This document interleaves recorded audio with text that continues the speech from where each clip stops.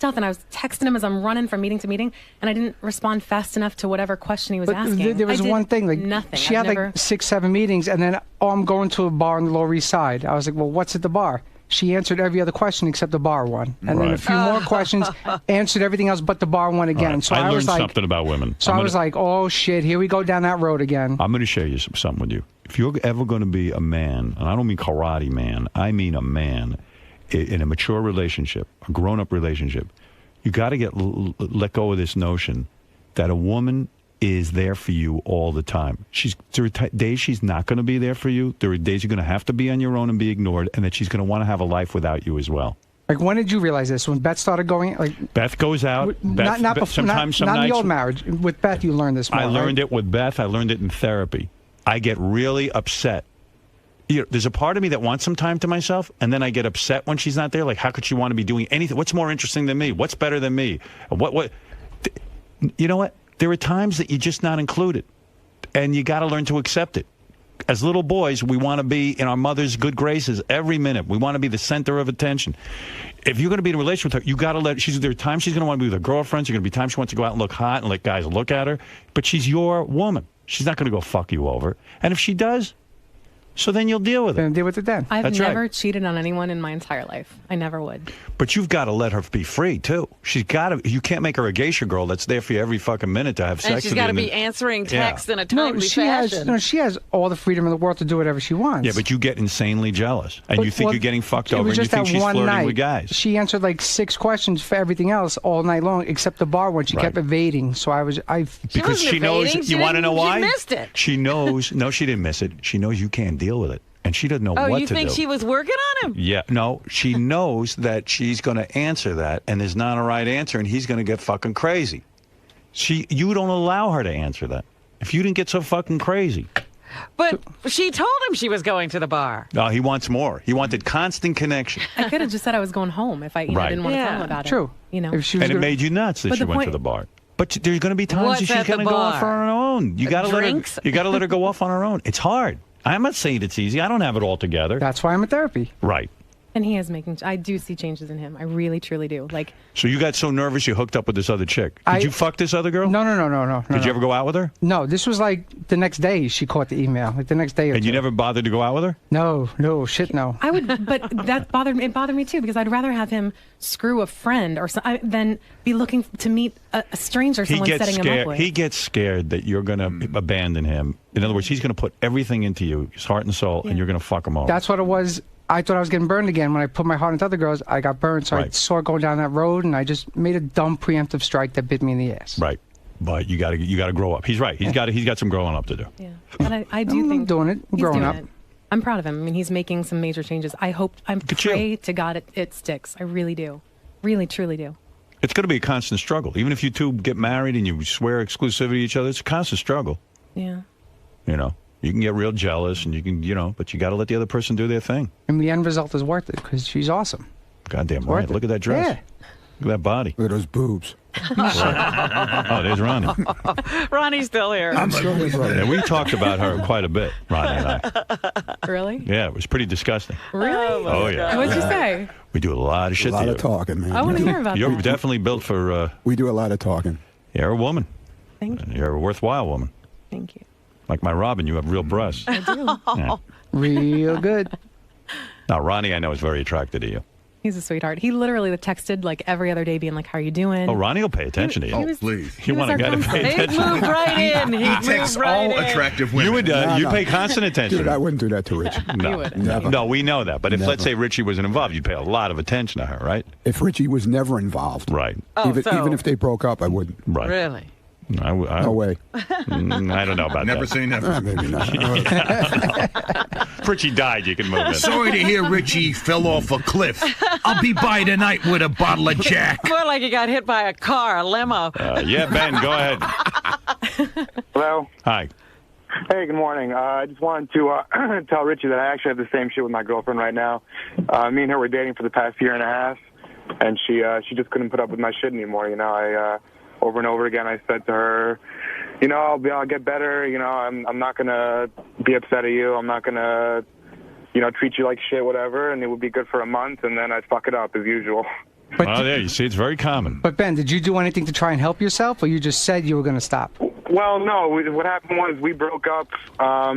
She broke up with me this past summer because she couldn't deal with it. And for 2 weeks, I put all my pride on the line and whatever to get her back. And, she took me back. And then, whatever, we got into a fight last week over some stupid shit. And, hey, Rachel, can you wear underwear with that dress? I do. You do? Okay. Sorry. Yeah, go ahead. It's fine. I'll be texting you later. She wears thongs. How do you know? I saw How do you it. know? How do you see her thumb? Know? She was in my limo, and Really? And you I can had see, my mirrored I got shoes. a Sharon Stone shot. You gave her the special mirror Wait. adjustment? When we shot bonus show there, or when we were in it the other night? Uh-oh. Maybe both Oh, times. Richie's getting upset. He doesn't know. No, about that. I know about it. I'm cool. You did? You mean you... I'm on the No, not about computer. not about What do you the- mean? the Like you were beauty shop. driving and you I put the wasn't mirror? dri- I wasn't Are you in the driving. back? We all went I to was in the Rick's. back. All right. That's it. I'm sending a preemptive email.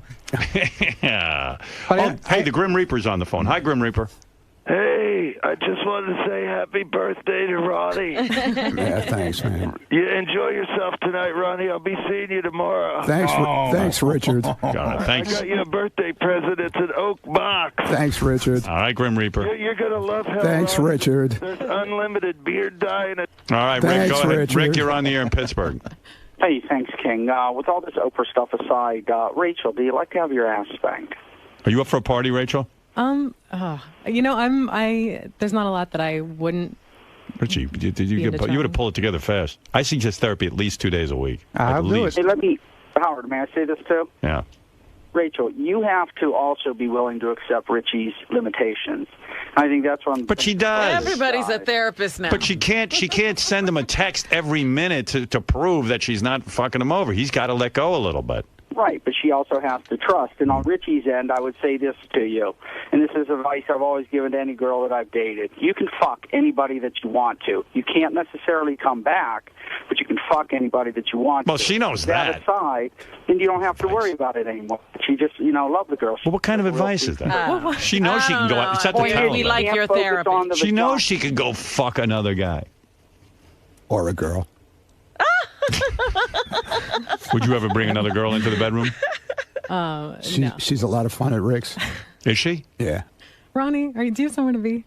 What's that? Do you have somewhere to be? No. Go to your You pine like box. strippers? I'm right- Like you I'm like right going to here. strip clubs? I do have a good time at strip clubs. It's a good time at Rick's. You let the girls dance for you? Yes. You ever touch their boobs? Yes. Wow. Rick's nights are fun. They didn't used to be for Richie, though. He used to get upset. He's He got jealous of the girls? Yeah. Oh. Wow. Dude, you got to let go. Man, you do need a therapist 2 days a week. Dude, I'm working on it. Right. It's a work in progress. So she's messing around with the girls and you felt left out. All right, you got to get to the therapist, man. You thought she was going to run off with one of the girls? No. Yes, she did. No, not run off of. But like, it's just weird. Like I see in her mind, she thinks I'm getting off seeing Right. her with the other girls when it doesn't do anything for me. You should be, you asshole. But we had one the other night. We had one want to do a threesome with us. Yeah? Yeah. You up for that? She wasn't that hot though. That one. You better hold on to her. Told you. Yeah. Doing therapy 4 days a week now. Yeah. Well, seriously, 2 or 3 days a week, you should be in. Yeah, I'm Straighten this shit I'm out. also like constantly pouring myself into books on. Fuck those books. Just go I'm to the doing everything therapist. I can. Doing everything I can.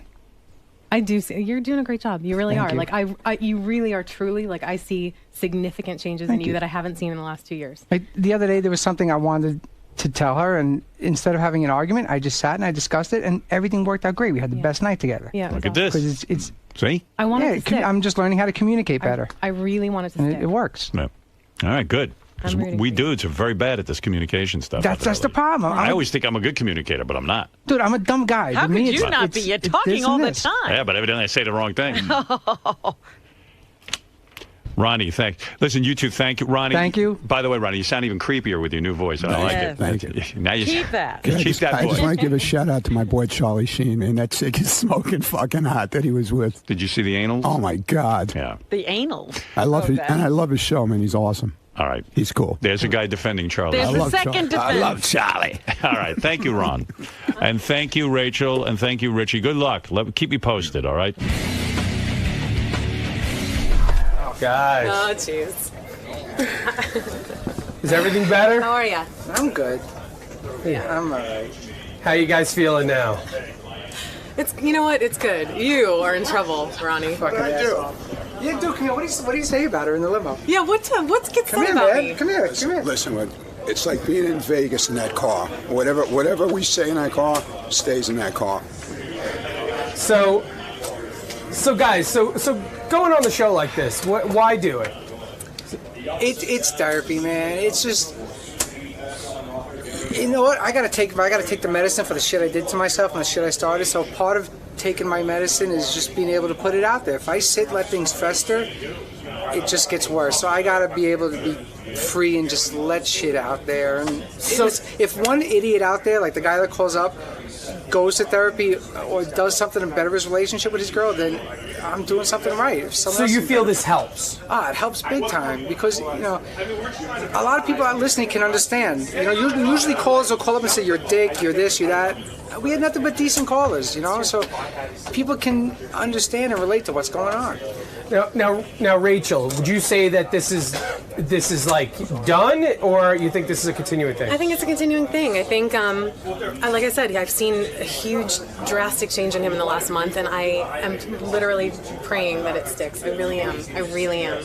And now, what happens if Richie, all the guys here start asking her out? Like I know, like JD, they said, Brandano. There's a lot of guys here that were like interested. I know Rachel wouldn't date anybody from the show. I wouldn't date anybody from the show. It would just be. I wouldn't do that to him. It would just be too awkward a situation. Yeah. The same way I wouldn't date one of Rachel's friends. You know, it wouldn't work out. Even Ronnie, Rachel? Even Ronnie. It's heartbreaking. Or you. Look how hot he is over there. Or you. I mean, I'm old enough. Ronnie's just way too old for her. I'm old enough. All right, guys. Good luck. To the Bonus Show, a weekly update of all the great behind-the-scenes moments you can't see anywhere else. I'm John Hein. And I'm Rachel Fine. Yes, you are Rachel Fine, and there's someone on our staff that thinks you are your last name. That I'm fine? I was going to say fucking hot, but because they both begin with F, I guess fine could work. Thank you. That's hot. You just see a chick's ankles and those hot kind of chick shoes. Aaron's got some. That's pretty hot. Yeah. Who is that? That's Rachel from the Bonus Show, who I knew, and like, she is hot. But sometimes you'll see a chick with like hot shoes and hot legs, and it won't be a hot chick. You like legs? Yeah. Right. Yeah. Why don't you go talk to her? Well, she's. I mean, I do. I'm friendly with her, but she's Richie's girl. Would you hit on her if she wasn't Richie's girl? Yeah. What do you like most about Rachel? I just think she's really pretty. She looks like she has a real pretty look. Like I've told her she looks like sort of that Fran Drescher look, which I think is really hot. Wow. Benji, is that you? What are you doing here? I just saw these flowers and I thought you might want them. You just had those lying around? Okay. Well, thank you. Thanks. Is there anything else, or? Okay, this is comfortable. Back in 2003, Wendy the Retard appeared on the show, so two of our strapping whackpackers, Beetlejuice and Gary the Retard, could try to win a date with her. You've seen the actual game, but you haven't seen the contestant pre-show chat in the green room. I love you. I really love you. Thank you.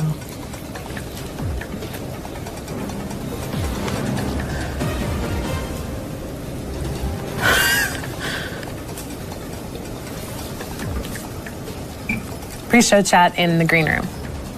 Howard Stern shows Blast from the Past. You know what? We need, when they have the rock concert, we should get some of the rock people come up to Portland. Well, I can do that for 3 minutes. No, I said come to Oregon. You never been to Oregon? I've been there. No, you have, no, I don't think so. No, I don't think so. I've been there. I don't think so. What You gonna sit here and argue What you with me? mean? I was there last week in the back room. I had like 7 girls with me in the back room. How do you know? You never been there. Up to Portland? That's right. Yes, I have. Yes, I have. I don't think you did. Yes, I have. I don't think you did. Yes. I don't think you did. I've been there twice. I don't think you have. I've been there. Thanks for helping me after Benji tied me up under the desk, Rach. Sorry, John. What did he want? What do all men want? The latest smartphone, an all-access pass to Comic-Con, and a Crave sack of White Castle burgers. No cheese. You are a giant nerd. When David Arquette missed his radio show appearance, he at least had the courtesy to call Gary and try to reschedule. Here's Baba Booey in full ass-kissing mode. David. Hello? No, he hung up. It just said end. No, he's there. I promise. Hello? Hey, David, what's up? It's probably too late. If you want to come in tomorrow, if you're still here, but yeah, it's definitely too late today. It's already, it's already quarter to 10. By the time you got here, we'll probably be getting off.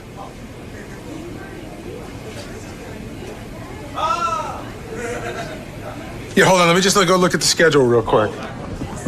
You know what, David? Do me a favor. Let me call you back, just because we just went to commercial break. What's the number? That's okay. What's the number? 212. You're breaking up, buddy. Yeah. Hello? Hello? Is he okay? David, are you there? That's it. All right, I gotta... Did he give a reason for not showing up today? Yes, he overslept. What's that, David Arquette? Oh, you love the bonus show. You're too kind. I like your movies, man. Scream? Oh, I gotta go now. Okay, bye. I know you were not on the phone with David Arquette. It's a practice call. One day I will. You'll see. Okay, Lupe, you ready to play the game? Great. All right, and the first question is, who is the famous golf player who was recently caught cheating on his wife? Tiger Woods. He has a big tag, I think. Because he fucked many people. What is the name of the company responsible for the oil spill? I don't know. Who is the little black actor who died recently? I know him. I don't know him personally, but I know who he is, but I don't know his name. I don't remember. Okay, so now give me any name you want. Momo. Momo? Mm-hmm. Can you say it again? Momo. What is 9 times 9? 9 times 9 is when you have 9 times 6 and you have again and again, but just 9, it's 10. What is semen? Oh, it's a guy that lived close to me. What animal does pork come from? From pork. Give me a B and an E and another E and a V and an E and an R. And what does that spell? It spells moron because there is an A in Beaver, John. Here's another installment of Techno Beaver. You ruin everything. I'm sorry, but you're stupid.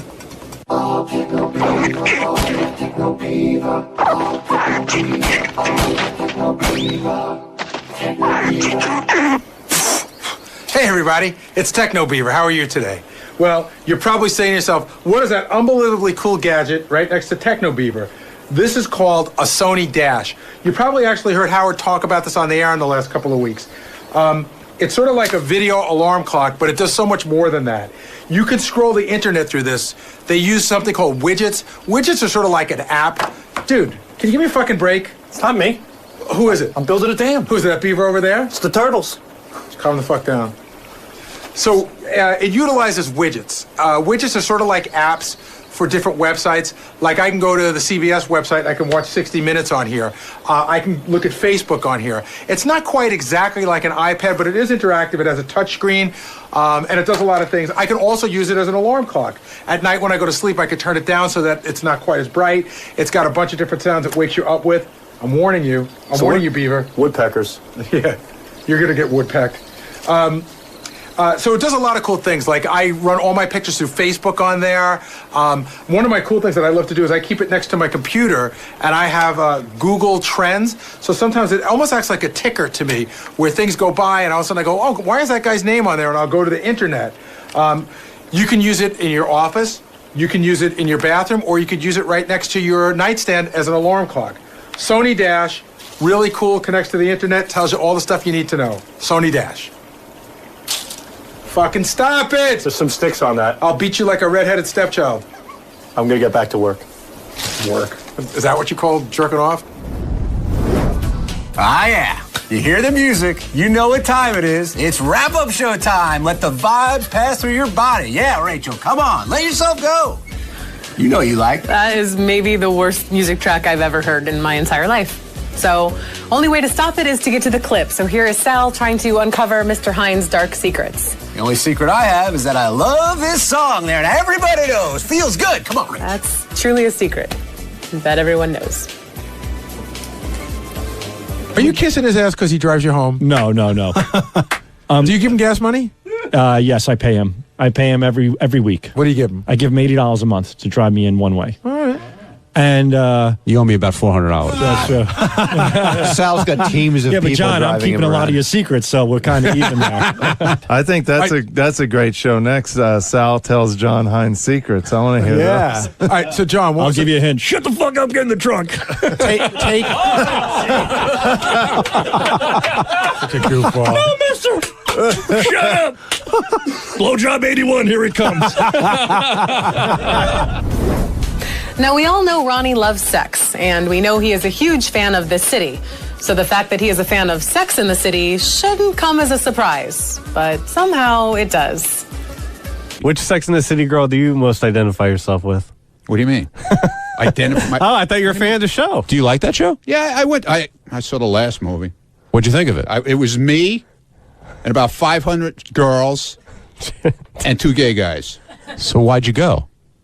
Nah. He likes meeting guys. He likes meeting. Yeah. Right, exactly. There you go. Why'd That's you? it, Steve. Seriously, Ronnie, why'd you go? Because I liked it. I liked the movie. I liked the show. Oh, God. You watched the show? I used to watch the show once in a while. I didn't know you were not, big. Not constant. I wasn't a fanatic fan like Howard was, but What team are you on? Are you I on used to watch. Team Big or whatever John Corbett is? Team Aiden? Oh, I like Christopher North. Whatever his name is. Well, you like him from Law and Order. You like him from Sex in the City. I like him from Criminal Intent. He was really good. So you must be glad that they came out with a sequel. Yeah, I'll go see it probably eventually. Now, we've all taken huge dumps and wanted to share those moments with our friends, right, Rach? No, John. Oh, come on. Like you've never been home on a Sunday morning after Saturday night tacos and laid some incredibly lengthy ass cable and took a picture of it on your cell phone and posted it on Facebook? No, John. Well, you're in the minority and you happen to be in luck, I assure you. Look at this, baby.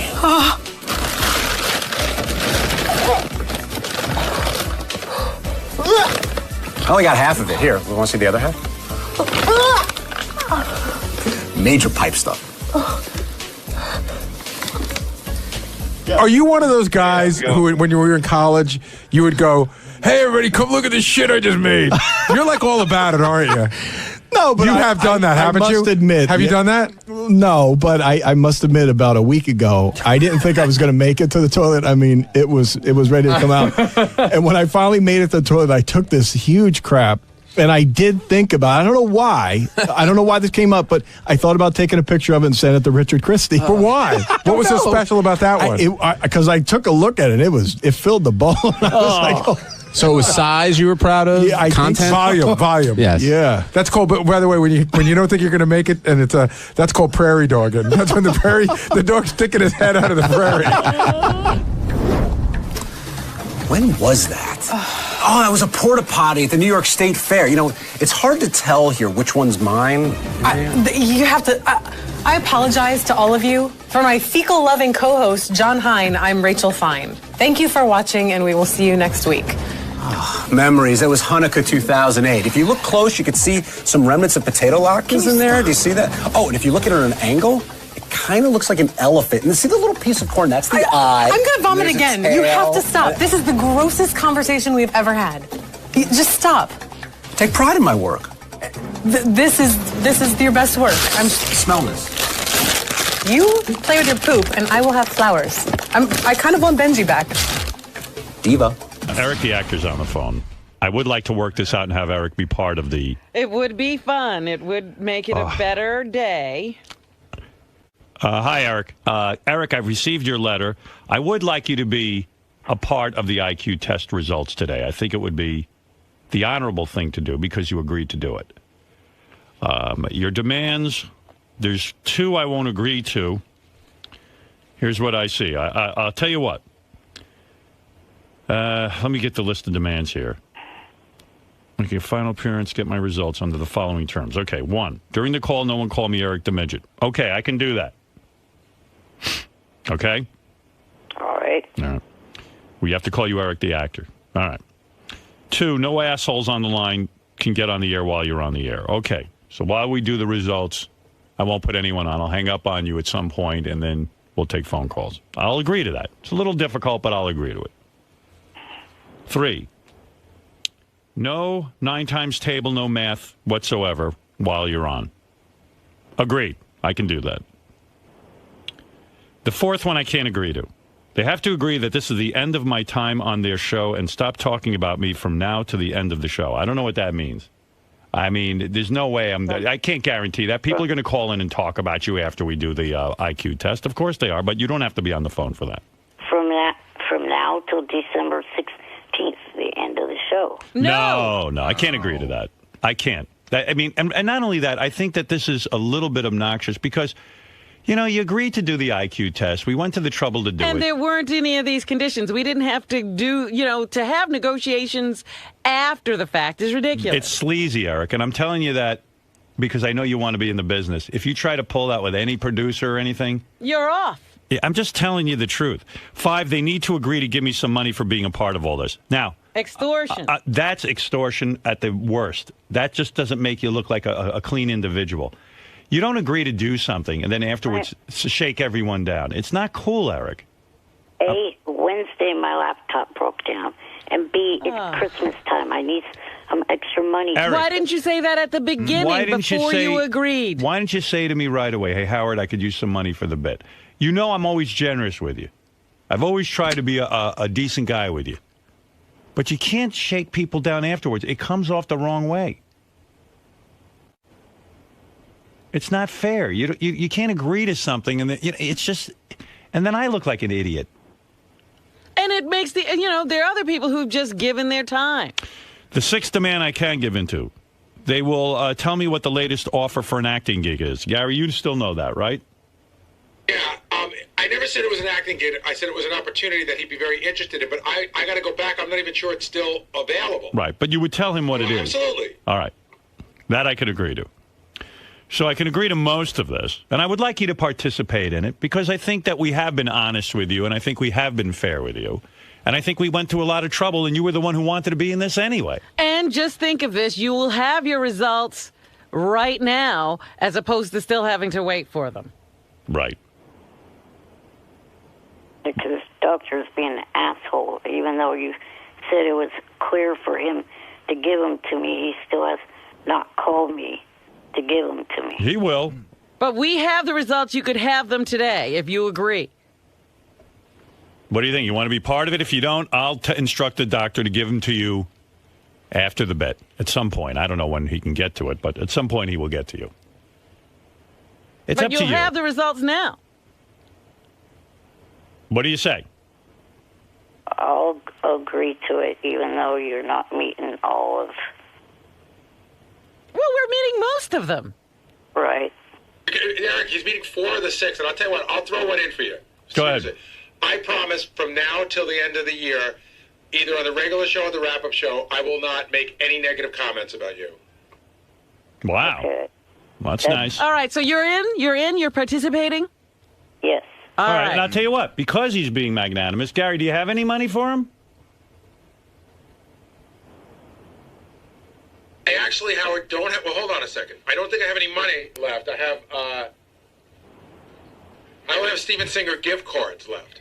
You I want had money all week. What is that? I had money all week, but we gave it away. He didn't call in soon enough. I will have money when we get back, if Eric wants to call in the money From when what? we get back.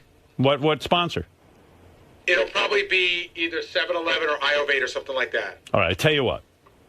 I'll give him the $711 from 7-Eleven, and if for some reason they don't make good on it, I will put up the money. You know what? You can give it to him now, and we'll just mention it again the week we get back. Hey, we gave the money All to right. Eric, and we'll plug him. Because, but in the future, Eric, you should never do that. You don't do that. You don't say to people afterwards, "Hey, give me money or I'm not participating." But I'm going to give you the 711. Thank you. All right. Good. All right. So everyone's in, and we're going to find out the results today. The following people are getting their results: Eric, the actor. Eric, the actor. Give me the list of people. Will the farter. Oh yeah, Will the farter is in on this. That's why he's. What? I should have put Fred can't hit any sound effects. Too Well, you didn't. You're already in. It's over. I'll tell you the what. negotiation is over. You made out pretty well, Eric. Right. Right. All right. Will the farter, John Hine, Steve Gorillo, Will Murray, Bobo, Mike Ganji, and Eric the actor. All right. Now, can I talk to you about some of the Yeah. stuff that's going on out there? Everybody's being pretty quiet. Ganji might die of a heart attack before he gets in here. Really? He's so nervous. He said that if he's lower than Grillo, he might kill himself. He said that he's having neck pain that he thinks is due to the fact of the nerves of this whole day coming on. All right. I tell you what. I'm going to put Eric the actor on the hold line. I'm going to take a break because it's been an hour and 19 minutes since we've broken. And I think we should come back and do the results. And after we do the results and get all of it, and we have to have some betting first. I need to get in on this. I need to get action. I brought mine. I have $400. I am ready. I have a few hundred on me, too. I brought in $30,000 in small bills. I'm ready to go to the mat on this.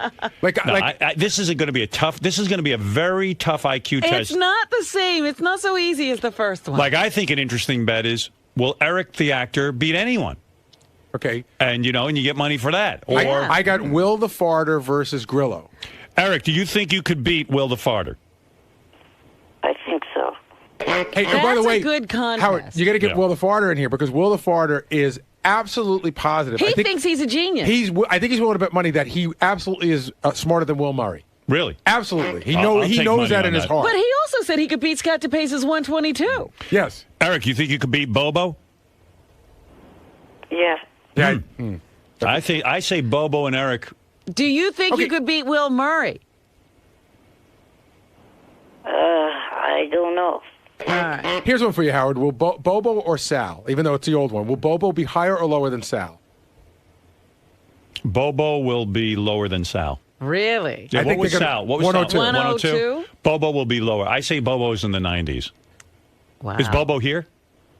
I hope. Yeah, I think so. Right? I'm sure everyone's here. But let's start. Why don't we get Let's everyone? go to a break. Okay, let me take a break. I'll get everyone in here. Eric will be on the phone, and then we'll let some betting go down. Yes. Who knows? Eric might take some of his $711 and Do bet. you think anybody in the... So it's John Hine in there, too. Right. Did someone beat Scott DePace? That's the bet. That's another good bet. No, What, Scott? no, they will not beat me. What if Eric the actor beats you? Oh, God. You say there's no chance of him beating you. Then that just ruins the test. Oh, it's the test that'll be wrong. All right, Eric, I'll put you on hold. Okay. All right. Isn't this fun, Eric? See how much a good time you're having? Yeah. And I'm proud of you. See, now you're a man of your word. Yes. A man only has one thing. His word. I read that last night in my... What, are you reading the Bhagavad Gita? No, fortune cookie. All right. Eric, hold on. All right. So enthusiastic. Yeah, no, you're trying to work up some energy over this? All right. Eric the actor, everybody. He's with us. That's right. Will the farter? Steve Grillo. Bobo. We're here today to find out the results from our IQ test. It's going to be pretty ugly. Now, you guys have taken the test along with several staff members, Will Murray, Mike Ganji, John Hine. How are you feeling today? Are you guys feeling confident? How'd the test go? I'm feeling super stupid. Really? Oh, yeah. I'm telling you. It's going to be... I'm terrified right now. It's going to be so bad. Today might confirm some of the things Howard thinks about It's you over the years. Absolutely.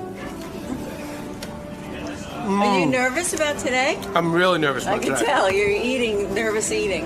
Ganj, why are you so nervous about the test results today?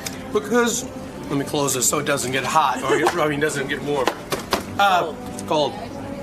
Because I'm very nervous because when I took the test, I was extremely nervous, so I felt like I might not have done well. It was a very hard test. And, there's certain people here that you want to be ahead of because I feel like I'm smarter than them. Right. And if I'm not, if for some reason I do worse than them on, like, I'm going to give you an example, Sal. I'm going to feel like an idiot because Sal's an idiot. He's a lovable idiot, but he's an idiot. So I'm going to feel bad if I don't do as well as Sal, at least. Today's a big day, intelligence-wise, for you. Yeah, I'm going to finally get the results of the IQ test. My expectations are low. A lot of people think I'm putting on some false modesty or whatever. I know questions I missed on the test. I don't feel like I did well. I don't think I did poorly, but I don't think I did well.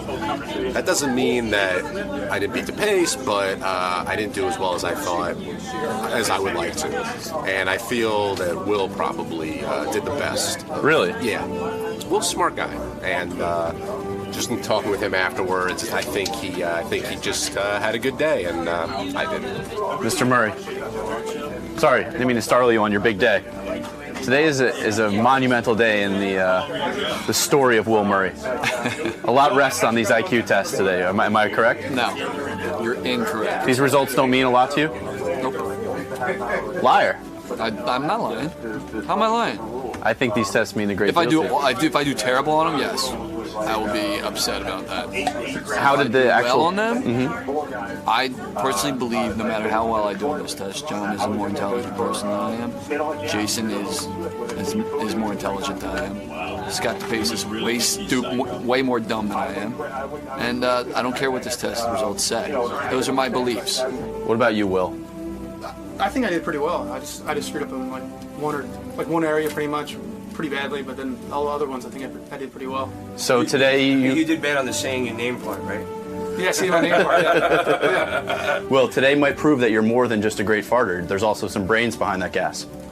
Yeah, absolutely. I believe that. I think I'll be in like the 120s. I think. All right, Bobo. Wow. Bobo, Okay, let me tell you something. Right. That test was not a walk in the park by any means. Right. All right. I just want to let everybody know right now. Right. The biggest thing today is to beat Sal with the 102 because I want to see him kill himself live on the air. And not only that, Howard put money on me. And no matter what it is, I don't want to let the guy down. I want to win. All right. So I'm figuring maybe coming in 110, 107. I don't know, something like that. But as long as I beat Sal, that's all I want to do. My main goal is to beat him right now. They try to beat Jeff the Drum. Right? Because I think I love Sal, but I think he's dumb as a box of rocks. So there's a lot of personal pride and bragging rights on the line right now. Yes. All right, gentlemen, good luck. Thank you. We're all counting on you. Yes. Thank you. So this could be a great day, or it could go horribly wrong. Day. And if I'm gonna take a bet, it's gonna be a horrible day. I'm not going with the good day. All right, well, fuel up. Thanks, man. This is pretty good. I like pizza in the morning. This is my favorite. I'm going to cancel my breakfast order. That does look good. All right, man. Good luck. Thanks, man. Godspeed. So you're going in today with tempered expectations. Very tempered. Very tempered. I hope to get a decent score, a respectable score, but I don't think I will get the score that I wanted to get, which would have been a higher score. Well, good luck. Thank you. We're all counting on you. I'm going to try. Like I said, it was weird. It was almost like I don't know if the word's cathartic experience, but when I was in there with Howard, I kind of got real emotional and I got fired up. I let it all out, man, and it just went. And now I'm kind of at peace with myself. So whatever happens today happens. So your anxiety load has been blown. You're okay. I blew my load. Absolutely. You're in the office? Oh no. Oh shit. No. Come on. Don't shoot that. Why every time we finish one of these interviews do you take a shot at my crotch? I have no idea. The camera just seems to just. It gets heavy, right? It gets heavy, doesn't it? Good luck today, sir. Thank you. Well, everybody's in here, Rob, and I am excited. Let me get this all set up. Let me get Eric, the actor, on the phone. Hey, Eric. Hello again. I'm going to lock him in. I see Dr. Sit, who did everyone's test except for Eric's. The other guy is available to us, too. Dr. Sit on the phone? Yeah, in case we have to talk to him about the test, Dr. Sit, who conducts these IQ tests. You can actually go to drsit.com, and I guess he's got a radio show. Everyone's got a radio show these days, even Dr. Sit. WBM. W Bowel Movement. That's right. I mean, all those mics working? All right. Yes. So let me tell you who's in the room here. Obviously, Eric, the actor, on the phone. You got gentleman everyone knows who's now gone completely Hollywood. Star of Jackass 3D, #1 grossing movie, I think 2 weeks in a row or something. He looks different, doesn't he? Yeah, he's got a whole new attitude. More confidence. Are the acting roles pouring in now? Rolling in. Not really. You were the highlight. I mean, you were there. You successfully blew out things with your asshole, and I was very proud of you. I feel like you're my discovery. Is that accurate? Yeah, that's true.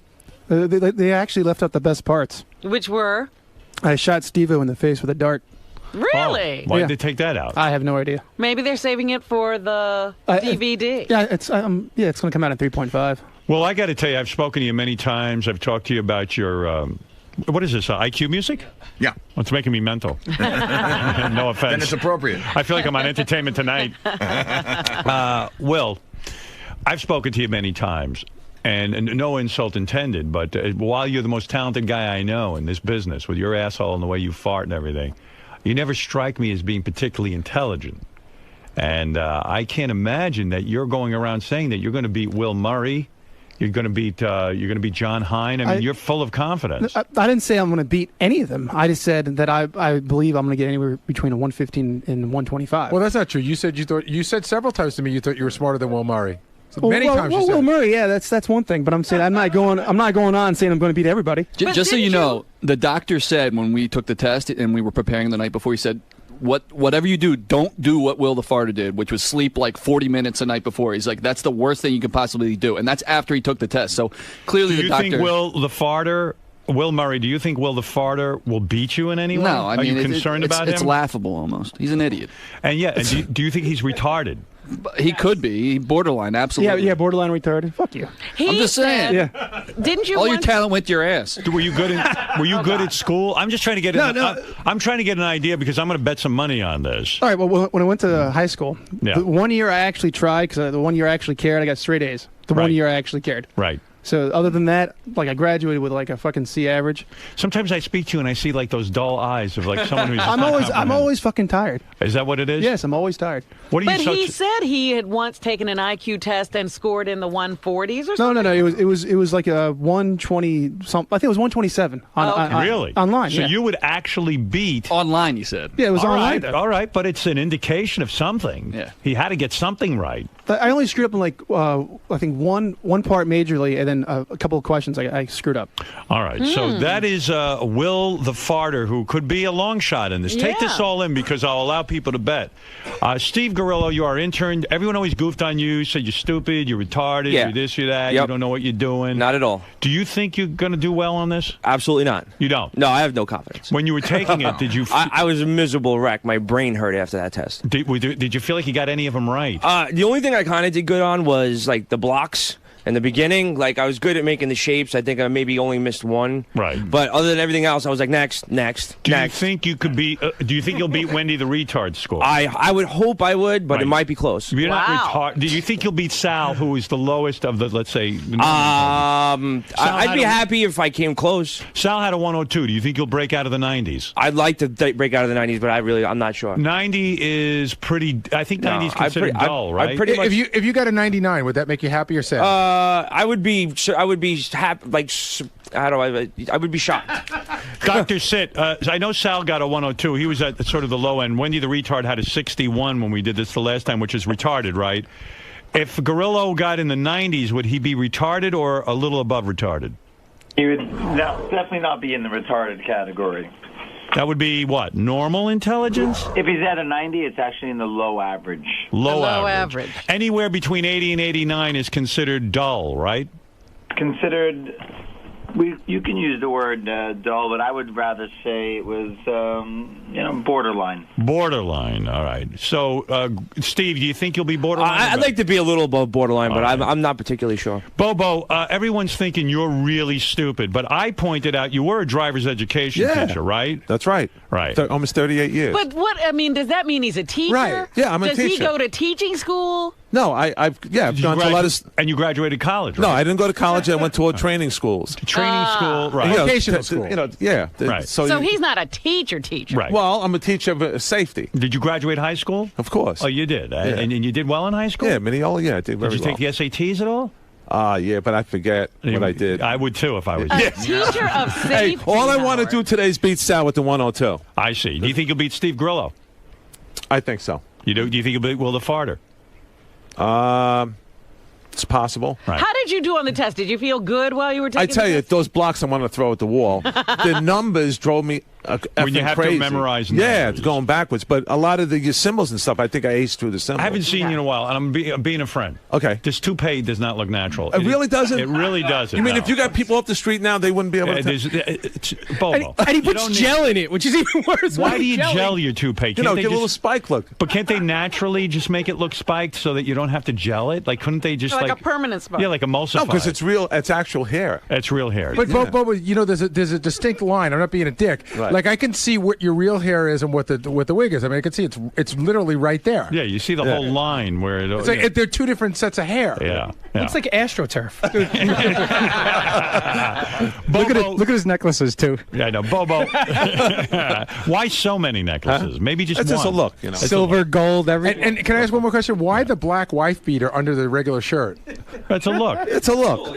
He's got a look. It's like a toupee. I'm Bobo. You know what I mean? Yeah, right. You're Baba. He's Bobo. That's right. Right, Bobo. So, what are you trying to prove again? That you can beat who? Sal. What if you lose to Eric the actor? Everyone's assuming Eric the actor is some sort of moron or something. What if Eric the actor beats you? Are you going to be destroyed? I'm going to be really bummed out. Yeah, I'll Yeah. probably be in seclusion for the rest of the day. Eric, on the phone, what is your instinct on this? Do you think you could beat someone like a Bobo? You've heard Bobo on the air. Right. Do you- Yeah, I think I could. You could. All right. Let's go to Ganji. Ganji, they say you're having a miserable time about this. I'm extremely nervous about this today. Ganji, you have actually almost backed out of this 50 times. Yeah, originally I didn't want to do it. Right. I was against doing it, and then I wanted to be a team player though, so I did it. Right. But I've been very nervous about the results. I had a hard time sleeping last night. I've had the severe neck pain for the last 2 weeks. It's that very- I feel like is attributed to this. I admire all of your bravery. Eric, you too. I admire your bravery in taking this and putting it all on the line. But I'm going to tell you something, Ganji, based on the things I've seen from you over the years. Oh God. I think Steve's going to beat you. I swear, I love Steve, but Steve Grillo. I have a certain level that I need to hit. If I don't hit 110 or above, I might just have a I nervous would put breakdown money on today. you're below 110. I spoke to him the day after he took the test. He was a fucking mess. Well, I am like telling he was you- like freaking out. Like he goes, I didn't do this, I didn't do that. Did you feel confident afterwards? No, You no, did not at all. You No, felt dumb. I left there feeling like an idiot. I All really right, did. I'm willing to bet that Ganji gets under 110 points. Wow. Anybody want action on this? I Hello? believe in Ganji. You mean you? Everyone agrees with me that Ganji's going to score very low. I think Ganji's in the 108 to 112 region, so I don't believe in him enough All right, to would you bet. take this bet? Ganji can't beat Sal. Oh, I know. I'll take that bet. bet. I'll take that. Ganji definitely So would beats Sal. I'll take that bet. I think Ganji will beat Sal, but I'll tell you what. I don't think Ganji will beat him by more than 5 points. I'll take that bet. Okay.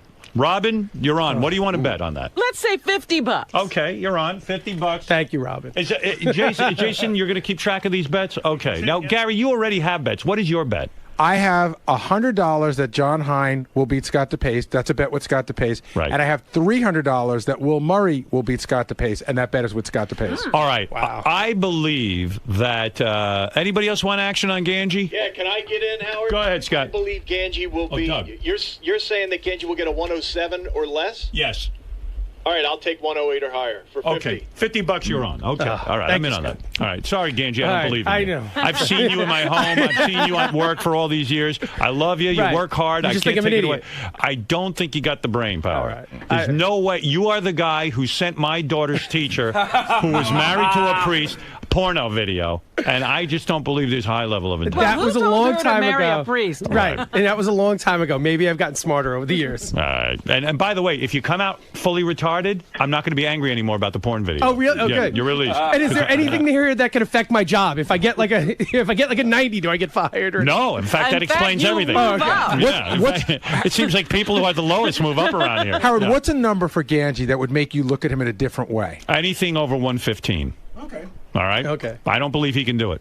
What did Richard Christie get last time? 118? Yeah. It's possible. All right. 117. I believe. Oh, Will Murray. Now, Will, I say this because I don't know your intelligence level. Right. You I seem got like it. a bright guy and everything, Fair but I enough. don't know if you have super intelligence. But the guy I'm banking on, Will, is that John Hine will beat Scott DePace. Scott too. DePace is the high 122 right now. Gary had a 121. I think John Hine, out of the whole group of you, including Eric the actor, I think John Hine is the only one here who is going to beat Scott DePace, and I believe he's going to beat him by 7 points. Really? That's right. I believe he's going to be at least into the 130 bet range. Can I bet that John Hine will not be above a 128? I'll tell you what. I will bet you that John Hine will beat you. Let's keep it simple. Oh, well, you just said he beat me by a lot. Well, I believe that, but I mean, you know, what the hell do I know? I'm saying he'll beat you. What do you think of that? You know, I already have money on that, so All right. So what do you want to say? I say John will be over a 128. Okay, I'll take that bet. $50. You're on. John? Yeah. Do you feel confident in my bet? Not as confident as I did before taking the test. Really? When I walked out of the test, there's a general knowledge section, which I thought I would just destroy, and I know I missed 4 or 5 of those questions, and I've been beating myself up over it ever since. I feel like I did well in a lot of the sections, but I didn't destroy in any. I like what you're saying. I don't like a cocky fuck who comes out of there thinking they destroyed on the test. Those are the guys who are the biggest dummies. Right. Now, let me ask Scott DePace, will he take more action? Scott, you want more action? Robin, what's your bet? I would take the same bet. All right. Robin will say he's going to score over 128. No, I don't. Pussy! You're not that confident. Who's a real pussy? You won't take the test, and Robin won't. Hey, you're damn right I'm a pussy. Hey, Howard, you know, it's funny. The doctor said that almost everybody that's taken the test, every single person has walked out of that room feeling like they did horribly, with the exception of Scott DePace. Right. Oh, really? The Yeah. doctor said that. Jason, you've seen the results. You're the only one who has seen the results, obviously, besides the doctors. Are there going to be big surprises today? Yes. There are. Wow. I mean, will we be shocked by some of these results? Yes. We will. Ooh. Yes. Oh, this is All right, exciting. let's start betting. Okay, now. All right. Wow. First Let's of go all, through. Yeah. who do you think has the highest score of everybody there? You would probably say John Hine. John Hine. Okay. All right, who do you think has the lowest? Is I'm it gonna Will the say- Farter, Grillo, Eric the actor? I think it's Bobo? Eric. You think Eric has the I think it's lowest? Eric. I'm going to say it's Will the Farter.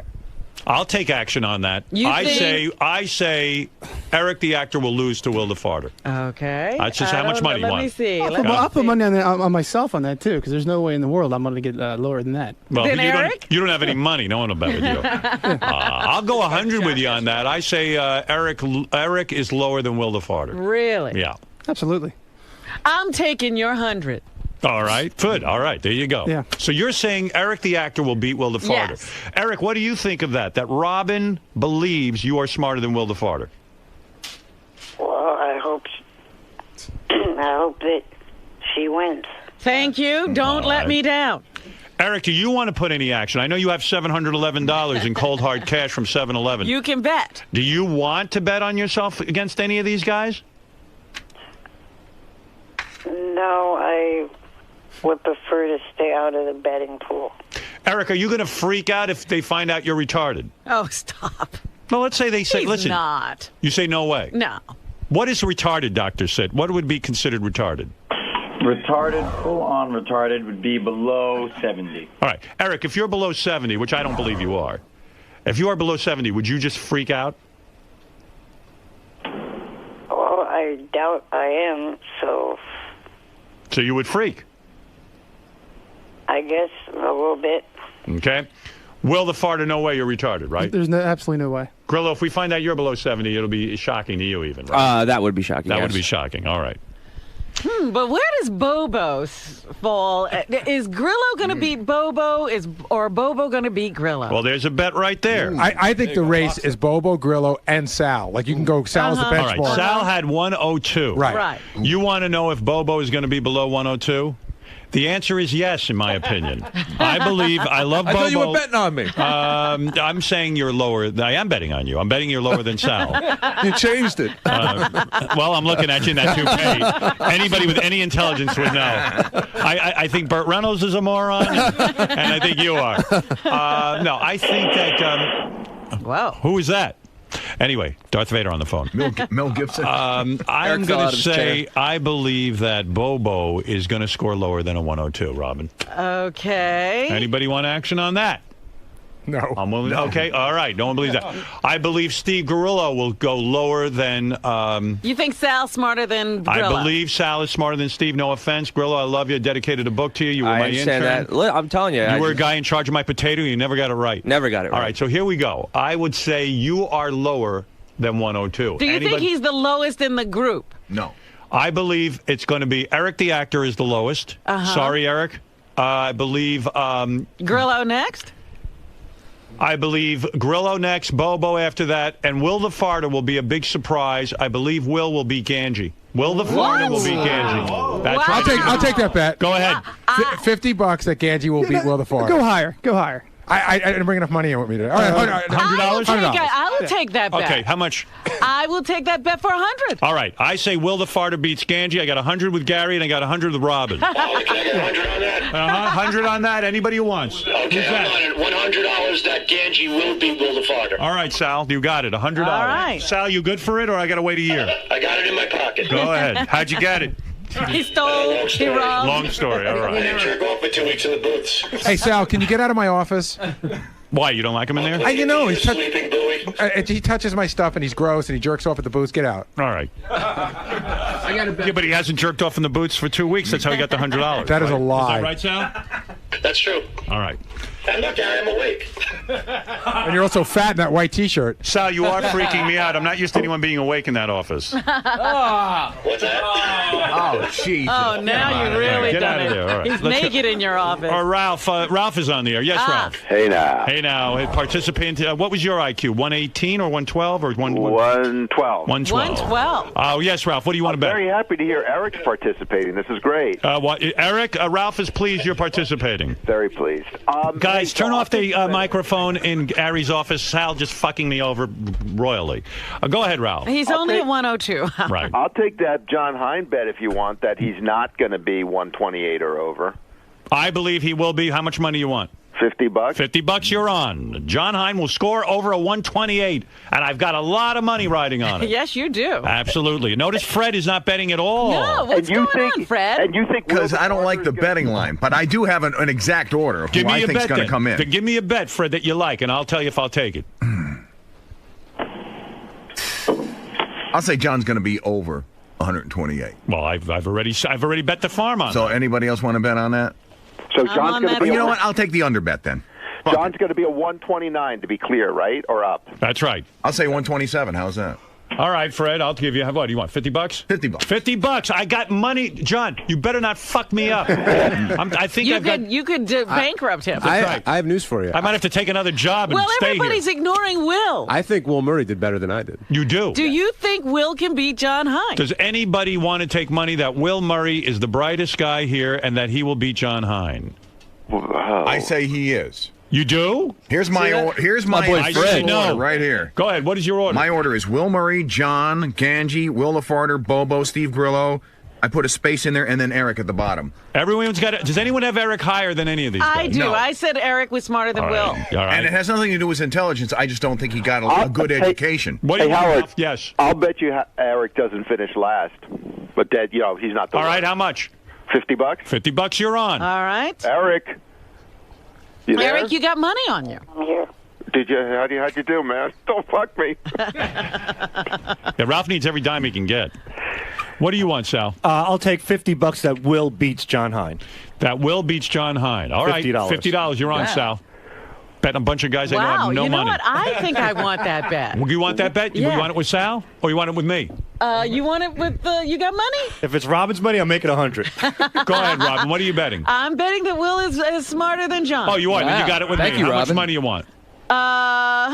All right, $100. She agrees with you. That See, Will's right. I think that's possible, but I don't think it's a good bet. Why does everyone think Will's so intelligent? Yeah, where's Because this indicator? Where's this coming from? He's just walking around saying he's intelligent. I never said that. I think you have. I work every day with Will. Yeah. I mean, he's a very, very bright guy. I guess you'd have to talk What to him. college did you go to? You could be flying under my radar. In Maybe- Syracuse. In spite of his college, I Go do think Orange he's a Man. very bright guy. I'll tell you what. I'll tell you what's riding on this. What did you get on this, Jason, on the IQ test? 118. All right. That scares me because I do believe Jason's a brighter guy than I am. Me too. Wow. That's why I'm worried about my score. 118. So here's this point. You know, everyone always talks about, well, you and Jason, if anything happens to Gary, who becomes the producer of the show? Yeah. Based on this test, whoever gets the higher IQ is going to be the producer. What does Jason think about that? Jason? I want to gauge his response. I'm fine with whatever Howard decides. You can't even The look at me. question is, what does Gary think about it? I'm not going anywhere. Oh, you're going What somewhere. happened to Gary? Yeah, Will's going to trip you. Gary does a bunch of Buck appearances, and he has a heart attack and drops dead. That's possible. That's right. Jeez, I got to think John Hines going to beat Will, but now that everybody's so confident about Will, maybe he's hiding something. Although I will say one thing, I thought Gary was going to do way better on the IQ test than he did, and I think he's actually smarter than the IQ test reveals. I think his stress levels got to him, and he didn't perform as well. You mean like I think with the that's the pitch? same thing that happened with John Hine. All right. Yeah. I think John is smarter than me, by the way. So. All right. Let's. No matter what this dopey test I think says. it's time to find out. What do you guys think? Any more action? Right. Any bets out there that anybody hasn't Does anybody heard yet? think Bobo's smarter than me? I'll take myself. I don't. I do not believe Bobo will beat you, Sal. I think I think I'll Bobo is. beat him. I think Bobo's below a 102. Me too. I truly do. I think Sal's the only one I might beat. What is it, Benji? Were you saying that Eric was the lowest? Yes. I'll say that he is not the lowest for 50. Yeah. By the way, I'm not basing it on Wendy the retard. And all. I'm talking about No, this no, I group. got this group. This group. All right. I say Eric's the lowest. Eric the actor. Yeah, I all right. said What do you want? Eric's 50 not. bucks? Yeah. All right, Benji. 50 bucks. I think Come on. Bobo's gonna be lower, but that's not part of the bet. That's right. Doesn't matter. We're If betting whether. Bobo's lower, then he's not smarter than Sal. Benji, you got $50 on that. But does anybody want to bet what Eric actually got? I say he's between 70 and 85, which is Let me below think average. about that. Wow. You're I'll saying take that bet. You're saying Eric the actor's between 70 and 85. Right. Then where do you put Bobo? 85. Hey, Sal, you did say if I beat you, you're going to kill yourself live on the air, right? Did you say that, Sal? Yes, he That did. proves that he's a fucking retard right there. You're delusional, too. What did- It's all what that did, toupee glue in your fucking head. Right. What did Jeff the Drunk do?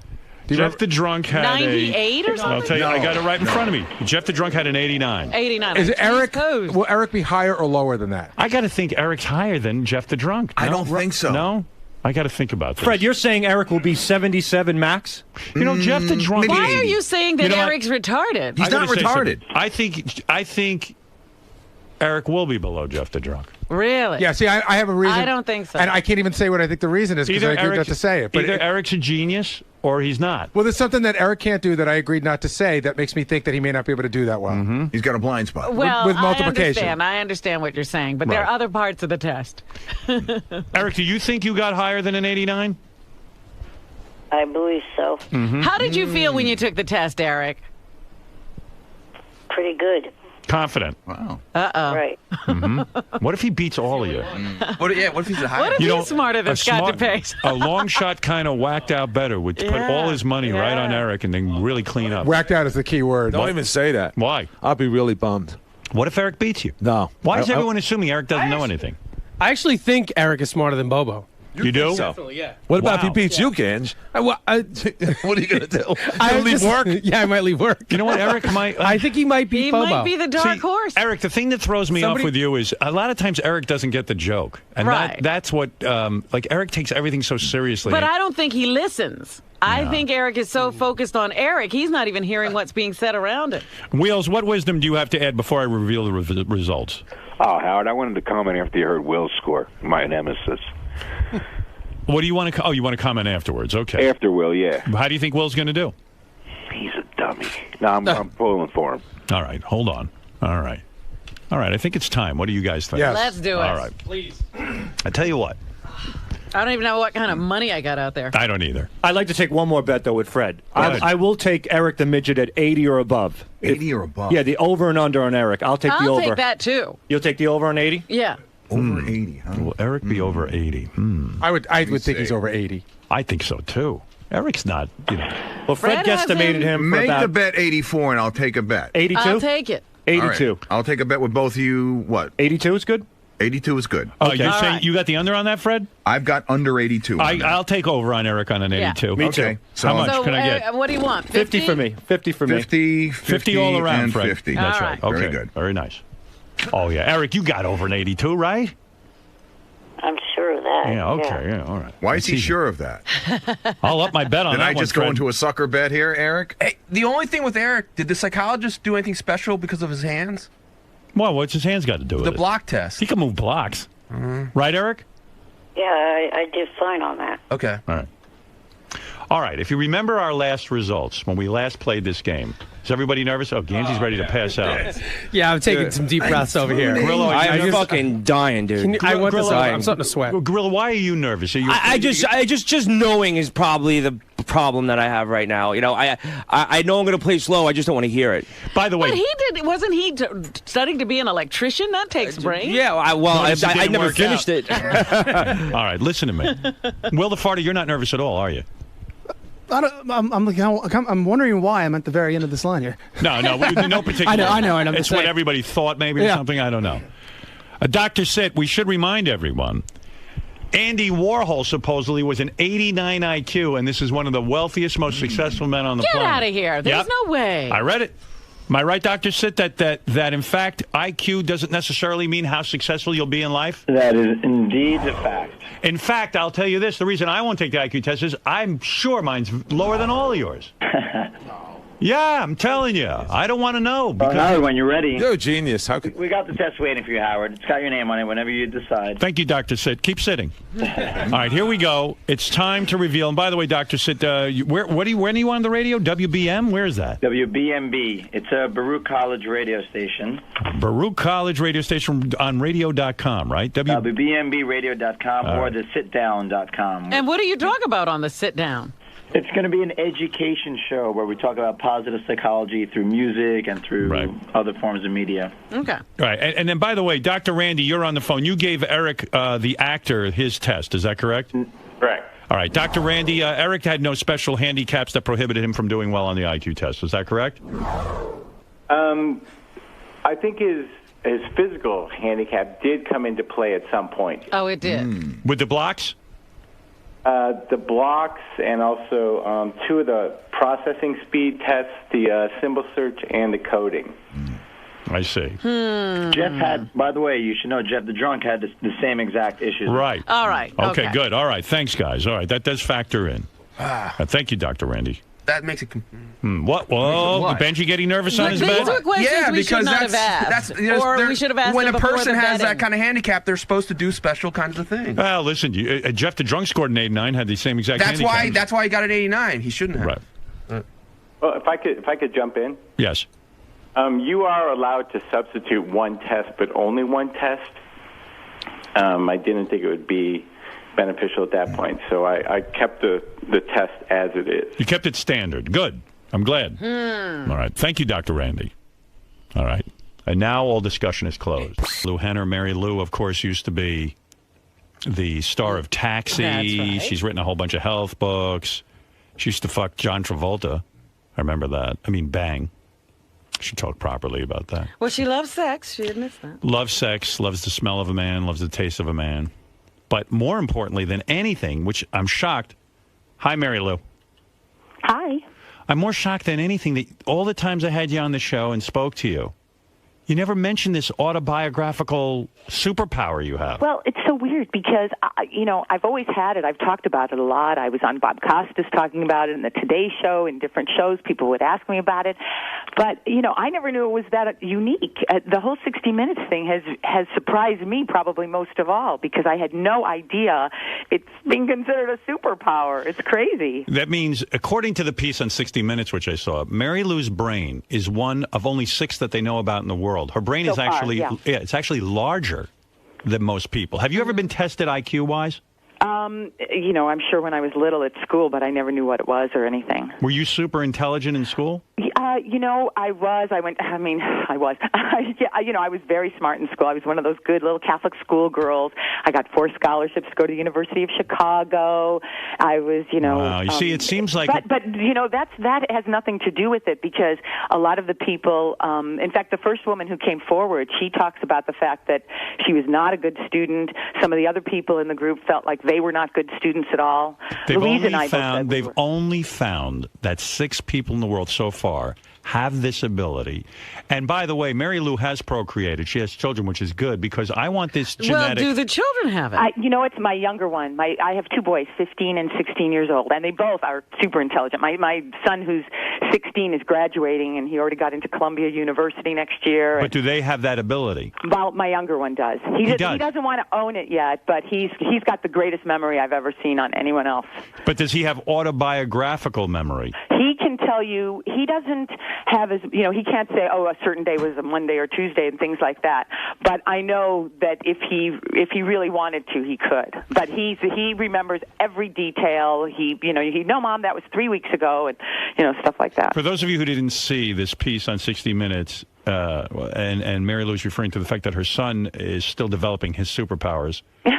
But Mary Lou has a superpower. When did it kick in for her? Because that 11. was also. Well, what's interesting? I mean, I can remember back to 2 years old, 1 year old, 5 years old, but it really like gelled at 12, and but I still remember 10, 11, all. Let me explain to people what your power is, because maybe some people didn't see 60 Minutes or hear my show yesterday. The superpower is called autobiographical memory. So the way it works is, if I said to Mary Lou, Sunday, no, I don't even have to say Sunday. Let's say I said November 4th, 1972.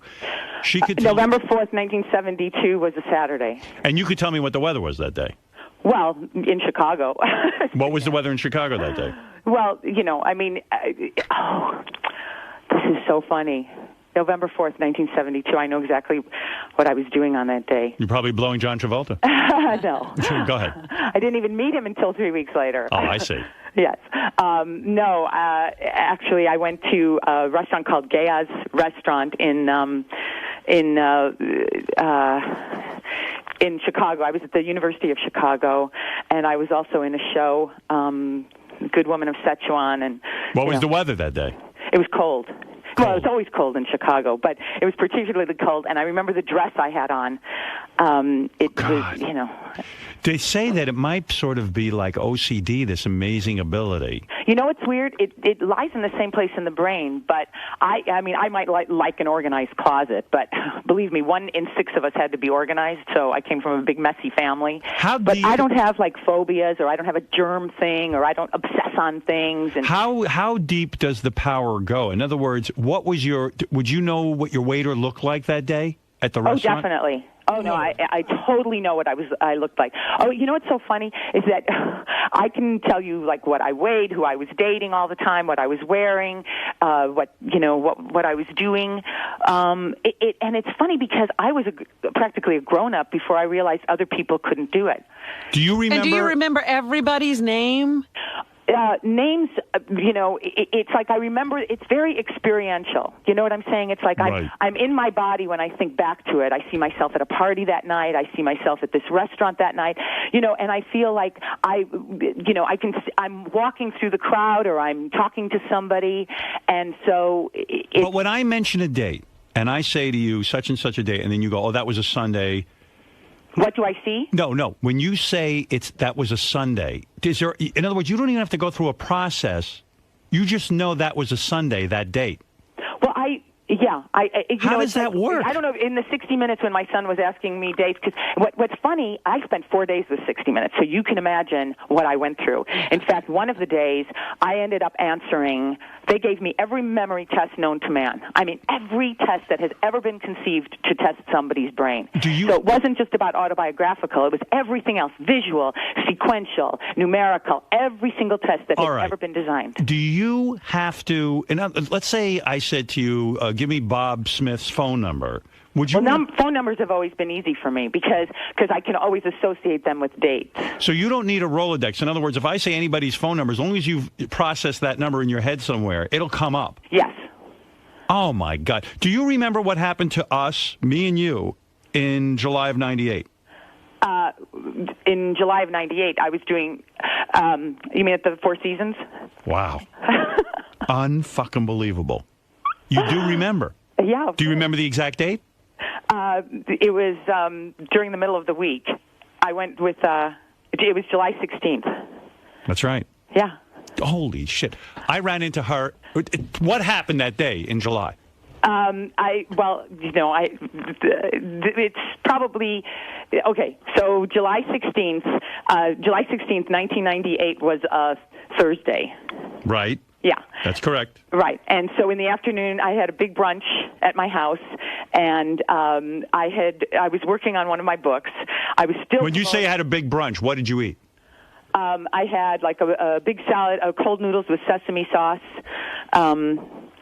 Did you make a big duty that day? Oh my God! Do you remember even that? I'm a healthy girl. I know that you're healthy now, Robin, too. I am. Difference, Do you doesn't it? remember the day that you had your biggest duty? Do you? I'm not going to get into the duty talk. Wait a second. Do you remember the day you had your biggest duty? The biggest in my life? Yeah. As a healthy person? Yes. Oh, it's every day. It's every day. Floaters, not sinkers. Do you remember on on July 15th, 1994, how many duties you made? I'm being serious. Do you know? I don't know. You don't know. Does it play like a movie in front of you? I'll tell you how. You know what's so incredible? I've been describing my memory for so long to people that I used to call it. I said it's like going to a card catalog, okay? Because I wanted people to sort of know what the access, how you access it. Right. And for me, once I saw selected scenes on a DVD the first time, I went, "Oh my gosh, this is what it's like." And what happens to me is that the entire year, when you say a year, it sort of like runs itself through and left to right, almost like a timeline. And I see all the little selected scenes of the year, like in a calendar way, but more next to each other, not in a page flipping way. I see it as a blessing, but Robin was saying yesterday it could be a curse, and one of the people in 60 Minutes didn't want to come in, sees it as a curse because they can't even forget. I would think it would be a blessing in my life because, like, I do routines about my parents, let's say, that like this morning. I would be able to access all of the conversations and hear them again, right? Oh, absolutely. And, I lost my parents really young. I was 17 when my father died. And he died a horrible way, and so did my mother. And I saw both of them die. How did they die? And he died during an argument with my brother when we were having a Christmas party at our house. Was he killed? No, not at all. Did he have a heart attack? Oh. And you can play that over in your head. I can, over and over. And my mother died of arthritis. She was a dancing teacher and lost her Let me leg. ask you something. It's horrible. Wait a second. Go back to your father. The day your father died, he was in an argument with your brother. You can recall the entire event. Yes. Do you remember your father's last sentence? He had already kind of passed out when I came into because we were having this huge party in our backyard because we had a dancing school in our backyard in our garage. Right. And so I came in when he had already gone into it. So but I know that my father's, I know my father's last words to me at the party. But that's something I think people would remember anyway. Yeah, they would remember that. Yeah, they would remember that anyway. So it's not so much things like that. But don't forget, as an actress, anything, it was never... When you only know something, it's not weird to you. It was never weird to me to have a great memory because I've always had it. Yeah, but does it work like people could too? As an actress, when you were on Taxi, they hand you the script. Could you read it once and then completely have it memorized because you've read it once? No, it's not so much a photographic memory. That's what photographic memory is. Although I have a very strong photographic memory because that's an easy. I can sit there and have the experience of reading through it and then almost see the page in front of me. But it's not like I can read a script once and then know the words. What was the maybe 3 times and I'll know the words. What day was it that you first saw your first pubic hair down there? Stop. I'm serious. I know you really have to veer this conversation. No, I want to know because I don't remember. No, I don't remember that. You don't remember that? Isn't that funny? Well, do you remember the day you got your period? Do you remember? It's one that sprouts out. Do you know what I'm saying? It's what was the day? You go ooh, that's it. Stuff like that. What was the first day you had an orgasm? Gosh, then the person will know who. No, I'm kidding. Go ahead. I'm not telling you that. Why not? Because you were never uptight about sex. What? When did you get uptight about sex? No, maybe because I have teenage boys. How about that? So what? Who cares? I have a 15 and 16-year-old. No, I don't have to go into that. When did you have your first orgasm? But do you know the date? I do. Right, what about when you got your period? Was that a shocker? And where were you? And the whole thing? What was the date? Your period. Wait, better yet, what was the date? The first time you swallowed a man's... Oh, I know that for sure. Go ahead. What is it? What's the date? I'm not letting this veer off into that. Come on. You want to talk about some of the other stuff? All right, how's this? How's this? What? What was the weather like on the day you first swallowed a man's nice. jism? Beautiful. It was beautiful out. Beautiful. And was it daytime or night? was it night or day? Evening. Evening. Don't forget, I'm a good Catholic schoolgirl. We All do right. everything. No, Here's a test. penetration's the mortal sin. Everything else is venial. So we get good at the venial stuff. Mary Lou Henner, you appeared on my show 4 times. Give me the 4 dates. Oh gosh, 4 times. Let's see. Well, first of all, do you know that I was supposed to be on your show Friday, September 9th of 1994? What happened? I was in New York. I didn't make it because my little boy, he was 5 months old at the time, he was sick. But it had nothing to do with the fact that the day before you were kind of nasty to my good friend Fran Drescher. I don't know if you remember that. I don't remember. I'm friends with Fran. Yeah, she's a doll. Yeah. She's a great girl. Okay, so I did end up on the show a couple weeks later talking, and that was September. It was Friday, September 23rd of 1994. It says here you never appeared on a Friday. What? It says the first time you appeared on the show. Uh-huh. You say September? Yeah. What? Howard, these are when she phoned in. These are all. Oh, these are phone-ins. Oh, yeah. Jesus, Gary. Oh, she's I right, see. and we're wrong. We're wrong. These are phoners? But I remember in when you came to L.A., Yes. and I had to come super, super early in the morning. You're right. Yeah, and it was at the Comedy Store, I think. Yeah, wasn't it? You were in that, and I remember Robin, was in like a funny little boothy kind of thing. Do you know the four? Let me just understand this. Do you understand the 4? Can you recall the 4 days that you called into the show? I think I can. I mean, I'm not 100% sure because it's a phone call, so I'm standing in my kitchen or my bathroom. This is insane. Wait, you got to hear this, Howard. So we Yeah. went through the logs yesterday, and we couldn't find when she was in studio. Right. And it was making us crazy, so we couldn't find it. September 23rd, that day she's talking about, Jason just went and looked back. Her name's spelled wrong in the log. She's right, we're wrong. Wow. That's crazy. That's crazy stuff. This is crazy. I should have made love to you. Oh my gosh! This is such a mistake. You would have remembered that. Was there any opportunity for you to make love to her? What are you talking about? I think she wanted it from me at one point. I No, was I married. always found you sexy, Howard. You know that. I think I could have gotten her. Judith Regan and I always talked about how much we loved you. Always. Oh, Do man. you remember the first time? I remember the first time I met Judith. No, but wait a second. Give me one of the dates that you called into the show. Let's see. Also, let's see. Tuesday, April. It was in '96. April 30th. You are completely correct. Wow. This is insane. Do you realize the superpower this woman has? And that eventually... What can you do with it? This is a Well, I'm writing a mutation. book about it because I know I can help other people. Because I don't want to do this just like, let's bring out the little wind-up toy. That's Right. so not what I want to do. Uh-huh. I'm all about helping people, and I know that the scientists are going crazy over this because they feel like it's going to be great for, Alzheimer's and other my brain God. problems, et cetera, and just tapping into something that's never been tapped into before. And so in my book, which comes out in May, so I'll definitely come on again and talk Good. about it. I'm talking about what it's like to not only be in this head, but also how to help other people learn how to access information, store it, and then retrieve it. Really? Because You could teach somebody to do that. I teach classes at MaryLou.com, and I have memory classes. I have a focus group.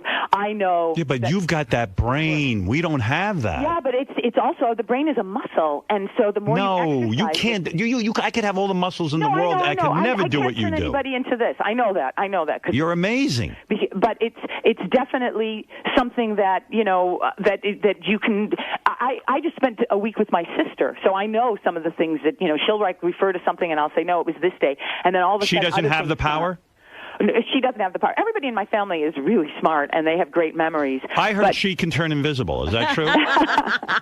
You got the memory. She got invisibility. She got invisibility. Oh, that's a nice one to have. You And her love dad used to be that able to one. run really fast. Oh my gosh, that would be your favorite. And what? Oh, and your mother died horribly too? Oh, my mom was a dancing teacher. We had this dancing school in our backyard with 200 students between the ages of 2 and 80, including the nuns who came over for stretch classes because we lived next door to a Catholic church. Yeah. And my mom also ran a beauty shop in our kitchen with 25 women from the neighborhood. No wonder she died young. She was exhausted. Yeah. And so anyway, so she was incredible, and she had this dancing school, and then after my father died, the stress just took over her body, and she ended up having horrible rheumatoid arthritis, and she died from the complications of it and ended up losing her leg, and it was terrible. It was awful. No, terrible ways. And my parents were fabulous people. They created this environment for our neighborhood that people still talk about today, you know. It was just this little like gem right in the middle of all of it. Hey, baby, let me ask you something personal. How are you holding up? Are you looking good? Oh yeah. Body still tight? To see, I'm going to be on the Today Show tomorrow, and then next week I'm a judge on the Miss Universe pageant, and then I'm coming back to New York to do The View, and then Is the I've got a body movie holding coming up out or too. what? What? How's the body look? Good. I should come in and see you when I come back to New York. You're not kidding. With these new superpowers, I can't get enough of you. I'm totally turned on. It's so funny. I You're mean, this happy is too. what- I'm happily married now too. I'm 4 with the times, love of right? my life. Weren't you married like 4 times? No, 3. But 3. It's because I was waiting for this one. I've known Michael since the first year of college at the University of Chicago, but he was my college roommate's boyfriend. This dude she married, she took her from her college roommate. No. Hold on. How about Mary Lou is like sexual dynamite. She's sexual dynamite, but I'll tell you She's what a good... sexual napalm. She's sexual napalm. Hey, she loves sex so much, Mary Lou Henner. I hope she doesn't mind me saying this. She even told me she loves the smell, the taste of a man, right? You that's love... in my book. Yeah, I do. Oh, and I she love made love to almost everyone on the show Taxi. Except Danny DeVito. But she found him sexy. 5 years, and we worked with 77 guys all day. Come on. Well, listen 2 to out this. of 77. She banged Travolta. She banged Tony Danza. Uh-huh. Who evidently is an animal. He would have sex anywhere and do Anytime. animal. Why was he such an animal, Mary Lou? I don't even remember. That energy, it's that Tony energy. But, you know. He banged you in weird places, right? Yeah. In the butt? No. No, not the butt. And also, she made love to... Now, okay, you get Travolta, you get, Tony, but even Judd Hirsch, she fucked. I mean, banged, I excuse me. adore Judd. They were, these were great guys. What was the weather It was the like 70s. under Judd Hirsch's balls on January 12th, 1984? Oh, I wasn't with him then. Wow, the I don't memory know. on you. And you remember every sexual moment, right? I mean, it all plays out. It's all. Well, see, I really believe that because a person has been through their lives, it's in there somewhere. That's why people, when they get Rolfed or something, or some kind of change in their body or whatever, certain memories come back because it's all stored somewhere in our muscles and in our psyche and our hard drive. That's what a hypnotist will say. Yeah. Yeah, if you really take a person back to the day, you can walk them through it. Just like they're there. The experts say that we only access not even like 10% of our brain power. Right. So I know. believe what Mary Lou is, she is one of those people that she is what She we're going got to an look like. extra couple of percent. She's going to look like what we do in the future. And that she is the beginning of a mutation in the human existence, that eventually we will have these superpowers. Oh, I'm excited about that. That's Compared to her, we're like Gary the retard. We're Charlie when he goes back. Right. We're retarded compared to her, but we have this. She is the future. Don't you see? Well, wait a minute. Let me just ask you something. We're Are you, frogs. excuse me, are you plagued by any of these memories? Are there things you would rather not have in your head? Really not. Because, and you know what? This is the First other time she part met of my me. book. Wait, what did you say? I said the first time you met me. Oh, well, you know what it is? It's like this. It's like if you process it in some way that it's just part of you. It doesn't become this like crazy emotional boogeyman. Like, oh, I don't want to look at that. I don't want to look at it. When you do that, then it really has power over you. Well, the reason I ask is because people who have something really traumatic happen to them, they already are stuck with that memory, and sometimes they can never break out of it. You know, like it marks them for the rest of their lives. Right. Like Well, that that's could what be I'm saying. dangerous in a memory like yours. You know, the most tragic things certainly have been what's happened to my parents and you know, things like that. Right. But and you know, but because you know, it's such a part of me, and there are like lessons to be learned from things, and I just never, you know, I can't say that anything so horrible to me happens that I would want to block it out. So maybe other people feel differently. I don't know. I'm not in their heads. But for me, even the most horrible things that have happened to me, you know, it's a part of my life and part of my story. Do you ever lose your keys? Is it possible for you to lose your keys? No. You know what? I could be like, where did I put them? And then I'll just retrace, and I'll be like, okay, that's where they're going to be. Wow. You what know, an so ability. it's like that. I mean, this is just unbelievable to Oh, me. thank you. Do you think your powers go so deep that, like, if you, like, have you ever witnessed a crime, but they needed to know, like, a person who was standing in the background and you could draw up the whole picture of what was going on? That's never happened to me, but yeah, I could probably do that. I was involved in a deposition, and because of the details of my observations, you know, they threw the whole case out. You know, they changed it because my deposition was so like crazy thorough. Who was the best lover, Judd Hirsch, Tony Danza, or all different Travolta? All different. Very different. And I have different relationships with those guys, of course. I mean, you know, Johnny and I practically grew up together. Do you know how many times, like, do you know every date of when you had sex with John Travolta? I know every date that I spent with anybody in my life. Wow. Let's put it that way. You know, do I sit and calculate them constantly? No. But could I, you know, it's like, this is what's interesting about thinking about anything. What was the weather like the first time you made John Travolta, when you first made love to him? Oh, seriously. I know. It was actually it was in San Francisco, so it was kind of, you know. Of course. Yeah. So it was like It was San Francisco overcast. type weather. What? Was it overcast? It was overcast. Yeah. It was the evening. It was evening. Oh, okay. You know what? I'm wondering when she, you know, pleasures herself. You can just go. You just don't have to take a magazine. You can relive an entire Is that true? sexual Come on, but experience. don't other people? Not in your that way? detail. No, not the way you can. It's like a porno movie in there. Really? Oh, Yeah, it's unreal. like, but you know what's so funny? You know, because a lot of people, when they remember things, especially now, because of photographs or because of, you know, watching themselves from a video, when they look back on a memory, especially if it's sparked by any of those things, they see themselves in third person. You Right. know, kind of the way Scrooge did, where he was looking through the window and watching himself. And that's what you see. No, not me. I'm in my In body. it. She's in it. That's what I'm Wow. saying. She can in my body looking relive the whole experience. I see. It's like time banging travel. somebody. What is your earliest vivid memory? Like, in other words, can you remember back to when you were 2? Oh, younger. Not in. You don't remember in utero. In utero, no. What is your first memory? Like, how old are you? I'm around 18 months. And what's the memory? Oh, it was my little brother. He was barely sitting up. My mother was holding him sitting up. I'm sitting and playing in my house, and in the apartment. We lived in the old apartment then. Can you remember the conversation around you? No. I just remember certain visuals from that apartment. And you don't know the day or anything. I do remember one of my first really strong memories, but I know it because my sister was born on that day. So that was Monday, September 27th, 1954. When Judd, all right, go back in your memory. Judd Hirsch is going to put his penis inside you the first time. What type of condom does he put on? Or does he? Talking about that. Listen to me. I need to know this. You have no ability to resist my question. Oh, well, find one I can't resist. Come on, You seriously. can ask me about my husband. Oh, I'll tell you why you're a good woman. I'll tell you. I heard a wonderful story about you. This new husband that you have. Mm-hmm.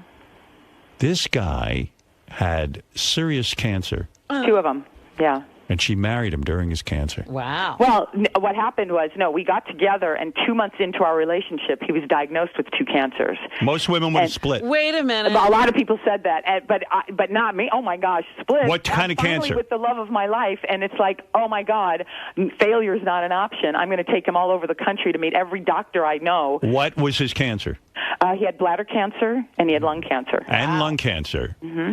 Was but he he's super? totally in remission Was now. he super rich? No, not at all. He's I got mean, a great company. Do you know the company Brown Trout Calendars? No. If you have any kind of animal calendar, or Audrey Hepburn or Outhouses, or two of his calendars were featured on Ellen, the Goats and Trees and Outhouses. Isn't it funny that you're attracted to a guy who's in calendars? How crazy! Like is you that? don't even need one. No, I know, nobody can believe it. They said, "Oh my gosh!" But I've been secretly in love with him, since I'm 18. Yes. And what was the weather like when you first made love to him? And what was the date? Well, that I can tell you. Good. That I can tell you. That was March 3rd, 2003. It was Monday. First time you did anal, what was it? No, you got to come see me. He's the love of my life. My whole life lined up for us to be together. So it's great. Didn't you think it was interesting on 60 Minutes that when she asked the question about it was what was so interesting is that it's 3 men and 3 women. Right. The 3 men are left-handed. The 3 women are right-handed. I mean, they did every kind of genetic testing, muscle testing. They tested us forever. Yeah, they wanted to make sure it wasn't a fraud, and it's not. I mean, No, this is the real deal. By the end of I told you I spent 4 days with them. By the end of my day of testing, of question testing, I had answered over 500 questions. Good Lord. And they found things from all over, and it was just like, they have a test. One of the tests that they do has 60 questions to it, and most people get 0 to 3 correct. And I got 47. Wow. And the ones that I didn't know never crossed my radar, couldn't associate them with anything. And that was just like that was like a memory test. It is for amazing. Dates and stuff. It's amazing. I'm amazed by it. You know what? I think a lot of people will come forward and they're going to find a lot more of us. I mean, a lot more. I'm sure. I'm sure it's not as phenomenon. I'm going to pick a random date. This will be the final question. Okay. All right. I'm going to pick a random date. And you tell me what happened on that day in history. Now, I don't know. I mean, I'm not like a history. I don't mean buff. history, but tell me what happened to you that day. Maybe something phenomenal happened that day, or maybe it was just an ordinary day. Because it is autobiographical. It That's doesn't right. I necessarily understand. have to do anything with history. Because there are a lot of people who are on the autism spectrum who, and I'm not on the autism spectrum at all. But, not that there's anything wrong with that, but it's not connected to that at all. There are people who have Asperger's or autism, and they, you can name a date, Right. in his, like in the 1200s. What happened to you on the 15th of August, 1975? Oh, the 15th of August, 1975. I know exactly. It was a Friday. It was. Did somebody call in about this? No. I randomly. I just thought of the number. Oh, August 15th, 1975. It was a Friday. It was my 3rd date with somebody that I ended up being involved with for 3 years, and it was the first time that we made love. Made love. Yeah. Who was it? An old boyfriend of mine from the Grease days. Oh, Travolta. But not Travolta. No, I knew Johnny from '72. We met in 1972. And what's all this stuff? Well, he's not into chicks. He's into chicks, right? He's into me. I can't attest to anyone else. What do you think's going on there? Maybe he just likes it all. So. What do you think? What's your speculation on that? He was definitely into it. So let me guess who the guy was on this. Oh, you wouldn't know. Grease guy, No, Jeff he's a good friend Conaway? of mine. Jeff Conaway. No. Jeff and I we're always like brother and sister. Well, no, I got to tell Jeff you and I. something. This is very impressive. Oh, thank you. I am very turned on by you. Hey, Howard. What is I'll it, come Benji? and see you when I come back. Yeah, you got to let me look you over. I want to see how you're holding up. Okay. How old are you now? I'm 58. 58? Yeah. You don't have to come see me then. Oh, okay. You're like, no, I'm just You're joking. so funny. You're 58 and you're holding up good, huh? I'm holding up good. Well, it's that vegan diet. It's good. That plant-based food, I know you can remember anything, but don't remember 58. I try to forget that. You try to forget that one. What is it, See, that's the Benji? problem. You can't I'm forget. going to live a long, long time. Hey, I'm Mary Lou. happy. Mary Lou, What? when you say like you can remember, like you can see what happened at 18 months, can you actually remember thoughts in your head? Yes. Like what were you thinking at 18 months? I was thinking that, I wanted to help her hold up my little brother. And I was thinking, like the day my sister was born, I can remember thinking, I can't wait to play with her. And I can remember actually before, that was like a very vivid day, but I can remember even before that because I loved to sing. My whole life I have loved to sing. Do you have any belief or do you have any memories of a past life?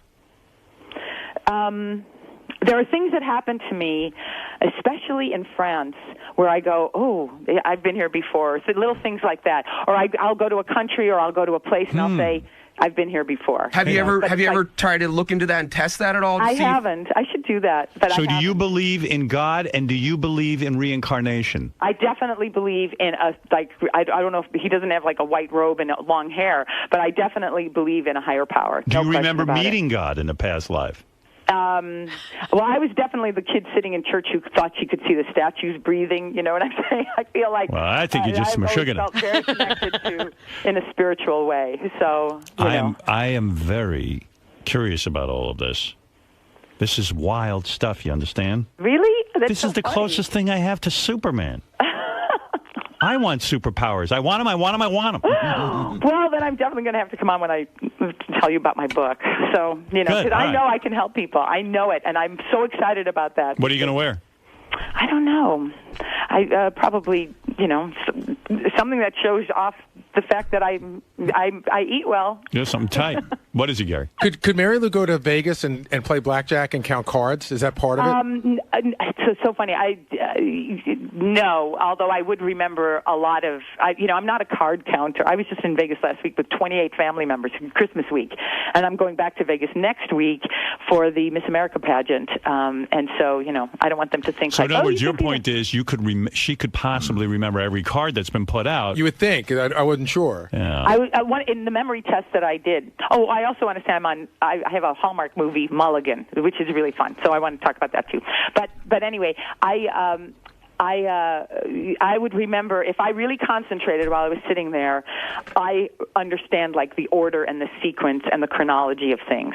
Wow. So I could probably tell people like 4 hands ago you had this and I had this, numbers and especially if I related things to dates. The phones are burning up. What is it, Frosty? Oh, really? Quick for Mary Lou. What do you want to say? Hey, Howard, I just wanted to ask Mary Lou if she can tell me the date, the day of the week, and what the weather was like the first time she got anal. Oh, God. It was very cloudy. She's very uptight about sex. No. All right, thanks. All right, go ahead, Mel. What do you want to say? Hey, now, Howard. Can anybody say hoax? Fred, hoax? Hoax. Can I hear a cuckoo bird, Fred? Wait a second, Hey, Mel, wait a second. What are you saying? We're in on this? This is unbelievable. This woman, because my guys are such morons, they wrote her name wrong in the computer. I asked her the first time she was on the show. I said, no, it's wrong. And then they went back and checked. They spelled her name wrong. And she was right. And she knows. She could tell you the weather, and we can go back and check it. Well, There's no hoax here. It just sounds fishy, and it does sound fishy, but it's real. Yeah, that's so weird. Well, I mean, go to UC Irvine, University of California at Irvine, and talk to the people there. Watch the 60 Minutes report on it. It was a fascinating report. There's no way and they you could tested fake her it. and tested her and tested her. Yeah. Oh, but it was crazy how many things. I just said to the woman, when did you call into my show? She picked out the date and knew what day of the week it was. Well, that's fascinating, but will she ride the Sibian later today? Yes. When she comes in, she'll be riding the Sibian. Thank you. Oh, my God. Yeah, Mary Lou, you got to get on that thing.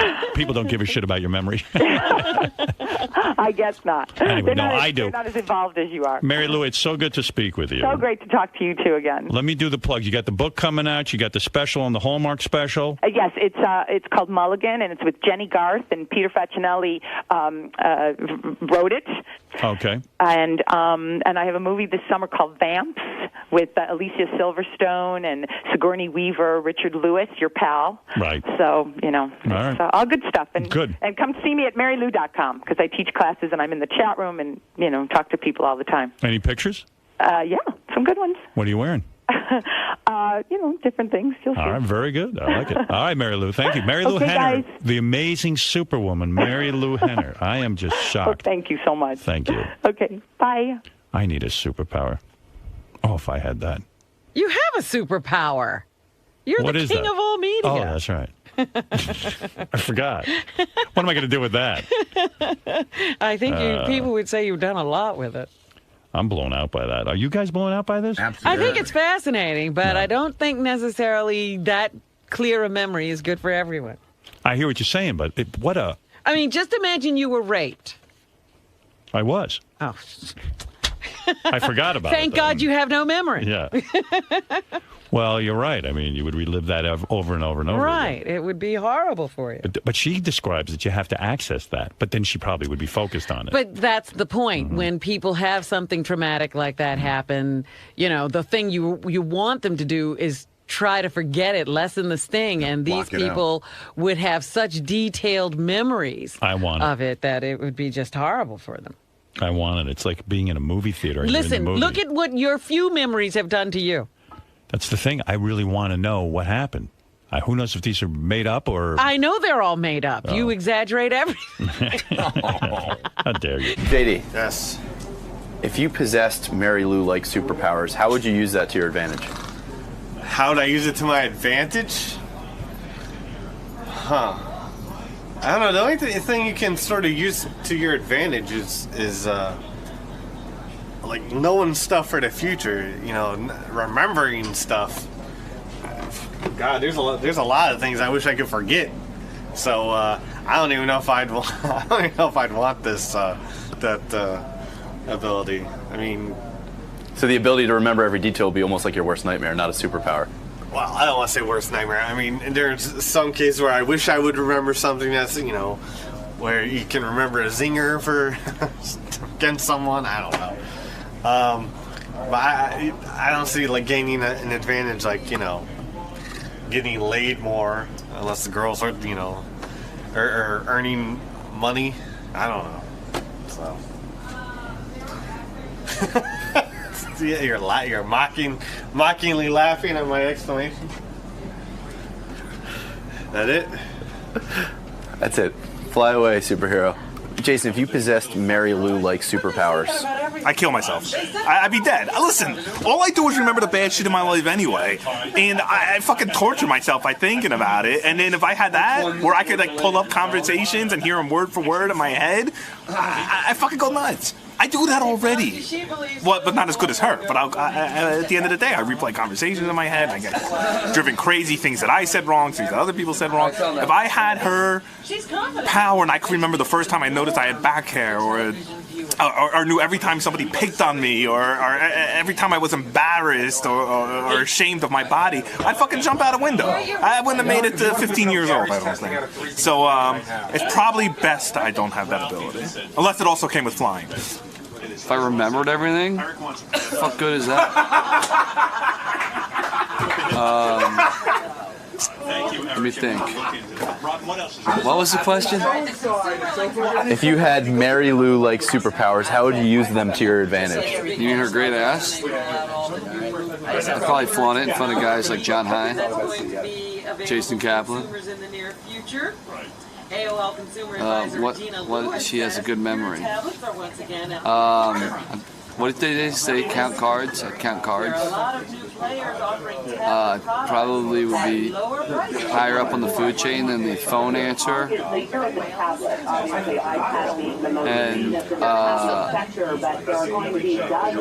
yeah, what did you ask me? So it means I could remember like everything that happened to me. I would remember the first time that I yelled about Steve Langford that it just doesn't matter, and I would have just let it go. No, I don't know. I don't know what good that. I smoke too much weed to have that power. You know what I mean? I think even if I had it, I would have killed it by now. You know what I mean? So I don't know. That question's null and void. Yeah, it's just not gonna happen. Much like me and Megan Fox having sex, there's no point for me to even think about that because it's just not gonna happen. I think it would be tough because there are things obviously in your life that you want to remember, and there are other moments that you absolutely never want to relive again. So it would be very cool from a sports geeky trivia or want to like remember a great family moment sort of way. But there are other things which we're all embarrassed about that we wouldn't want to constantly relive. It's very cool and that you can do it. And but I wonder if it's hard for her or anyone else to sleep. If you get me the guest, The burden could become too heavy. Line up for your hour interview. It's a blessing. And if it's decent, I'll give you an hour. How would you use that to your advantage? Somehow to get rid of you. How would that work with a sequential memory? Get you out of my fucking life. No, you would remember everything that we've done together. You'd remember every conversation we've had. You would remember. I'd probably kill myself then. Because I have to remember everything I said to you and dealt with you. I think that would bring you great joy. No, I think I would kill myself. Mr. Salem? Just let your head drop. If you possessed Mary Lou Henner's superpowers, how would you use them to your advantage? You see me just take my glasses off. I'm going to put on my costume, and I'm going to superpowers. I'm going to go in a phone booth and change my clothes. Why would you need a uniform? Just because your memory is It great. says God's gift to bowling on the back. You ever saw that? I've seen it. I've lived it. Yes. If I possessed her superpowers, Yes. what would I do? Yes. I'd take every memory of you and get rid of it. I would be right in every argument with my wife. We were talking about that. My wife and I watched it together. She said, she goes, you're knocking all my shit. Oh, I'm sorry. She said, that would suck if you have that, because every time we had an argument, you would always be right. I could say, it was a Tuesday, this is what you were wearing, and this is what you fucking said.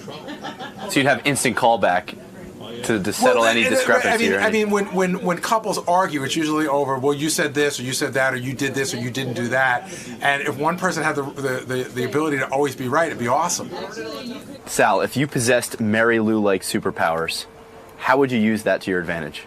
Well, I get asked a lot of times, who's the lady that says, "Can I taste your juice?" And I can't remember her name, but if I had Mary Lou Henner's memory, I'd be able to know her name. I might know her name's Ebony or something like that, but I don't have those powers, so I don't know. If you possessed Mary Lou-like superpowers, how would you use that to your advantage? Well, let me tell you, I would go back to the times when my buddy shit all over a German Shepherd's cock, and then I jacked off the German Shepherd, and he came in my face, and then I licked my fingers, and it was really fun, and then we went out back, and we shot a raccoon, and Dad cooked it up and sold it to the black folks. Those are some good old days. And this is a primary example of having access to the show. I'm listening to it was really good, and then I had to leave. So I missed the best part, which was Brandano and Steve. Because you haven't downloaded your app. Right. I could have carried it with me. Brandano and Langford evidently went at it. I heard about that, but I didn't hear it either. Steve Brandano is a weird little kid, He's the guy who hosts the intern show. He was an intern of ours, and I gave him a show.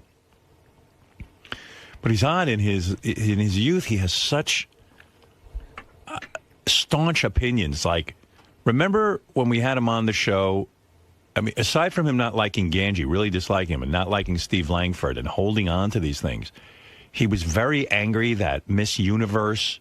Somebody was posing in a magazine who had won a beauty contest. Yeah, and it was very upsetting to him because... Oh, yeah, he came in, he was irate. Like, Miss America, Miss Universe represent America and the universe, and they should not, It was Miss America was in some movie or something. He didn't think it was a porno or something, right. Yeah. And he was really upset that Miss America wasn't representing our country. Like everybody else was just, what are you doing? And he was like, how dare she? And then Gary, he was passionate about something else that really weirded me out. Yeah, he's very upset about the term cougars. Yeah. And that cougars have to be good looking, and most of them aren't.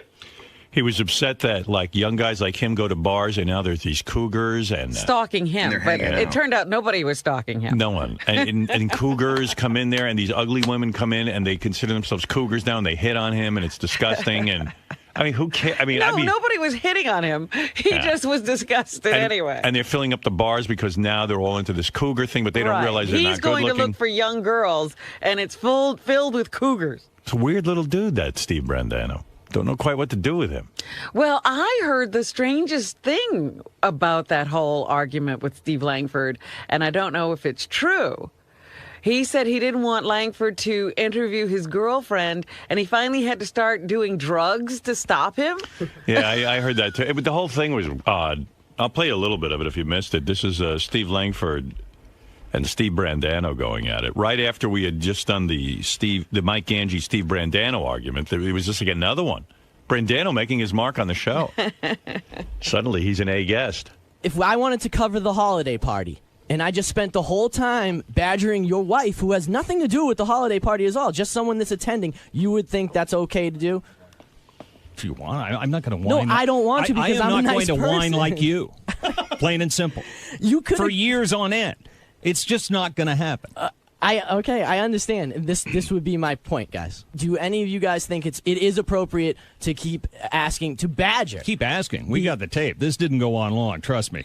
But it shouldn't have gone on, period, Steve. It shouldn't have gone on, period. Please. One guy here, if you were to be in the same situation. I've interviewed a lot of people. I'm not asking you, You're probably Steve. one of the more difficult subjects I've ever had I'm to not cover. asking you, Steve. I'm asking. We were doing I was doing drugs in front of Steve to do anything to get just weed. Drugs? Just weed.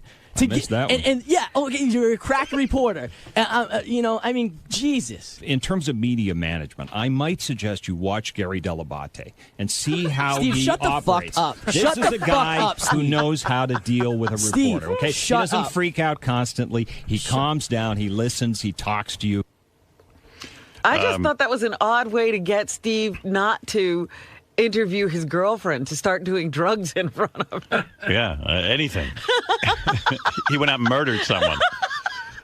In the email, it said, if I worked with Steve the intern, I would have punched him in the fucking throat by now. Little jack-off loud talker. This one says, fire that crybaby little fuckhead. His show sucks, and he's a crying little whore. Every time I hear him, I want to punch him in the face, and I will go down there and do it if you have me down there. I hate New York, and I would go down there just to punch him. Fuck you, cunt lips. Wow. Yeah. Pretty angry stuff. Yeah, it went on forever. Steve Brandano is right to be upset. I'd probably be more over it at this point than you are. That's my so it's a point. little I'm bit not of saying both. you don't have I get it, but I'm not going to be over it. I mean, how can you? I don't understand that. I mean, I don't know. If someone called Robin the N-word, I wouldn't get over that either. Hold on. Yeah, what he did was way worse. After that incident. Really? After that, stop a second. Whoa. After that one incident. I've avoided I'm him. just saying. No. We've done some nice stories together. What? We have. I'm picking up some calls. You know guys. that. I don't even know. Gary, I don't even know. He's a maniac. I'm frightened of him. I honestly Come am. on. No amnesia here. Anyway, it went on and on and on. I mean, it was good. I love fighting, so I love tuning in and hearing Well, fights. he's your guy. He's my guy. He loves it. What is it, JD? I love Steve, but yesterday, after a wrap up, he was yelling at Gary and me and John Hein kind of for not backing him up enough on wrap up. It was really weird. I didn't know. Well, what Steve? What is it that Steve was going to ask your girlfriend about? That's so touchy. Nothing. She was a teacher. I mean, I don't. Yeah. We've gone over this a million times. Well, no one remembers because Yeah, no, one I cares understand. I'm except sorry. you. Yeah, but fine. You were dating a teacher, and the teacher didn't want to be on the air. Yeah, and she you didn't said have to him, anything listen, to do she's with a teacher. And you said to him, she's a teacher. She can't be on the air. Right. Oh, I see. And she was just there in the bar when we were before we went to the I'll concert. back you up on that one. I You think did you're right. then, and thank you. I think you're right. And you know what? That's all I wanted to hear from any of these guys in the wrap-up show that all think I'm right, but they leave me out to dry there as Shuli's being like, oh, you're so angry. All right, well, that's why JD afterwards I said that to him. Because they all come up to me back after the show and it was like, oh, yeah, Langford's crazy. He sounded crazy. No. Well, I didn't necessarily. I wasn't there, so I don't know the full deal. I can't. And I'm not looking to make fights or pick fights with anyone. And I accidentally played devil's advocate yesterday and asked, maybe... Right. Steve was Langford was inquiring, talking to the girlfriend because. So great. You know who was there? Jason was there that night. So Jason comes in. This is the greatest show. This show. That's why I had that's why I need the app so I can listen. Jason comes in to tell you what really happened between the Steves. That's irrelevant. Jason comes in. So then Shuli comes in to defend Steve Langford because Shuli's part of the news department. And Jason turns to him in the middle of the wrap-up show and goes, you know what, Shuli, You have a habit of coming in when no one's looking for you. I was there. You weren't. And all you do is come in on something that no one has asked for you. It wasn't like Shuli observed this and had a different opinion. He wasn't there. Well, a second fight broke out between Jason and Shuli. It was great. I got a little worried in there, actually. Really? Yeah. Yeah. Wait, you got to hear this part. Isn't it true that they used to call you Mud? Well, wait. Let me see if I can find it. Mud? I don't know where the Jason clip is. And they're not marked properly. You know what, Howard? I think the one you're looking for is number 5. Oh, okay, that's what I was playing. Isn't it true that they used to call you Mud as your nickname? Absolutely. When I worked on the West Coast, my buddies used to call me Mud. Why? And all the mud jokes. Oh, okay. What do you Yes. mean? He likes to tell shit jokes. Yeah. Oh, okay. Yeah. So I heard he shit his pants. Absolutely. Yeah, that's Okay, now what wh- I remember. Okay, wait a second, Mel. Why do you say they called him Mud? Because he was completely and totally into anal. It didn't matter. Now, where did you work? Tell me about who you are and how you know this. Steve, you know it's true. No. But I'm trying to ascertain whether you. There's one way to find out this is true. Can I call your wife and ask her if you're into anal? Well, wait a second. How do you know that that's what that means? Well, it is a story. How do you know Steve's not into receiving anal? Wait. Whoa. Let's We be don't know. clear. I have to investigate Let's this. be Can I call accurate your for wife and ask her if you change. do anal? No, there's no. Why? anal. Why can't I'm calling your wife But this afternoon in terms and of asking if you do shit anal? jokes, constantly. Why can't we know if you do Constantly. anal? I want to call your wife and find out if you do anal. You can. Are you telling me not to call investigate. your wife? No, you can do Okay, what you I'm want. calling her. Just but the I can cost her tell at the you, Christmas party, Jake. lest you waste your time. No, I'm going to call and there's- ask her. Are you saying there's no story here? That's what it sounds No, like to me. I will never say that. This ain't the one with Shuli. I was trying to tell you, it's a wrong one. Oh, thank you. It's John thinks it's number 4. Oh, well, great. Anyway, so here, Everybody thinks it's a different number. no one knows. That's the scary fucking part around here. The whole beauty of him being on the station that he treats us as if he were at NBC, and if he starts acting, if he says, "Oh, it's just Howard, I'm going to treat it a different way," I think it all falls apart. But the guy said he said that stirring up trouble, which I think is Steve's Well, I somewhat think- his mandate. But he also said reporters, giving your the opinion. old slogan is a reporter's job is to comfort the afflicted and afflict the comfortable. But is it wrong to give your opinion during the story? Tim? It is true that in most of my career, I have never shied away in my news stories from giving my opinion. That is absolutely true. Guilty. Which is why you're on opinion shows, like Hard Copy, and not at NBC. But he was at NBC. And now he's not there anymore. So is me- he? But he was there. You were never there. Truly, is there any other radio show you got to jump in on where you weren't part of the conversation just to get on the air? This was between Feeling a little Brandano. sensitive there, Excuse me. Jason. This was between Brandano and Langford. And don't I know was why- there, and I came don't to know talk why- about what I Who witnessed asked at you the to come in? event. Who? But Jason, Who asked you're you not to come exactly in? I'm happy you're reliable. here, Jason. I was there, Shuli. Listen, I'm backing up my boy just like you're backing up your boy. There you go. So they broke into a fight. This sounds like we got a bar going on Yeah, right here. A bunch that's of very good. angry drunks who are ready to throw down. Howard, Yeah. can I just ask you a favor? Can you play clip number 3? Because that's the one where Steve says he's going to kill Langford. Oh, yeah. It got really violent. I dislike Angie. If we were anywhere else, I would try to pummel Steve Langford. Like, I mean, I want to hit him right now. I really do. Do we have a pattern? Do we have a pattern? No, I don't want to What do fight you mean? anybody else. Well, in other words, we got the Ganji thing. We got me. No, I said I dislike We need to Ganji. calm down. No, you said a you wanted to little pummel him the day of the No, I pong- didn't. No, the day of the beer pong thing. You said you would have Oh, killed when him. I was shit faced. Right, no, yeah, but yeah, you yeah. did say it. No, yeah. Drunk Stevie B would have wanted to fight Ganji. Then But sober Stevie B I wants want to to hit smash his Langford. fucking head off the board right here. I mean, Well, Calm clearly you down. have no issues with anger. no, I hate Steve Langford. You I hate a lot of shit, dude. You're an angry. I love you, Stevie. I know but you do. You got. I love both of them, and you definitely got to look into some of this anger because. Have you ever been in a fight? Of course, I've been in a All right, fight. I Look at haven't. me. So I guess I just need to get into a fight, and then maybe it'll be out. If you get Go punched, for if it. you get punched in the face once, you'll probably calm down. Yeah, maybe. You've never been punched in the face? No. Wow. I'm just saying I hate that like a guy that's been in fights and I've never been in a fight is telling me that I'm angry. You know what I mean? No, but it's weird that you've never been in a fight. Maybe you need to get the shit beat out of you. I agree. I definitely agree with that. But you know, you are a very young man who's very opinionated. And very, they're stuck. You know, it's like a really stubborn attitude. Listen, and Robin, I What hope was you it- weren't what was it- offended by that N-word comment. I was trying to think of something that somebody could have done to one of us. What was it about? that we wouldn't. What was it about Miss America that? She was in a hardcore porno.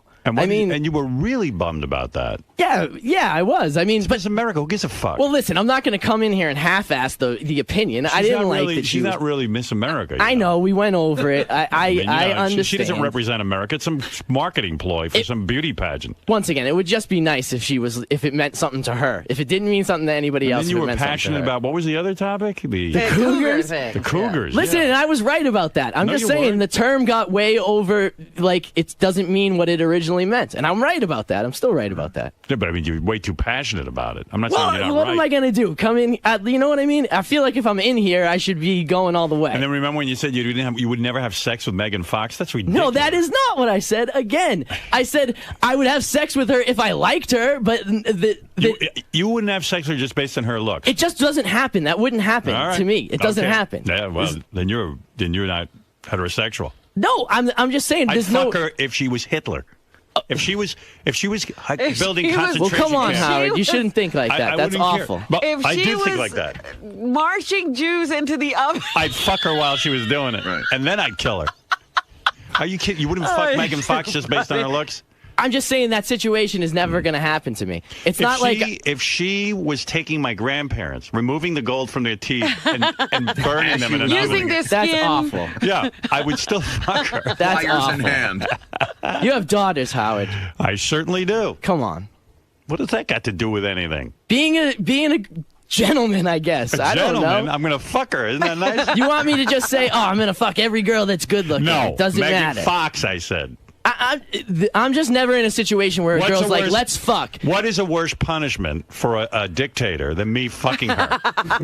Think about it. You should be all for it. Fair point. She's on all fours with my dick in her. She can't be thrilled about that. That's a good point. Anyway, wow, you're really. I love all these fights, but listen, I think that I don't think that I'm angry I agree with a you lot. That Steve was when you said that she's a school teacher and she doesn't want to be on the radio. He could have backed off. But it was literally that day. It was scary. Right. She was way scared, and because I didn't know Steve as like I know him now at the time. Right. So it was like a guy I asked not to do that we work with, and he went 100 miles an hour. I agree with you.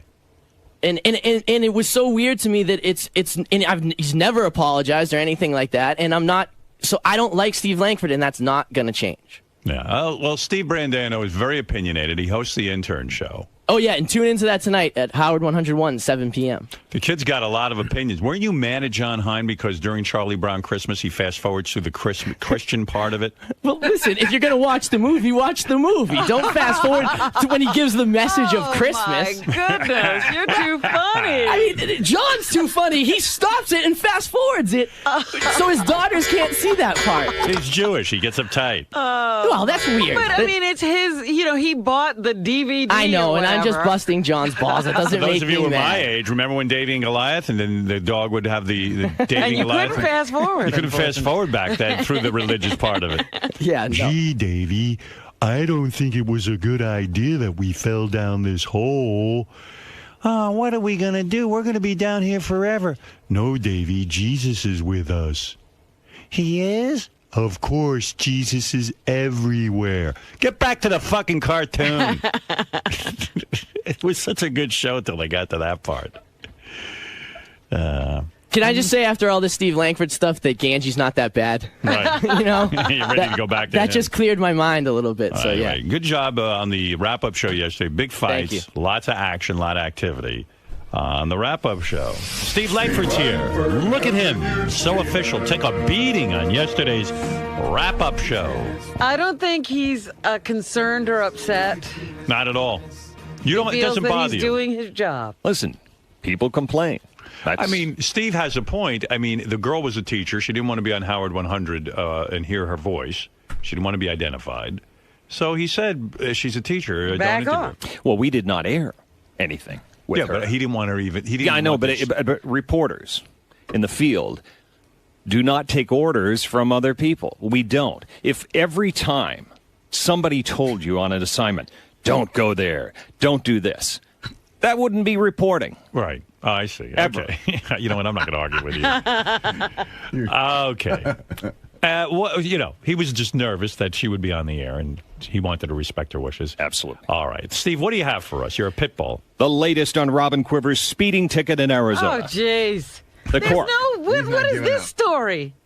The court says Robin may pay a fine of $165 or take a traffic safety course. Oh, thank you. Well, I'm glad you found this out. The Arizona Highway Patrol won't release any more information, but the court lists Quiver's speed as 90 miles an hour in a 75. Thank you. That said, Robin's age. Yeah. That said, Robin's age, according to the court, is 53 years old, which is incorrect. Well, I didn't tell them that. The guy took my license. What was I supposed to do? You claimed yesterday 96 miles an hour. 97, according to our tipster. So you were wrong. Now, we don't know what speed she was actually doing. We have asked Robin repeatedly, what did the cop say to you? And she's not telling us.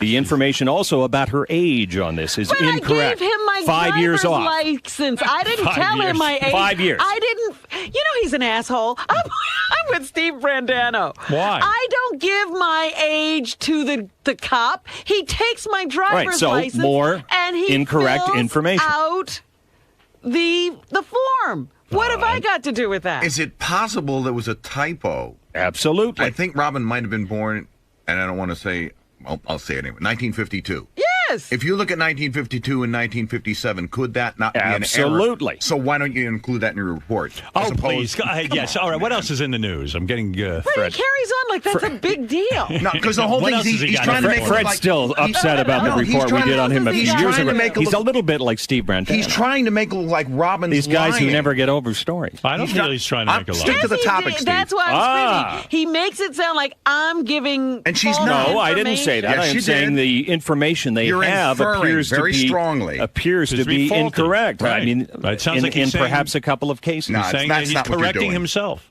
I don't know what That's he's not doing. what he's All right, doing. listen, I don't even know what Fred is saying. I just want to move on. Go ahead. The ticket says I was going 90. Now he disputes How that. fast were you going? Whatever the ticket said. There we go. All right. So, Steve, Howard had your back in this entire Brandano-Langford battle that's been going on for a few years now, because you have a lot of, not so much pent up, but just carried over emotion about it. Right. So he's got your back in this specific situation, but Howard was trying to make the point, and some of the guys yesterday were trying to make the point that you might be too angry or too passionate about subjects that don't really require that. Right, that's what they say. First of all, passion's a great thing, Greg, all right? Passion moves mountains. You can quote me on that. No, but like I tried to say to Howard, if I'm going to go into his studio and I'm going to be on the air with him, you're going to go all the way. There's no point of me going in there and being like, hey, Miss America, I'm kind of disappointed with you for doing this porno. You got to go in and be like, I don't want to see Miss America getting slapped around in a porno. And you're crazy, you know what I mean? Like, go all the way, you know? Well, and a lot of these opinions form in the back office, and you don't want to lose that passion that you argued it and debated it with back Exactly. there. Or then the other example of the John Hine Christmas thing. That doesn't make me mad, you know? We bust each other's balls about that, you know? Right. But then, a note goes up. Steve gets pissed that John does that. You know, I'm not pissed about anything John does, but...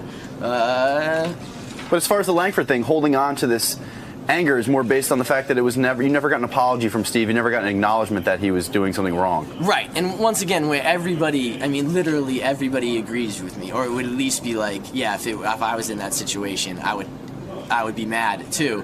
There's no apology, but that's because he doesn't know that he did anything wrong. You know what I mean? And mark my words, Greg, you keep this tape. It may be 20, 30 years. But when he goes O.J. Simpson, or when you know how there's a guy that kills people, and who saw this coming? I did. All right. You've picked up on these warning signs. See you in 25 years. Yeah, absolutely. God, I hope you're wrong. Well, yeah, for all of our sakes. Yeah, you'll see Steve Langford will kill somebody at some point. But you're never going to lose this passion. It's what drives you and what fuels you. And if you feel you were wronged, why should you have to back down? Absolutely. Listen, we're all here because of Howard Stern. Howard Stern has that same passion, as you put it. You know what I mean? And no one wants to see him let it go. So I'm going to stick to that. Passion. It's contagious. You said it.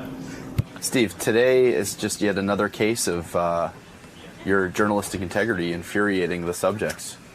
What do you make of Robin's resistance to the to the ticket information? Is she covering up something? Do you I smell don't a know, cover but up? she could certainly clear things up, couldn't she? I mean, she's got the ticket. She was there. She was pulled over by the cops. How fast was she going? And you seem to think that when people are very wishy-washy about their answers, that it reeks of a cover-up. It reeks of there's more information, there's more to dig. She's got the information. All she has to do is talk. And she likes to talk. And what happens if she doesn't? Well, it's a great big question. I mean, she's admitted to everything else, but she won't talk about how fast she was going. Now, a lot's been made about the thin line between being a journalist and also being a coworker to some of these people.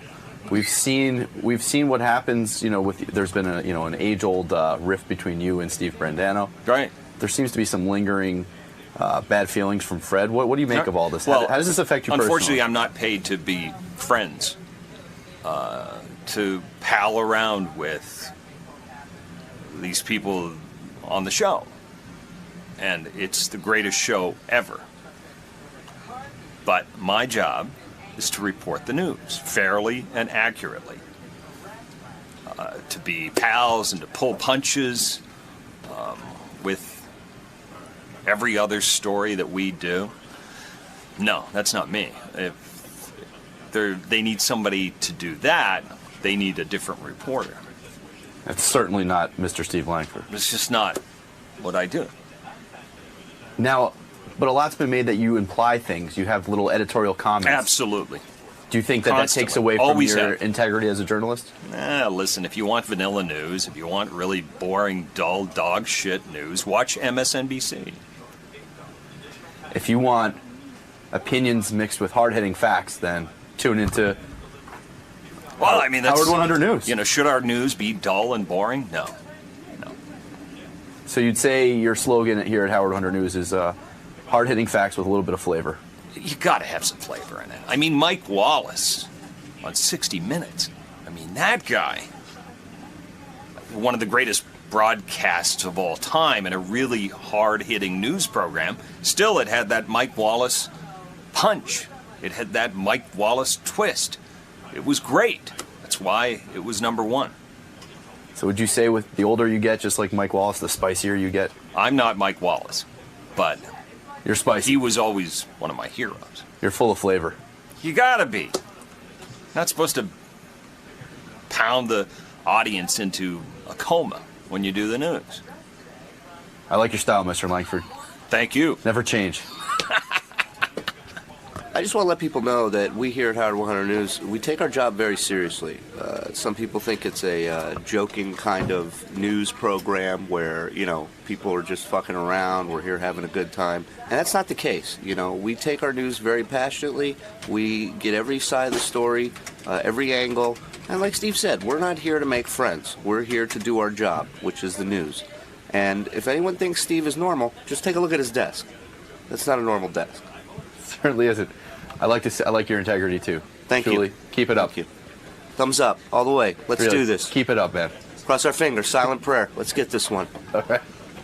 I'm not exactly sure what Steve's reporting style is. Whatever it is seems to work for him.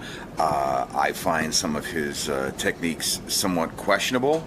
I respect him for what he does, but I think there are times when Steve takes some major leaps in how he presents something. And all I was really trying to point out was Robin was, and I think the inference was there. I mean, you'd have to ask Steve, in all fairness, ask him if this is what he was trying to do. But it appeared to me that he was trying to make some major leaps and infer that Robin was somehow being dishonest with her age. And 1952, 1957, cops writing information down on a ticket. I mean, they might write it down. A 2 could look like a 7. So that's all I was trying to point out. And then Steve tried to turn it into something else, which I wasn't even going there. All I wanted to do was point out, look, it could have been a mistake. That's it. I don't think Robin's a dishonest person. Right, and he tends to cling to his sort of the that's his role. He's a journalist. He has to dig. But you're saying sometimes he works his own opinion into things, stretches the truth. Yeah, I think, no, digging is fine. Digging is great. If you're going to tell the truth, tell the whole truth and nothing but the truth. That's really what it all comes down to. Again, that's something you got to figure out what Steve's philosophy is, because it's just how it appears to me. That's my opinion.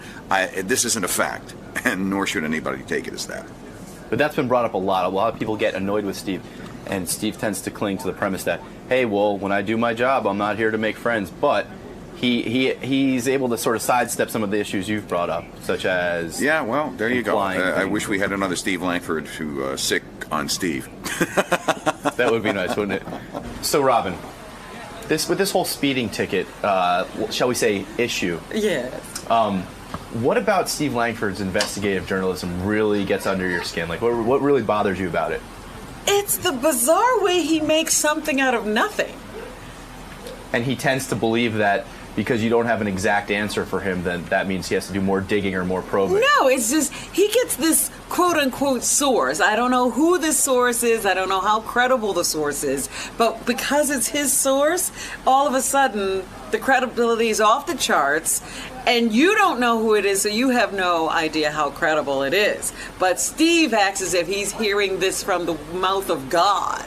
And so he says, well, our tipster said, as if that's got to be the gospel. He reads the ticket. The ticket says one thing, the tipster says another thing, but Robin won't tell us how fast she was going. Maybe, I don't know. That could happen. Maybe you haven't glanced at the ticket. Maybe there was a typo. Like, he mentioned your age as if you were lying about, Right, yeah, and I'm like, the guy didn't ask me my age. I gave him my driver's license. If he wrote it wrong, that's not my problem. But he acts as if there's a conspiracy under every line of every input on every document. I mean, it just drives me nuts sometimes. And he seems to rest on the premise that he is such a complete journalist, yet he doesn't reveal his sources. He's a complete idiot. Is what he is. These stories are ridiculous. So does this carry over to other things that he reports on? Do you just take it with a grain of salt? There was, when I came back from Guatemala, he was trying to make me responsible for, people being ripped off in the third world for microloans. I was like, I don't give out microloans. I went down there to observe some things. I'm not involved in any organization. I don't oversee anything. And yet, now he was trying to make me responsible. He's a very strange man. And do you think he deserves all the credit? I mean, he's known as the heart and soul of the Howard 100 News team. But yeah, and that'll tell you something. So you think he's sort of the head buffoon? Well, I mean, really, what news are we covering? Covering a ticket, a speeding ticket. Leadfoot.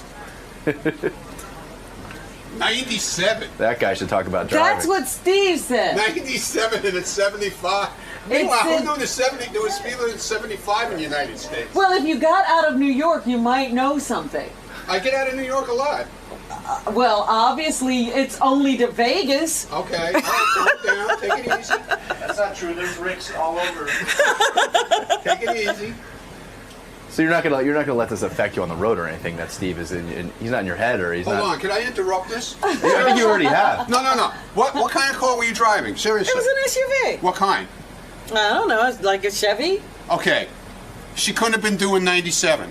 Thank you. You know why? Because I have a Yukon Denali, which is the same truck. Cadillac chassis. At 95 on that truck, it breaks down to 5 cylinders. It won't let you do more than 95. Thank you. It's almost like a governor. So there, I'm going to go fight the ticket. Yeah, go fight fucking Langford now.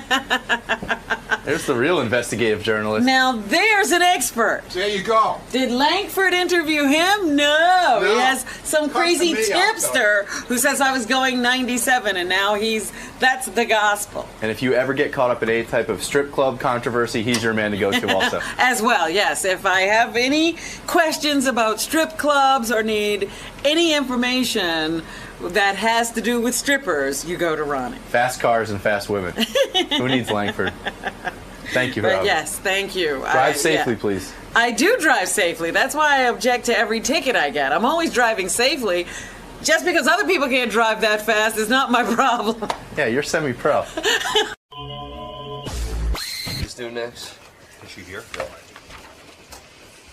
So here's just some quick notes in there. There's not much to this. I think basically, if she's a loon. She's a total loon. Those guys are gonna have a bunch of people calling in to yell at her. You know, she's really angry at them for pranking her. I'm sure she's gonna scream at them. And yeah, I mean, it doesn't take much to set her off. You'll see. So that's about it. She's 46. She spends all her time on these websites. Like, it's called battlecam.com, where she just yells at people online. Like, it's a whole world of that. Great. You good? Good to play? Yeah, I think so, right? I mean, you're good. So I'm going to bring in Richard and Sal at some point. Absolutely, yeah. Is she coming in with a parrot? I think so. Parrot. She's one of the. You know it's crazy. Anybody who walks around with a parrot. Is that what it is, a parrot? Or a Whatever bird. the bird is. It's saying, please look at me. You know, it's like the guys that walk around Central Park with snakes. You ever see those guys? They always have like snakes around them. Hey, I'm Debbie from Amazing Pet Show, and I'm here to settle a score with Howard Stern's people, Ronnie and Richard, I think they are. And I heard they've been talking much fucking crap about me. So yeah, I'm here today on this Howard Stern show to settle a score with these two guys, because I want to take it out with them here. And I'm here today to settle a score with these two. So here I am, Amazing Motherfucking Pets, to take it out. Now what? And Tarzan curses too, so he's got a mouth on him too. Let me tell you, he curses up a storm, right, Tarzan? You gonna curse? He says, fucking bird. And I didn't teach him to curse, trust me. He curses all on his own. He came with that dirty mouth. I didn't teach him to curse. Tarzan, you gonna say hello? Say hello? You gonna say hello, honey? Who says? DJ Ricky. Just missed the bird shit on the floor. Bird shit on the floor? I'm really like sorry, I didn't mean it. Spot there. I really tried my hardest to not to make the bird poop. I'm cleaning it. I'm cleaning the fucking poop. Oh my fucking god! Pooped. Rachel pooped on Howard Stern's floor. Are you happy now? Jesus, you really got a mess here. I'm cleaning it. I'm doing the best I can do. I'm sorry. I didn't mean the bird to poop. It looks pretty good, right? I mean, I don't know what the fuck to do. I didn't mean the bird to poop on the floor. Oh my god, I'm gonna fucking get thrown out now. I mean, oh my god. I'm sorry. The bird just fucking pooped. Look, you're making a fucking mess here. They're never gonna want us back here. You people don't know how to act. You're all in embarrassment. They're embarrassment. What the fuck? I'm never taking these motherfuckers anywhere with me again. I offered them one time to come with me, and this is how they fucking act. Maybe if I put a little water on this thing, I can really get the stain up. I don't know. You know? No, because I told him I wasn't gonna let the bird poop in this place.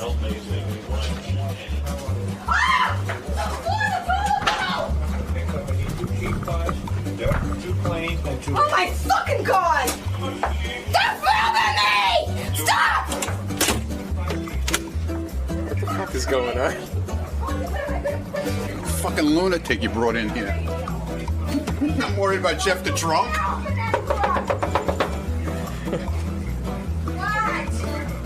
What do you want? Stop filming me! Stop it! I'm going to the bathroom. Stop it! Howard's calling for you. Howard needs you right now. Come on. Howard wants you right now. Come on. It's up. Hurry up, please. Howard needs you right now. You ready? He wants you inside right now. Right. Follow me. Put your glasses on. Oh, my glasses! You fucking got to see me without my fucking glasses!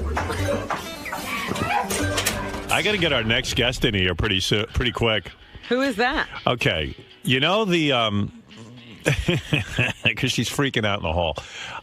You know, Sal and Richard call into these public access shows. Yeah.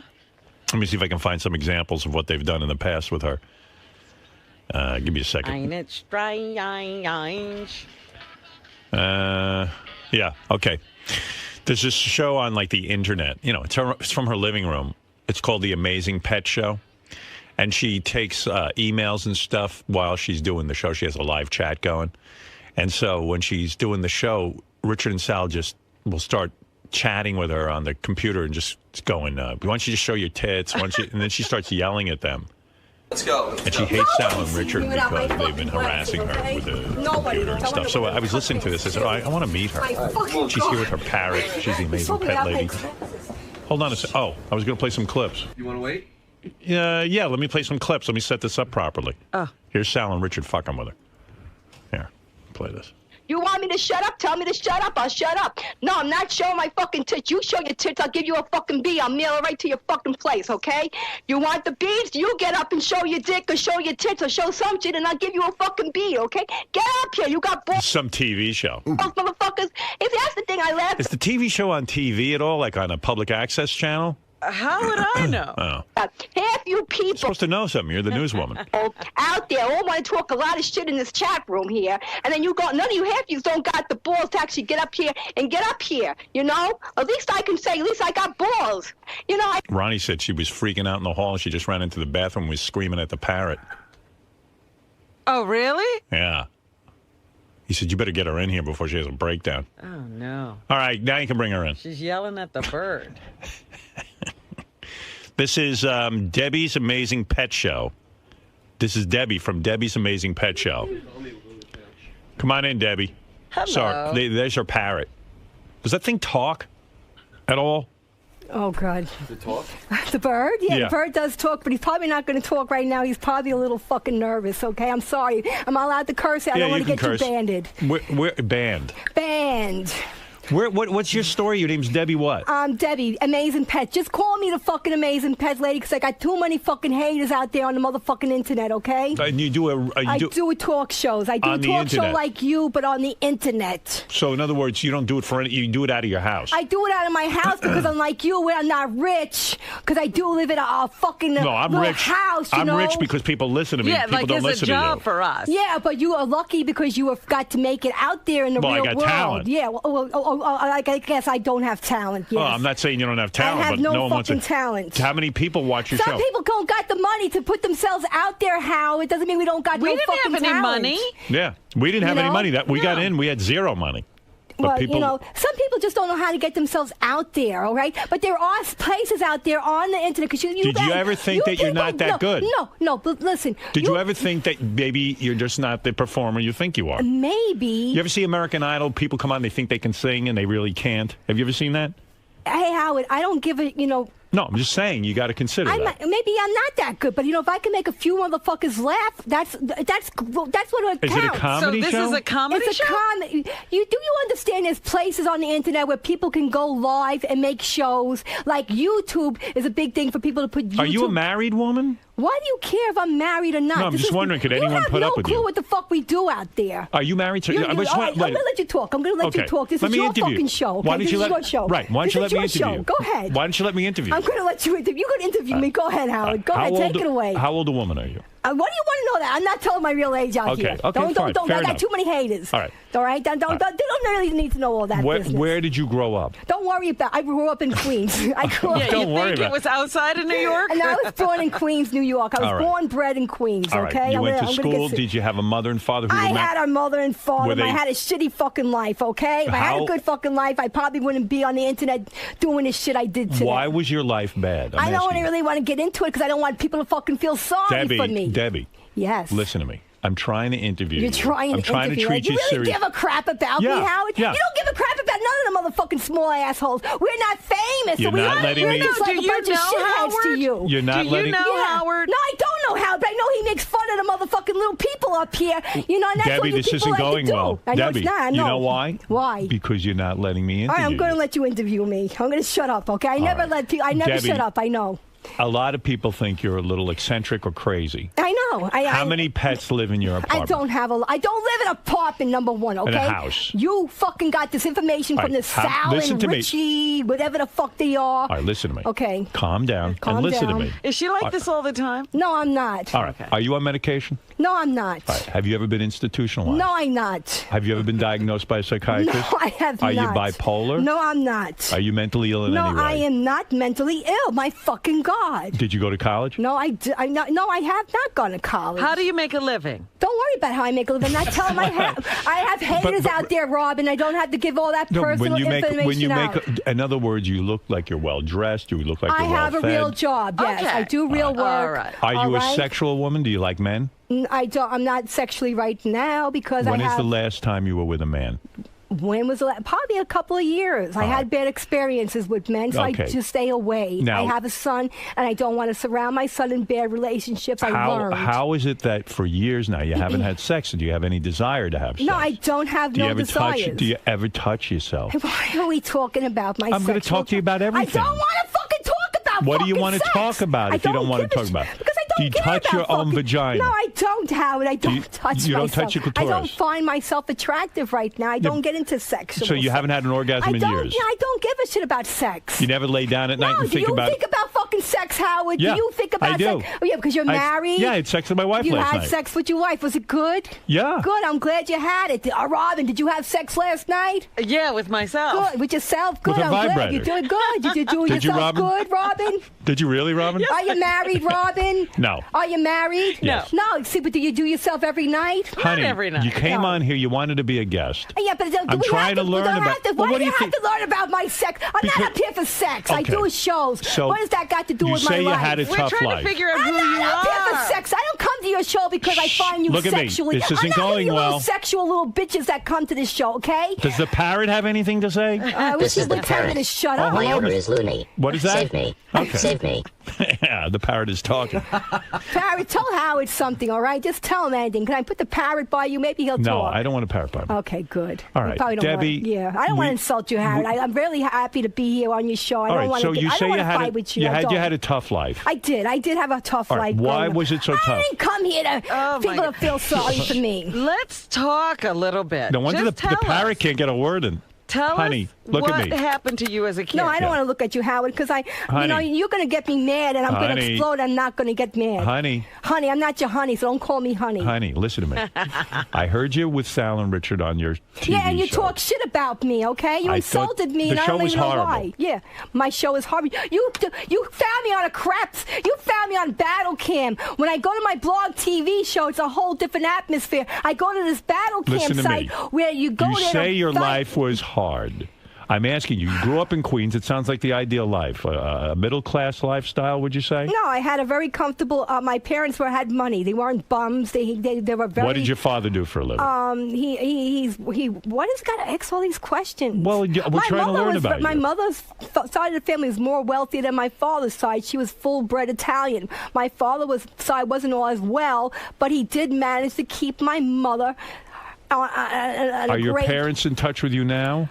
Well, my whole family is a whacked out family, and They're nobody's whacked out. Yeah, they're all So whacked. you don't Nobody ta- talks. Nobody talks. But it's their fault, not yours. No, it's their fault. You don't know what it was like What growing did up they in that do to home. you? What did they There do? was a lot of abuse, Howard. Do I have to let everybody fucking know in the fucking night? The whole fucking night's gonna fucking know my fucking business, and that's just fucking fine. I gotta go back on fucking blog TV, Well- and now everybody's gonna say, "Oh yeah, the fucking pet lady came from a fucking crazy fucking home." Well, we yeah, figured it- abusive. Now listen. you fucking gonna let everybody know my fucking crazy shit. Like that's why they want to come to this fucking stupid Howard Stern show. Well- You know? Can we sort of just? That's just great, Howard. What's That's her just name? fucking great. Well, you say you were abused. That's a terrible thing. It was a terrible not- thing. I'm- If I went through my whole life experience, Sexual abuse? No, it was just a lot of abuse. And that yelling I at went through. you? No, it was abuse, physical abuse. What? Your father beat you? I watched him terrorize my sister, beat her up. He did some abusive thing. I mean, I'm sure my family would be upset if I put the secrets out there. I was abused too. But why do you Did care? get They don't black talk and to blue you even. eyes? No, my You father get punched called me. out? My father called me a moron. You're a moron. You were like more geeky fucking types, okay? I watched your Howard Stern show, or Howard. I watched your movie. Are you in touch with your sister now, or are you no, guys we don't, estranged? because with all the craziness, her whole marriage, it's just messed up. Does she yell a lot like you? Is she wild like you? Because Well, you're very manic. I mean, you're very. She's in her own little Yeah. whacked out I world, see. let's say, from all the abuse that she's been through in her years. My mother's in her own own little world where she's going to live her life now, and since my father passed away, and she's living her life because now she can have a life. And how do you support yourself? I support myself. With what, SSI or something? No, I'm not on those systems, okay? Are you someone who works for a living? I do have my jobs. Like I said, don't worry about my... Do you have any close friends? I don't deal with anybody because... You have no friends? I have a few friends that I deal with, and that's it. I don't get help from family. I'm a strong, independent woman, when you go to work, do you carry on like this? I mean, no, because I'm a regular person.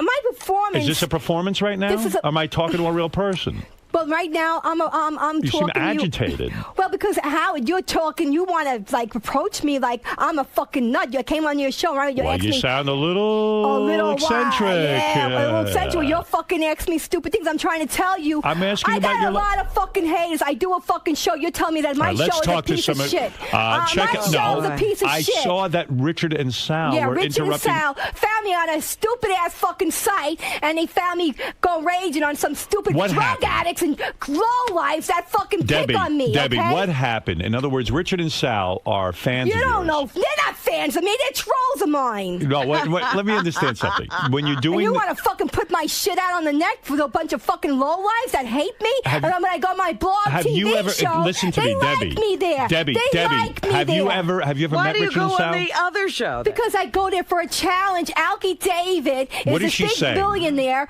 She goes on two different shows. One they like her, the other they don't. They hate me, yeah. All right, listen to me. You're a hard person. You're a hard person to like because you talk and talk and talk. Nobody likes my voice. Well, because you yell. Look, that's part of my act, Alan. Are you acting now? They love me on my other show. Are you acting now? They like when I get crazy. Okay, listen. It's part of my show. This is the parrot. Yeah. I wish I was deaf. All right, listen to me.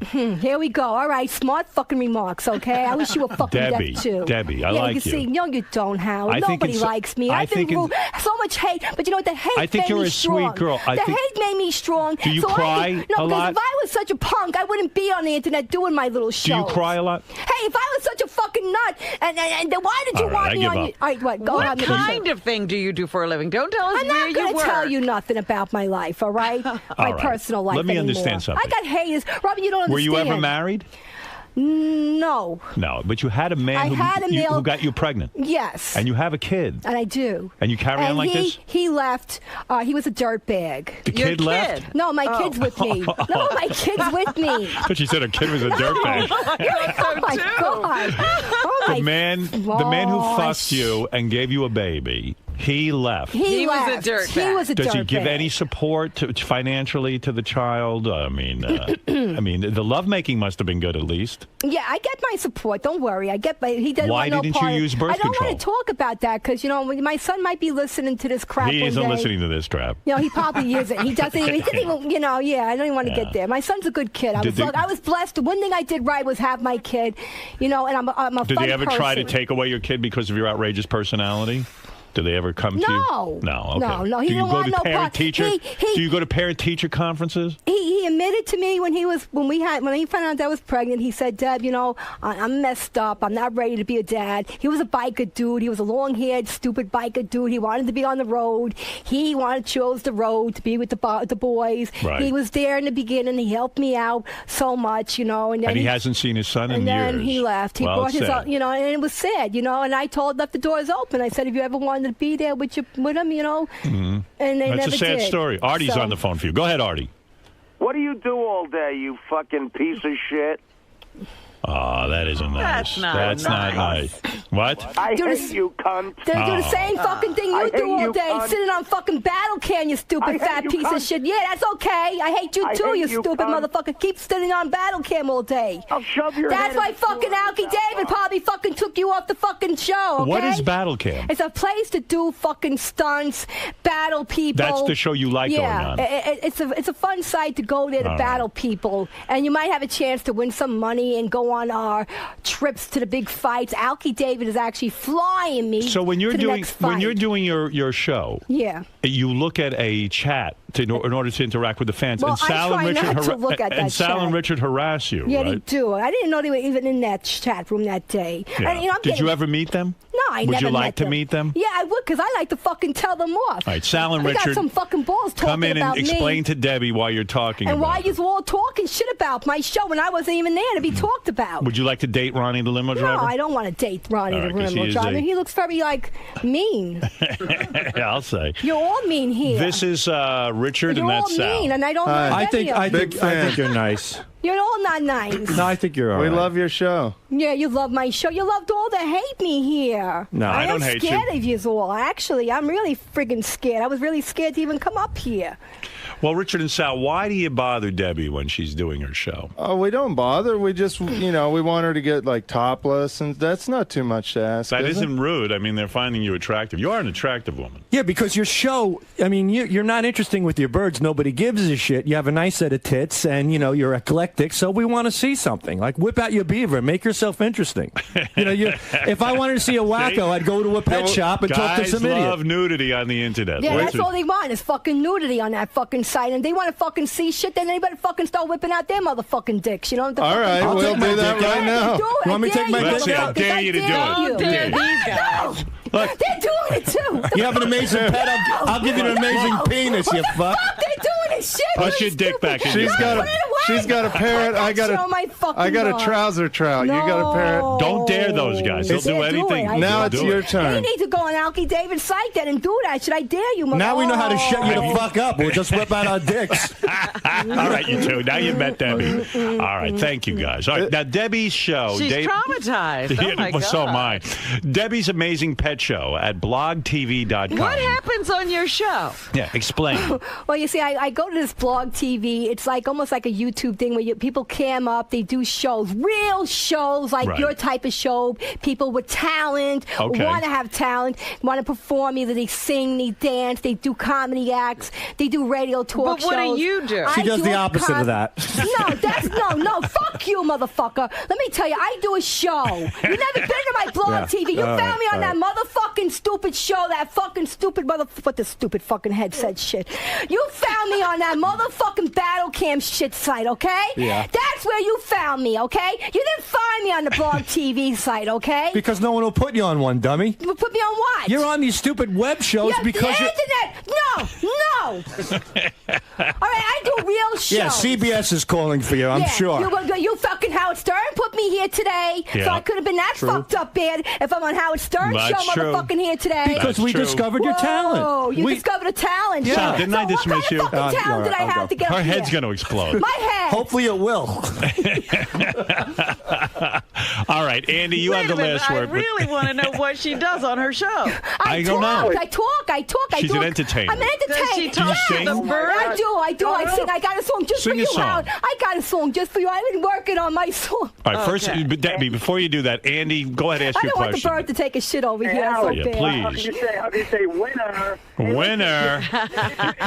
You I are. want somebody to go over the house and make sure the pets are safe because this lady's crazy. But listen, I love her. I think she should have a show. I think she's freaking awesome. Well, she But you has need a show. If we could find I out do what it have a is. show. to- Yeah, but you need to shut up and let him interview you. She won't let me. I know. You need She's- to shut I'm your sorry. mouth for 5 minutes. I don't believe you haven't been in a mental institution at one point in your life, or electroshock or something. I mean, I do Or not maybe believe I'm it. like a hospitals dog. I'm are like a too Jack full. Russell. I'm very high strung. Nobody's I've been ever high-strung. hospitalized you? No, I'm just like very high strung, Howard. Have you Like, ever been in a some hospital? people are more calm, and I'm just fucking Debbie, hyper. look at me. Have you ever been hospitalized? No, I really haven't. And you've never been on medication? No, I really haven't. It's amazing. I said fucking amazing. That's And why your they call neighbor, me. and do you yell in your apartment all day and your neighbors complain? No, they really don't, because I keep the windows shut when I'm doing my fucking shows, because they probably would think I was a nut if I All was to right, keep listen the... to me. No, come Why on. don't you It's give us a song? Give us It's a song show. and leave on a good note. So she talks and she sings. Okay. Right. I do a comedy role. I get. Hold on, Iron Sheik wants to speak to you. Go ahead, Sheik. You're a piece of shit. Whoa. You're a cocksucker. Well, that's not nice. That's You are ridiculous. They're jealous of me because they're all fucking jealous because they all probably knew I'm going to the fucking Howard Stern show. course. Probably. I told you. I went to you. Listen, I Well, went the to man you. is talking to you. I went. Called you a Jew. I would. Jew, son of a bitch. You know, let me tell you, I was supposed to be a pet Right. show, right? Yes. But instead of doing, when I start talking about fucking pets, All right, sing his song, All will right. you? Okay, because we're not getting anywhere with the interview. And All right. leave on a nice note. I'm going to. This is, by the way, Debbie's Amazing Pet Show at blogtv.com/people/amazingpets here. I don't know if I can sing the song now, too. Oh, please. You could have probably done. What is the name of the song? I tried to work a little skit for you. It's this is what I usually sing on my Go ahead. show, but I'm going to throw your name in there. Start spreading the news. I am leaving today. I'm going to make a start of it on Howard Stern TV. Thank you. Because you know, if I could make it on Howard Stern today, I can make you're it sweet. anywhere. It's up to you, New York. You wrote this? New York. No. Is that an original tune? No. No? All right. But, Well, you know, I usually sing New York. They love it when I yell New York bitches what is on it, my Mike? show. Mike, go ahead. You're on with Debbie from Amazing Pet Show. Go ahead. Yeah, I hope my wife's not listening, but I would leave my wife for Debbie. You see? She's got tiger blood running through her veins. This lady. You know, Debbie, I feel bad for you in a way. It sounds like a lonely life. No men. No, have you ever been with a woman sexually? Have you ever tried? No comments. Oh, you have. Goodbye, Howard. Have you had sex with a woman? No comments. No comments. No comments. Have you had sex with a Howard, woman? just put it this way. If I had a Debbie? choice to do you or fucking Robin, I'd probably do fucking Robin, okay? All right, so you like girls. You went down on a woman? I'm not going to go into all that sexual talk with you, Howard. This is not the sex talk show here, you know. with Did a me. woman go down on you? Did I ever go? No, you see, now you're going to put Did a me- woman go down on you? Be honest. Be open, Debbie. That you got to come clean. You licked vagina. Back in the days, I was wild, you All know? right, well- Back in the days. More now I haven't Wait, done Ronnie anything, Munn you wants know? to talk to you. Hold on. Here we go. Ronnie, go ahead. I need you to come up to the show. I need you to do something for me. Ronnie? How about coming up here and getting topless? Any problem with that? No, who the hell is him? Who's he? Topless. No, I'm not getting topless. Topless. Topless. No, you do it when you get here. You'll do it. Topless. Topless. She's not listening anymore. Debbie, talk to him. Topless. I don't get topless, all right, bitch, okay? I don't get my top off for nobody, okay? Are you going to come up? No, We want you I'm to come not. up. I'm not coming up nowhere, okay? You want to fucking get topless? I'm not getting fucking topless. Don't get me fucking going today, okay?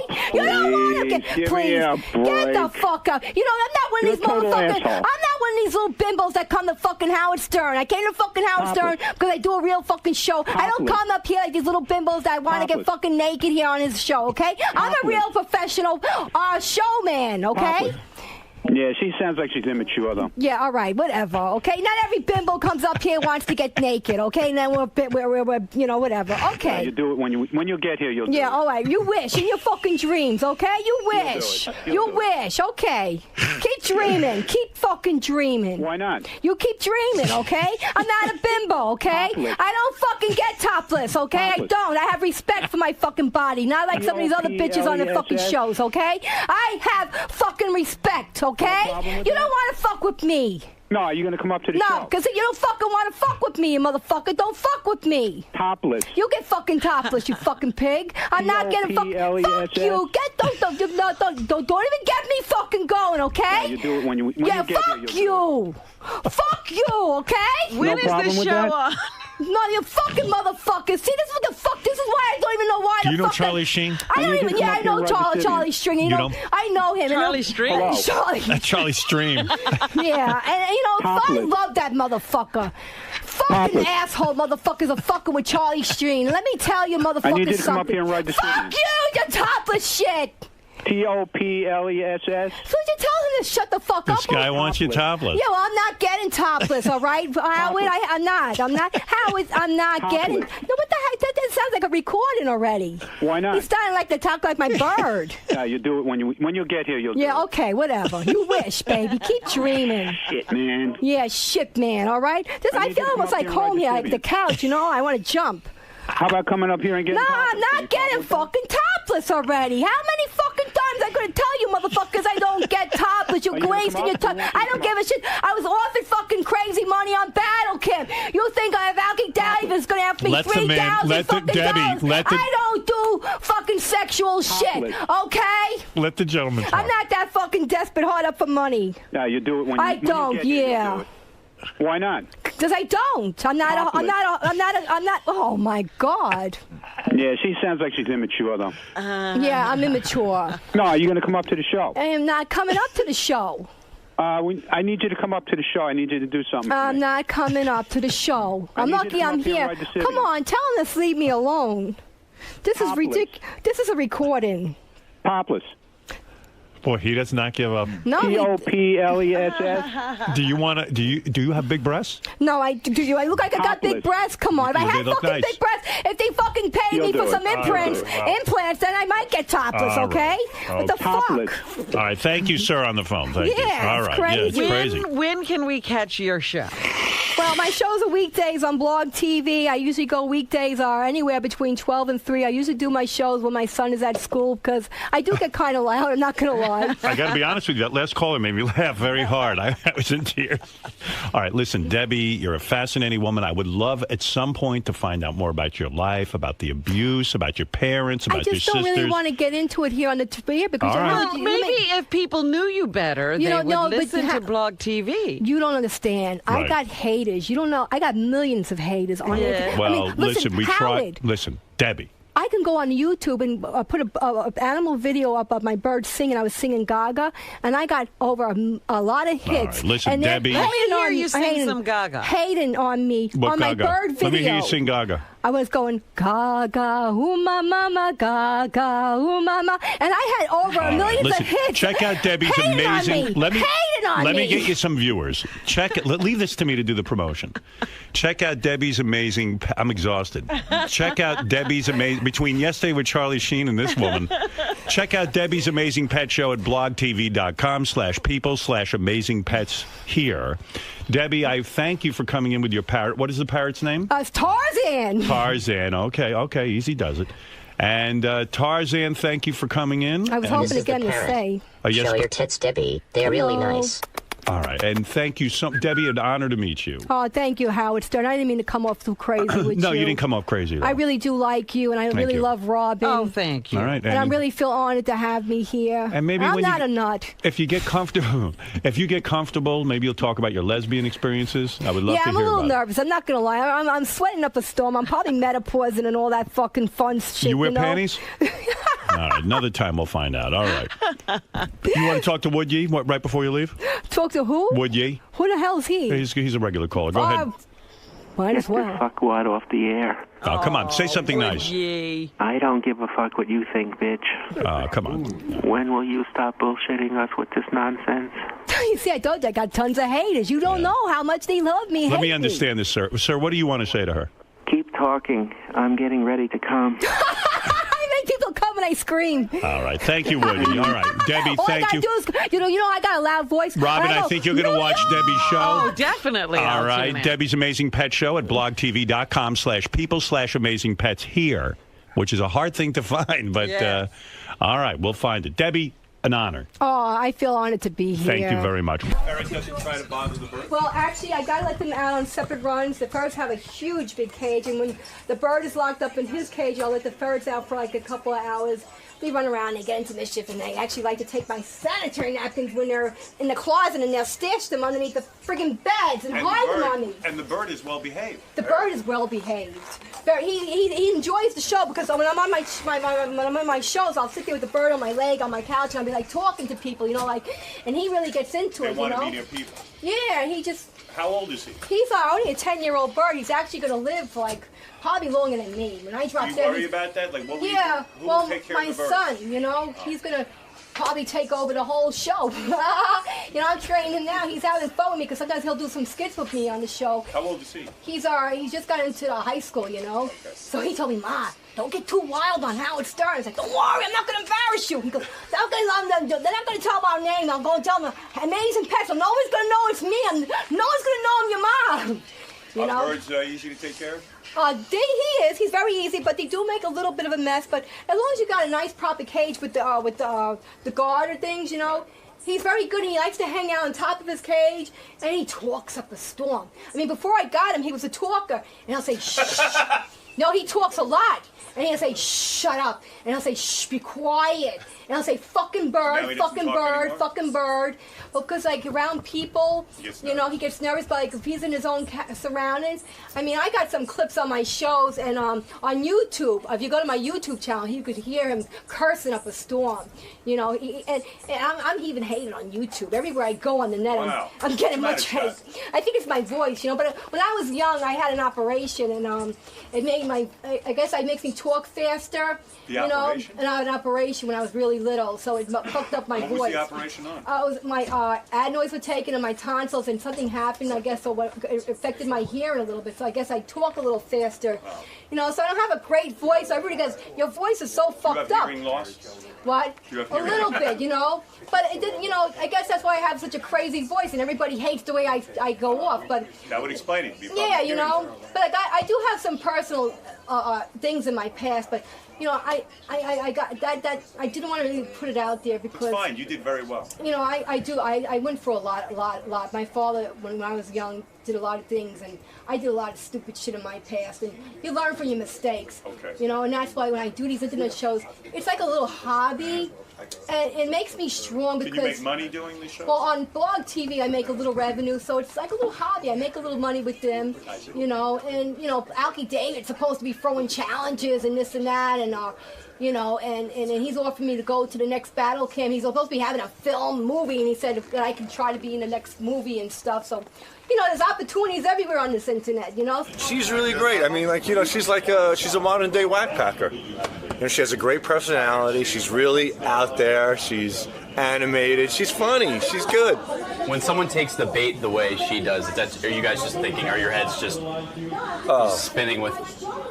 It's like throwing paste at a retard. You know, just going to dive in and eat it. You know, she's almost too easy. You know, she's too easy, but she's great. She's a lot of fun. She's a mental case, but she's not bad looking. I wouldn't mind seeing a nipple or two. How did you stumble across Debbie? We browse the websites every day, Blog Talk, web radio shows, web TV shows. We're scrolling through, and I'm like, I see this, I hear this voice, I see her, I'm like, wow, this lady's amazing. So there's a chat going on, and we start chatting with her. But instead of talking about her pets and stuff, we start telling her, what about your tits? Have you ever licked a man's ass? And well, Hank will be appearing at Charlie's Angels in Carteret or Carteret? That's Carteret. Because it's spelled C-A-T here. It's Carteret. Oh, is Carteret, New Jersey. Yeah, not Carteret. It's Carteret. Yeah, Carteret, New Jersey tonight from 8 p.m. to midnight. He'll be judging a wet T-shirt contest. Oh, so that's a good gig. Oh, yeah. Will you be awake by then, Hank? Yeah, well, I'm going to go back to my hotel and sleep. So he's very responsible. Very good. Yeah. I am. KC. Yeah. Howard, this Shakespearean actors can't get work, and Hank is overbooked. Hank has bookings from now to the end of the year, and he's getting girls like this. Yeah, look at that girl. Like that girl. look at the girl he's got in that picture. I don't know. Hey, I want those pictures back. Yeah, you'll get them. The same night he met her, he was making out with like 2 other chicks. Really? Apparently, yeah. That's. Well, yeah, we did a lot of French kissing, but we weren't really having. Would you French kiss Hank? No. Wow. Oh, here's Bob Krepich, Hank's agent. You want to talk to him? Hey, Bob. Morning. Yeah. So you're Hank's agent? Yeah, I am. Are you a lawyer? No, I'm an entertainment consultant. So what are you doing with Hank? What does Hank have to do? And you're a white guy? Yeah. Huh? Yeah, he's white. He's a white guy? You should hear some of Bob's. When Bob and I talk, we're in disbelief. We're like, wait, they want to pay that much for Hank for 3 days in L.A.? We're like, what? Hank. Yeah, I'm going to Los Angeles. He's actually making much more than $3,000 for the month. Really? Oh, yeah. What's an average month? Well, it depends. Hank can make, $5,000 to $7,000. Oh, God. His appearances... I created a monster. His appearances, we have dates booked at $2,500 an appearance. Wow. We do? Yeah. Oh, I didn't even know that. Don't tell Hank. What's happening with the money? Does Hank get the money directly, or is he investing? What is he doing? Well, that's a big problem. What's the problem? Hank, how much do you have in savings right now? About a little over $200. Oh, so my where's God. the money going? It's going right down that bottle. Some of it has been stolen. It has by who? Doug. No. By a friend? Well, no longer a friend. And how did he get your money, your friend? I'll tell you off the air. Really? Did you go into some stupid business deal? No. It's something weird. It's, Really? yeah. What is Doug knows what it is. I can't. Well, you don't have to say the guy's name. What happened? What was the scam? Go ahead. Or, you know? All right. He used to come over my house. He's no longer allowed in my house. And he said he had a bank account with the same account. And he used to go to, like, the drive-thrus and stuff like that and take money out. And then go back to the house, have a few drinks. And, I think Hank was just drunk and hallucinating that this happened. No. No. You know what? I bet you know, no offense, Hank. I bet your friend didn't do anything. I bet you did it. No, I didn't. All right, whatever. But why can't you go to the bank and put the money in the bank? Why don't you I had the money. Why don't you empower Doug to go to the bank for you? Would somebody please set up some Because fund for Hank? I live in Fall River. I'm 200 miles So away. your bank could be anywhere. Your bank could be here in New York, and you make a checking account. Actually, Doug and I are talking about doing that, setting up a special. Would you guys do that? I mean, you can give No, I don't want it. This guy's like a baby. Yeah, Give him an allowance. What do you mean you don't want it? We have and be like, and I love Lucy. Mr. Mooney gives you an allowance. How could I take money out if I... We'll give you an allowance. Every week you get a little That's right, something. but some money has to be put away and invested or something. Hank, I guarantee you, listen to your friend, you're spending it all. No. Right now, with everybody who goes to the bank, it's a trend I started. They have to show an ID. You started that? Yes, I did. Yeah. No. What? Wow. Here's how it's going to work from I'm now serious. on. Doug, here's what I think. This is what I suggest for Hank. I'm not lying. No, I don't need Here's that. what happens. I don't need No, that. no, this is what's going to happen. I'm setting this up. Because you don't know what you're doing. You're drunk. Look, you got $200 in the bank after all the money. After all the money you've been making, you got $200. Yeah, Mike Tyson's a financial... Mike Tyson should handle your money. I wouldn't let him handle my money. Yeah, well, he's doing as good a job as you are. This is what we're going to do. No, you're not. Listen to me. Listen to the proposal. Hank, listen. All right, go ahead. You're going to make X amount of dollars. Let's say you make $5,000 for the month. Every month we're going to give you an allowance, like a little boy. Like $4,000. No, no. You see, you're the one you're spending it. What you're going to get for the month is $1,000 or $1,500. And they'll pay his bills. And they'll pay your bills. Exactly enough. That's it. $1,000 is enough for drinking. No, it's not. Yes, it is. Just pretend the other You money weren't doesn't getting exist. any money before, Hank, and you were drinking just fine. He was making... And Doug, don't you make tons of money in the stock market? Why don't you invest Hank's money in the stock market? I don't Put want him in a mutual fund. like investments. You don't like investments? I'll talk to his parents about that. All right. This is outrageous. He used to make $500 a month on disability. Right. That's it. So the point is he could live. Pretend you're back on that schedule plus $250. Right. So we'll give you $750 a month. Yeah, let him spend all the money. He doesn't care. Yeah, what do I? I'm not gonna take it with me when I die. That's true. He's dying soon anyway. It's insane. I don't know what he's done because he hasn't gotten any. I haven't seen him with any new clothes, new sneakers, new. No, he's drinking it all. He's probably spending it on whores. And booze. No, probably not even whores. And he's Right. wasting the rest. You are? Did you spend it on some hookers? Every once in a while, yeah. Yeah. How much does that cost you? $2,000? You know, it's true. Why try to straighten out his life? Then he wouldn't be Hank anymore, and that wouldn't be funny. That's what we talked about He last doesn't time. have to have the money. Right. It's just sitting there not being thrown away. Yeah, but if I want to get laid, I mean, what the hell? And I mean, with $1,000 and I got other a things. month, I like you to get go out and eat. I don't like to eat in my parents' house. Right. Yeah, he treated me to dinner last night at McDonald's. Really? What a spender. McDonald's is so expensive. Oh, wait, here's what's your name of your girlfriend? Kate? Katie. All right, she's on the phone. Oh, all right. All right. Later, Bob. Okay, see ya. Right. Say, Bob. Kate, Hi. you're the girl in the pictures? Yeah. And you were always a girl? Yes. Yeah, she was. Why do you think she wasn't Trust a me. girl? I just can't figure out what she's doing with Hank. Hank's the man. You let Hank perform oral on you? He did a shot out of my crotch, yeah. Wow. Is that it? You let him do that, huh? And are you going to make love to him? Are you going to have sex with him? Staying at my house this weekend. Really? Yeah. Yeah. Are you going to have sex with her? I hope so. What do you think, Katie? Maybe. You like Hank, huh? Probably, huh? Barb's going to stay here, the girl he was French kissing, so we might have a threesome. All right.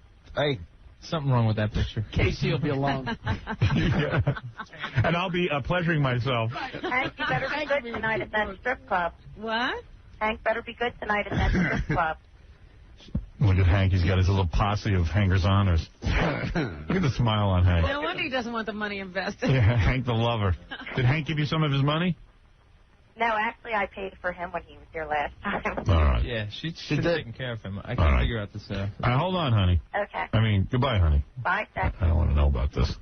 This is weird. All right, so Hank is going to be appearing at Charlie's Angels in Carteret, New Jersey tonight. Hank will be appearing at WJFK 1300 AM's Clothing for the Community Charity Drive this Saturday, February 13th from 2 to 4 p.m. Wow. She's the one who's driving me to Baltimore. Who? That chick? Katie, who just Really? Yeah. Hank's movie, The Shoeshine Boys. You got to hear about this. So Hank's in some movie, right? You know, some low-budget independent thing. Okay. God only, I mean, I saw some of it. Play. He plays a midget. Really? Yeah, you do. It's a stretch. I play a dwarf. You play a dwarf, whatever. All right, so... Somebody else got the midget part. A real stretch. Can I go for a second? Yeah. He's got a little teeny drop of liquor. Look how he's like savoring that. Yeah. Just get rid of it and start a new bottle. Yeah, come on. Down to the last. Hey, I want to know. I saw the show where you had that guy Frank. Yeah. And he was at the same party that Katie was at. He's got to get another bottle of booze. Yeah, he doesn't have time for you. Changed into the car. No, but this guy Frank, who was known as Frank the Drunken Dwarf. Right. I don't even remember. Frank the dwarf. The guy who was tossed? Yeah. Okay. Yeah. You like that guy? Well, I met him, and he said his name was Frank Burns. I was thinking of MASH. Dude, can't you go 5 minutes without a drink?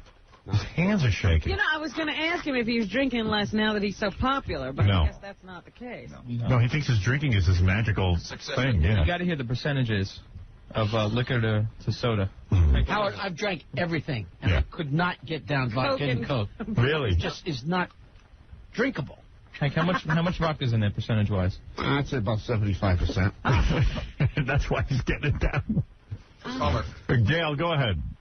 Yes, I really think Hank should seriously think about what he's doing, because I had an alcoholic friend that died 2 years ago, and what I hear Hank saying is exactly what I heard my friend say. He's not afraid to die, though.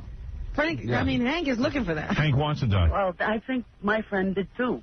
But Hank doesn't like being So a... how can you stop a person when that's what they want? Hank hates his life and hates being a dwarf. No, I don't. Yes, you do. Yes, you do. No. Another inch and you wouldn't drink as much. Right. Give him 5 inches.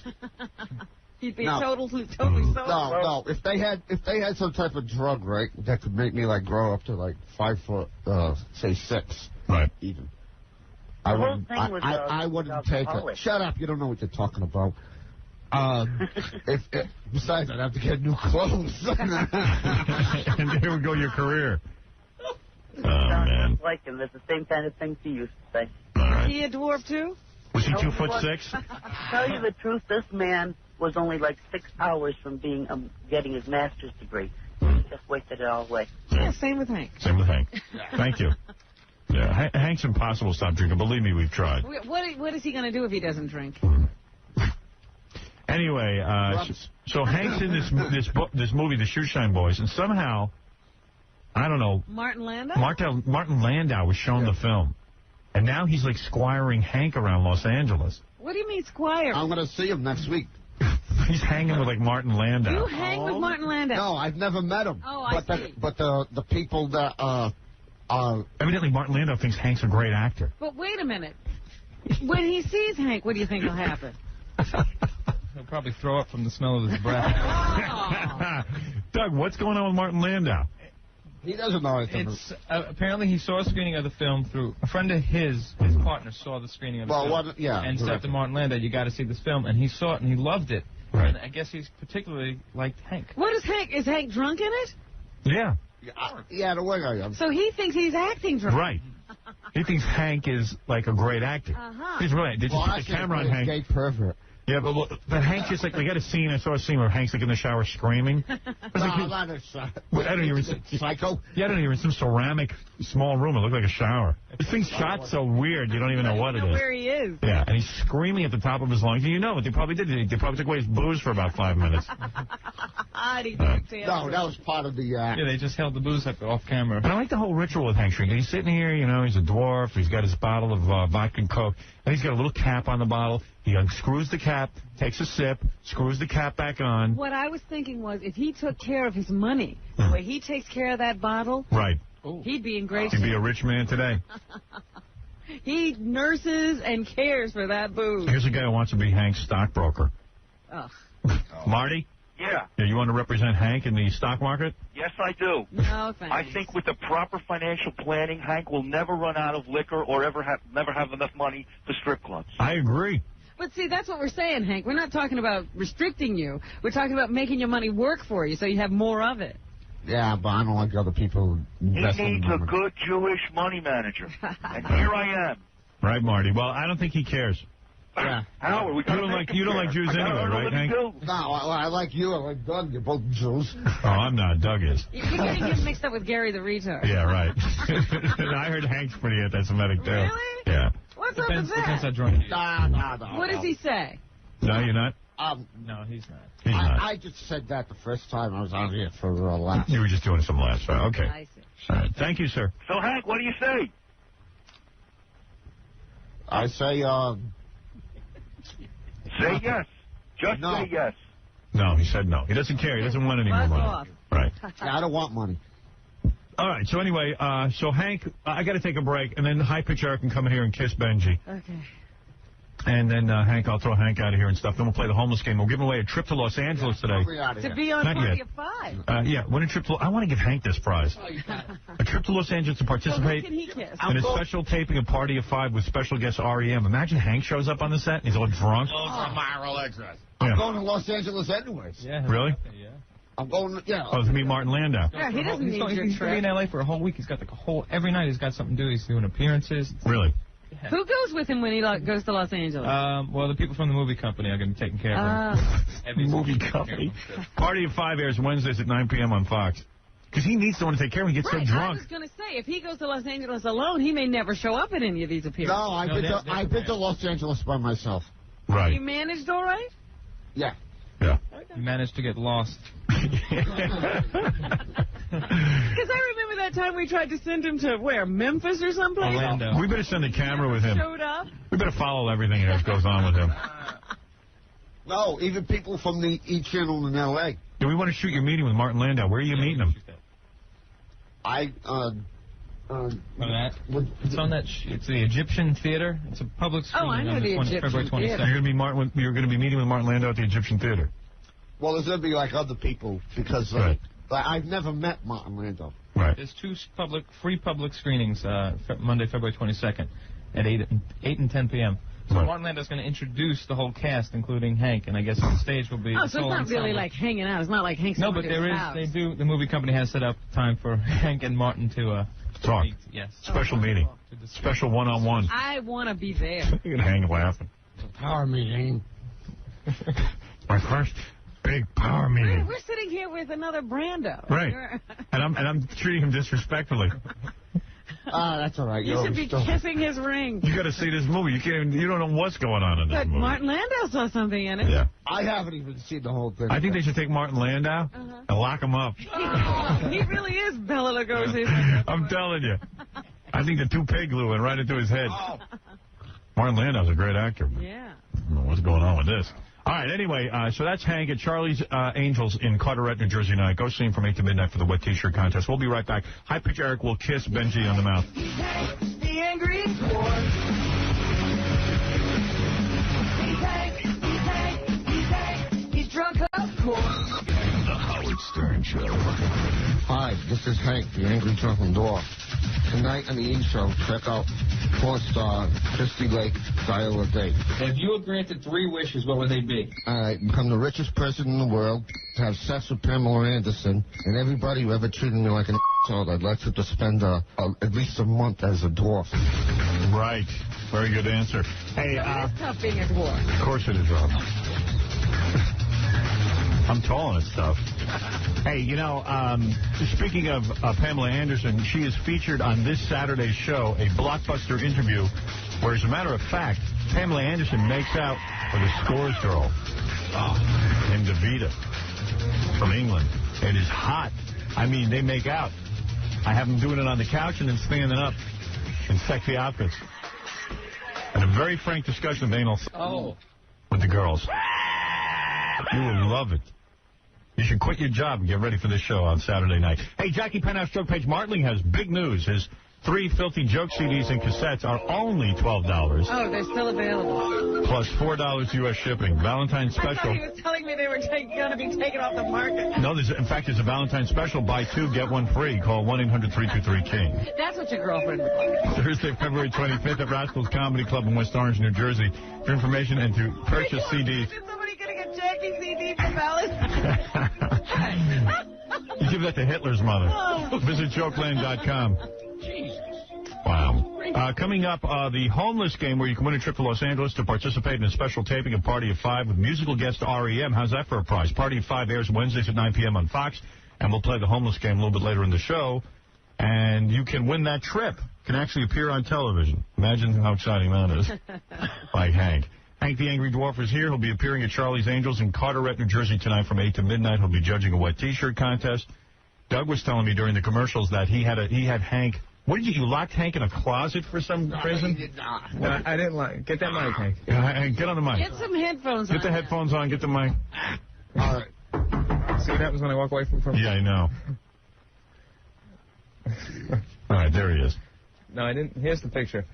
I had 2 hotel rooms booked in Atlantic City, and there was a mistake with one of the reservations, so there was only one room. Yeah. It was a king-size bed, so I'm not going to put Hank in bed with me. Right. So they happen to be. I don't want to sleep with you. They happen to be a decent-sized closet, so hey, what the hell? I took Why the bed were they cover. in Atlantic City? Oh, he was doing an appearance at a bachelor So party. basically it was Hank's room. Right. And Doug sleeps in the bed, and Hank's looking at Hank in the closet. You should have been in the closet, Doug. You know, I couldn't fit. Why don't you put him in the bathtub and let him sleep in there? He probably wouldn't have minded that either. Right. Hank, you like sleeping on the floor in a closet?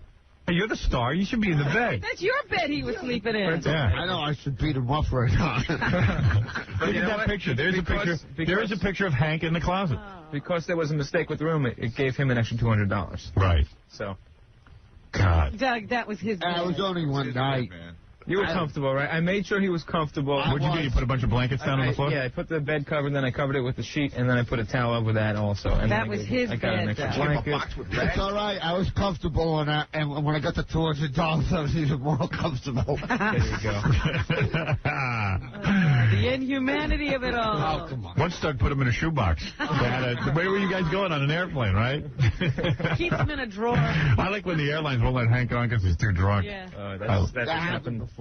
That happened before. Happened a week and a half ago. Really? Where were you going?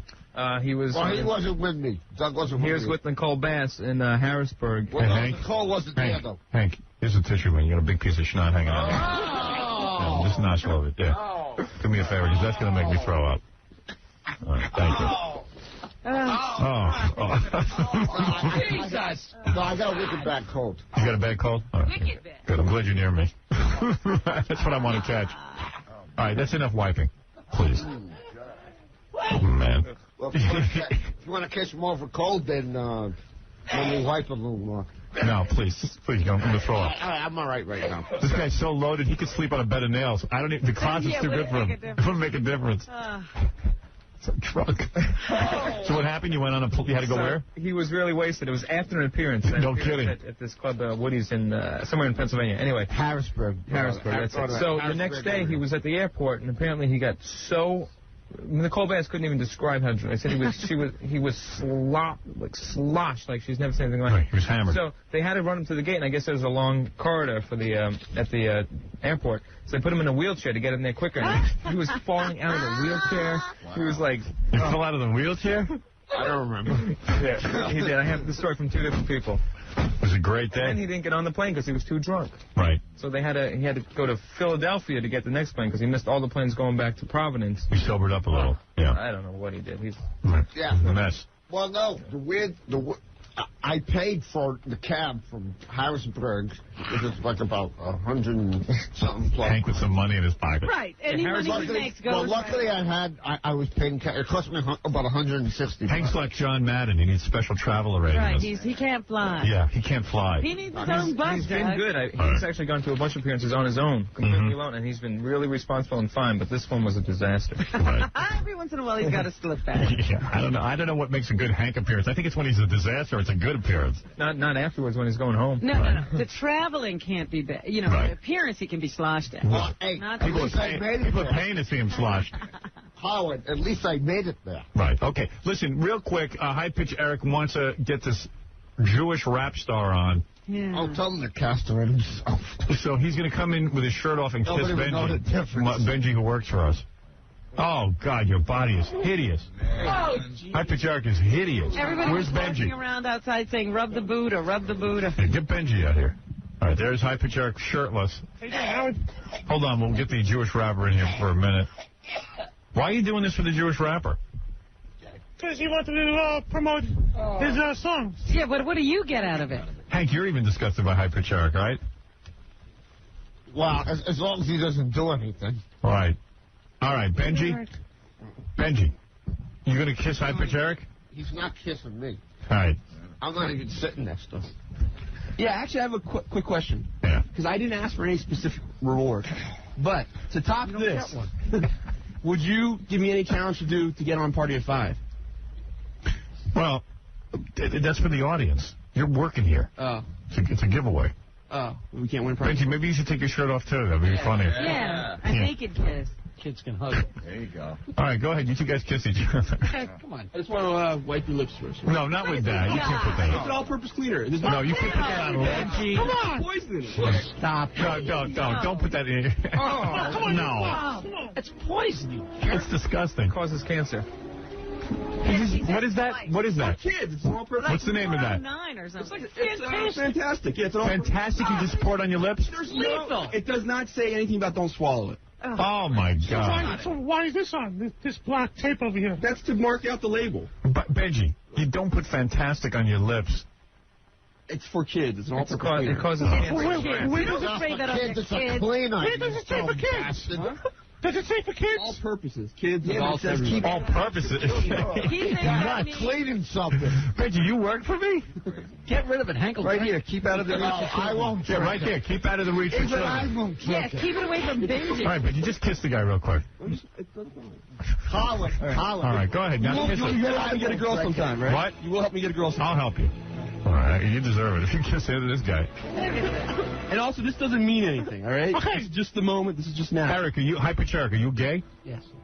Oh, my No, I don't have a girlfriend. I don't have a girlfriend. Are you attracted to Benji at all? Hank, you're wondering. I mean, I think Benji's a nice guy and stuff. Where's Hank going? He can't stand it. He wants to leave. Hank, you skip back over there. Hey, Howard, Yeah. can I address the... Get the wireless on Hank. Something's going on over there. What's the matter with you? He's repulsed. Hank is a drunken dwarf is getting up and leaving. Hank, you're disgusted by this? Of course. You want to leave? No. All right, sit back down. Where were you going? Where were you going then? know. What were you doing? Well, it's just that, you know, if there were two girls having lesbians, then I can understand that. Right, okay. All right. You were disgusted. It makes Eric, you sick. High Pitch Eric, are you gay or not? Robin, kind of, yeah. Go ahead, High Pitch Eric. I always get turned down of girls because of my voice. Right. Can I address this a second? Yeah. Because, Eric, there's some weird issues with you. Ganji's friends with a guy who's a weatherman. I won't even give the network that he's at. Right. But Eric just saw the guy on TV and thought he was interesting, so he calls the guy nonstop and asks the guy to, like, hang out. Really? What's that about, Eric? I don't know which guy this is that you're Well, how talking many weathermen do you call? Well, I call someone at Channel 4, a weather guy. How about the one at Channel 2? Channel 2, yeah. You like weather what- guys. So you saw him, you liked him, and No, you no, called him. I saw him once. And do you call him a lot? No, That's not what How often have you called the guy? I called him like once or twice just to say hello. They want to know which way the wind blows. Because Ganji met this guy. This guy says Eric calls him, like, a lot and asks him to hang out. Really? Yeah. Why do you want to hang out with the weather? Are you gay? I'm not gay. I mean, I like to meet new people. So why don't you call Lisa Huff, the hot black chick at Channel 4, and hang out with her? She's a cute I woman. don't like her. Yeah, because she's a woman. Do you like girls? I like girls, but I get turned down because of my voice by all these girls I talk to. Right. I go to bars, I get turned down from them. So now you're thinking, like, maybe are you attracted to Benji at all? Benji's a nice guy. Benji finally meeting with some success. First person on the show to say, like, be slightly interested. And Benji's a wacko, too, because Benji was explaining to me... Let me throw it from Hank coughing up. Hank is having a meltdown. Benji was just explaining to me that Eric's going to kiss him, but he's not going to kiss him back. I see. Well, wait a minute. It's going to be a half-hearted kiss? No, it's got a kiss. I said I will passively accept a kiss. There's no tongue. If they stick a circle up between us, there's no tongue going on between us. I'll tongue for party of 5. Oh, my God. Oh, my God. Howard's going to vomit. I would tongue for party. Can you get Hank out of here? I'm going to throw up. Howard? Why should I throw up? Howard? You're making me sick. I swear I'm going to vomit from you. Oh, my God. I would tongue for party of 5. All right, look, I don't care about the party of 5. Just kiss. You two guys kiss, because I think I'm really... High-pitched... Reggie, you might be gay. Yeah. No, I'm not. You know you don't think I'm gay. No, I don't think you're gay. I didn't think so until now. All right, go ahead. Kiss High-pitched Eric. Eyes open. Oh, my God. That's one of the most disgusting things I've ever seen. No, the more disgusting is you vomiting into that little pail just over there. I don't know what he did. I didn't vomit. He has soft lips, I gotta say. But your lips weren't open. Yeah, it was a kiss. What did that feel like? Huh? Two guys kissing. It felt like a slug on my lips, kind of like 2 slugs. I think it felt pretty good. So you would like to do it again? All right, listen. What is okay now? High-pitched Eric, you've earned the right to introduce us to the Jewish rapper. The Jewish rapper. Yes. Eric, have you ever had sex with a man? Seriously? No. You've not? No. Have you ever kissed a man with your mouth open? This is the first time I kissed a man. Really? Yeah. Right. Yeah. I want to meet a girl, but it's hard for me. Right. Benji is still cleaning up with Fantastic. Well, why do girls turn me down? I don't know. You're very attractive. I say learn to sign. Pretend you're deaf. Can't speak. Right. Oh, you know what? I thought my legs were shaking because I was so nervous. It's you. Like, Eric's cold. It's freezing. All right, what is with this Jewish rapper? What do? You do rap tunes? Yeah, I do a rap. I'm with a band called Schlock Rock, and I'm the rapper. I'm the energy. I'm the unbridled energy. All right, you want to do a little something for us? After all, your friend here just helped you out. They're humiliated. These guys are actually famous in the Jewish world. I've heard of them. Really? About 4 years. The Jewish world. It's a world. It's a small world. The Jewish world is right out on the street here. It's called Manhattan. Go ahead. What are you? You almost look black, if I may say. Yeah. Okay. So I'm dark skinned. Right. And yeah, I hold on a second. What did you ask Hank? I was going to have him sit on my lap. I'm not sitting on his lap. Would you kiss him, Hank, please? Hank, kiss High-pitched Eric. Come on. No. Kiss him. Kiss him. No. For a bottle of vodka? Yes. No. $200. I will quit drinking before I do that. Kiss him, Eric. Eric, you want to kiss Hank the Angry Dwarf? How much money you got, Eric? Can I kiss your hand? Shaking the hand is more disgusting than kissing. Just once. For money. Hit the microphone on Eric. He's coming on to Hank. Oh. Get away from me.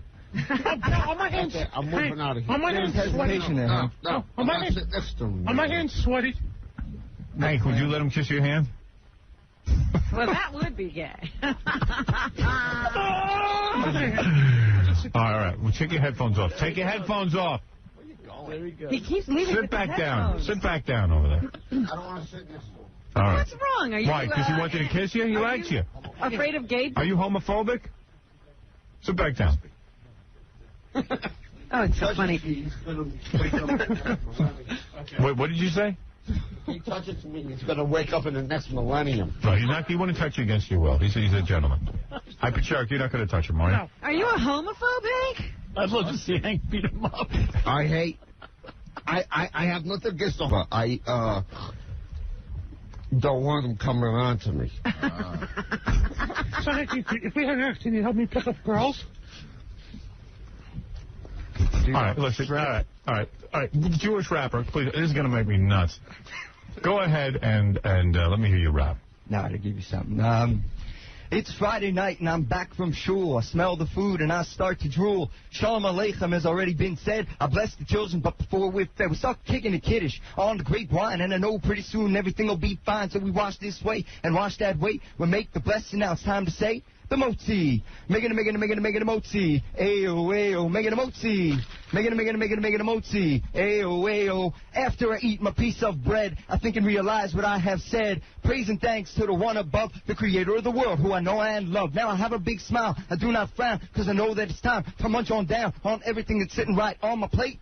all because I made a motzi. Making a motzi. Ayo, ayo. It's not just for the Sabbath, this thing we do, but during the week, you can say it too. Before you eat any kind of bread, this blessing, hamotzi, must be said. As a matter of fact, it's a pretty good deal. All the rest of the food that's in your meal is covered by a motzi. Enough is said. Enjoy your food, now enjoy your bread. Making a motzi. Making a motzi. Ayo, ayo. Making a motzi. Making a motzi. All right, very good. You get it. I can see why Jews are not in the record. He's no Very good. I'm awesome. Really? Okay. I'm fantastic. All right, what is your name? Go ahead. Give us your... Eitan Goldman, Eitan G. Eitan G is your rap name? Yeah, Eitan G and a half. That's called what, Making a Motzi? Making a Motzi, yeah. All right, very good. And Benji, thank you for kissing High Pitch Eric. Thank you for kissing High Pitch Eric. You're welcome. Eric, I don't know where you're going with all this. I don't know why it's so important for you to get this Jewish rap star on, but you've done it, and thank you for coming on here. You don't have any appearances, do you, High Pitch Eric? No, I wish. I want to get started here. I want to get something going. Right.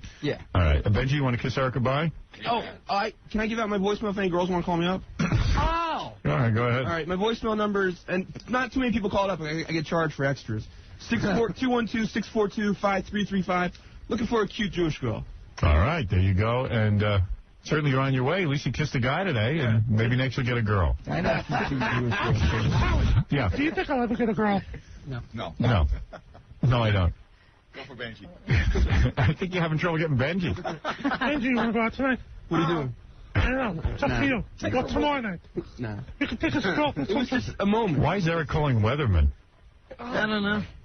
You know, he also comes up to all the other DJs here, too. Like I said, Howard, he wants to know which way the wind blows. All right, you were funny the first time. All right, listen. Hank the Angry Dwarf will be appearing at Charlie's Angels in Carteret, New Jersey tonight from 8 to midnight. He'll be judging a wet T-shirt contest. Hank will also be appearing at the WJFK Clothing for the Community Charity Drive this Saturday, February 13th from 2 to 4 p.m. at the AMF Timonium Bowling Center in Baltimore. You can stop by and donate clothing to be distributed to the needy.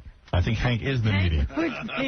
Very appreciative of any clothes. Hank will be at the movie The Shoeshine Boys. He stars in it in 2 free public screenings in Los Angeles, Monday, February 22nd at 8 p.m. and 10 p.m. at the Egyptian Theater. And he'll be there with Martin Landau in a private meeting. Imagine that. All right. Well, thank you to our whole panel. I got to say, every range of emotion went through me during this exciting interview. I've never seen anything like it. Congratulations to all of you. And when I come back, Robin, I'll give away that trip to Los Angeles to participate in a special taping of Party of 5 with musical guest R.E.M. Party of 5 airs Wednesdays at 9 p.m. on Fox. I like R.E.M. Special, you like them? Good. Special. He likes R.U.M. Yes. What did you say? I said he likes R.U.M. Right. Do you drink rum? That'd be too normal. Yeah. I do drink rum. You do drink rum. Yeah, drink anything. What are you talking about? You know, we can probably ask questions of Hank the Angry Dwarf and see what he knows and bet on it. No, but I do like the group R.E.M. Right. There's actually a lot of liquors he won't drink, Doug told me. He's very specific about what he won't drink. Oh, really? What won't he drink? Just about nothing. Did you say there's... Yeah, you have a list of stuff you won't drink, isn't there? Or are you too drunk to... Does he have a rider in his contract when he appears places, like drinks he won't have? No. Hank, do you do Jaeger shots? I don't even know what they are. You don't know what Jägermeister is? Nope. Really? I don't like Goldschlager. He's old school. What's Goldschlager? Some type of... The flex in it. Yeah, the flex of gold. I have no idea what it is. It's like, yeah, Wow. it does have the flex in it. There's actual drinks he won't You have. want the real stuff. It's a very short list, but Right. there is. All right, guys, listen, we're going to take a break. When we come back, this is a fascinating world, and I could live in it for a couple more hours, but I have to go. And I have to go. Yes. unless we ask you questions and bet on your answers. How about that? Want to do that? Yeah. I'm pretty sure High Pitch Eric is pretty dumb, too. Hey, I'm not dumb. Let's do it with You don't think? You don't think you're dumb? You guys think we can come up with some questions real quick for Hank and play the special version of the homeless game with Hank? I'm sure we have millions in the computer, too. Let's ask him a sample question. Yeah. All right, well, what's one of the typical questions? Let's see. Square root of 81. What's the square root of 81, Hank? Oh, come on. There we go. Right. Come on, go ahead. Just shh. Nobody give the answer. 263? Close. 70. 273. All right. High Pitch Eric, square root of 81. Square root of 81, is that 9? Yes. Right, 9. 9 is the answer. No, it's What? No, it's when you multiply the same number, but it's... So what's 9 times 9? 9 times 9 is 81. So the square root of 81 is what? Well, you said 281. You said 200. Get close on that microphone. You said 281. He said the square root of 81. This is the point where the booze is really kicking in. Right. No, all right. I'll ask you another question. All right. You ready? What's the capital of New York? Albany. All right. All right. You got to give him a gimme. Yeah. Name a country in Europe. France. All right. See, he knows He might be stuff. too smart for this. No, we're going to ask other questions. Name one poultry. Chicken. Yeah, see, he's too smart. Yeah. How many sides on a pentagon? 5. Yeah, see? All right. You're too bright for the game. Point to your cranium. Or say where your cranium is. Right, pointed to his head. Yeah. That's great. All right, so you're pretty smart. He's a genius. See, he would know What do you how think? many... I'm an idiot. I got an IQ about 120. Do you really? Yeah, I'm serious. It's better than I got. Yeah, yours as well. What's the chemical formula for water? H2O. Yeah, he's too smart. All right, we can't play with him. All right, what weighs more? A pound of feathers or a pound of lead? They weigh the same. Right. Get him. Wow. Who's buried in Grant's tomb? Grant. Hank soon. Sleeps on. He should be cremated. He'll burn for days. Right. All right, so you're too smart for the homeless game. When we come back, we'll do the homeless game. We'll give away the trip to Los Angeles. What? All right. Can I stay on here for one more? Well, you want to bet on the homeless game? No. No, this is just a joke I want to say. I think I might have said it before. What? Oh, you want to do a joke right now before we leave? All right, let Hank do a joke and then we'll all leave. All right. You stay, I'll leave. All right, go ahead. All right. Was it dirty? All right. No. No, okay. All right. No. Now tell us the most. Imagine being in a bar with him, a dwarf telling you a joke. The Iranians were in a war. They didn't have a country yet. Hank, feel it, Barrick. Just touch his breast. Yeah, Just touch hypothesis. No. Okay. They're just trying to find a name for the country. So so this one of these soldiers comes running up to his general. Wait. What is it again? The Iranians are trying to what? Find what? A name for the country. Okay. So one of the generals. Yes, the Iranians. Iranians, or you mean the Iraqis? No, Iranians. Oh, Iranians. Iranians. All right, okay. No. So the Iranians. But the Iranians have a name for their country. No. What? You got to go along with the joke. Before Iran was called Iran. Because it was called Persia before Iran. I know that. All right. So this is before it was called Persia. No, this is just a joke. This is a joke. Get close to the microphone. All right. It works if you're really drunk. One of the soldiers comes running up to his general, right? Because they're fighting a war. Good. And Look at he Eric. goes, "What happened? What happened?" He goes, "Well, I saw the enemy." And the general goes, "What happened?"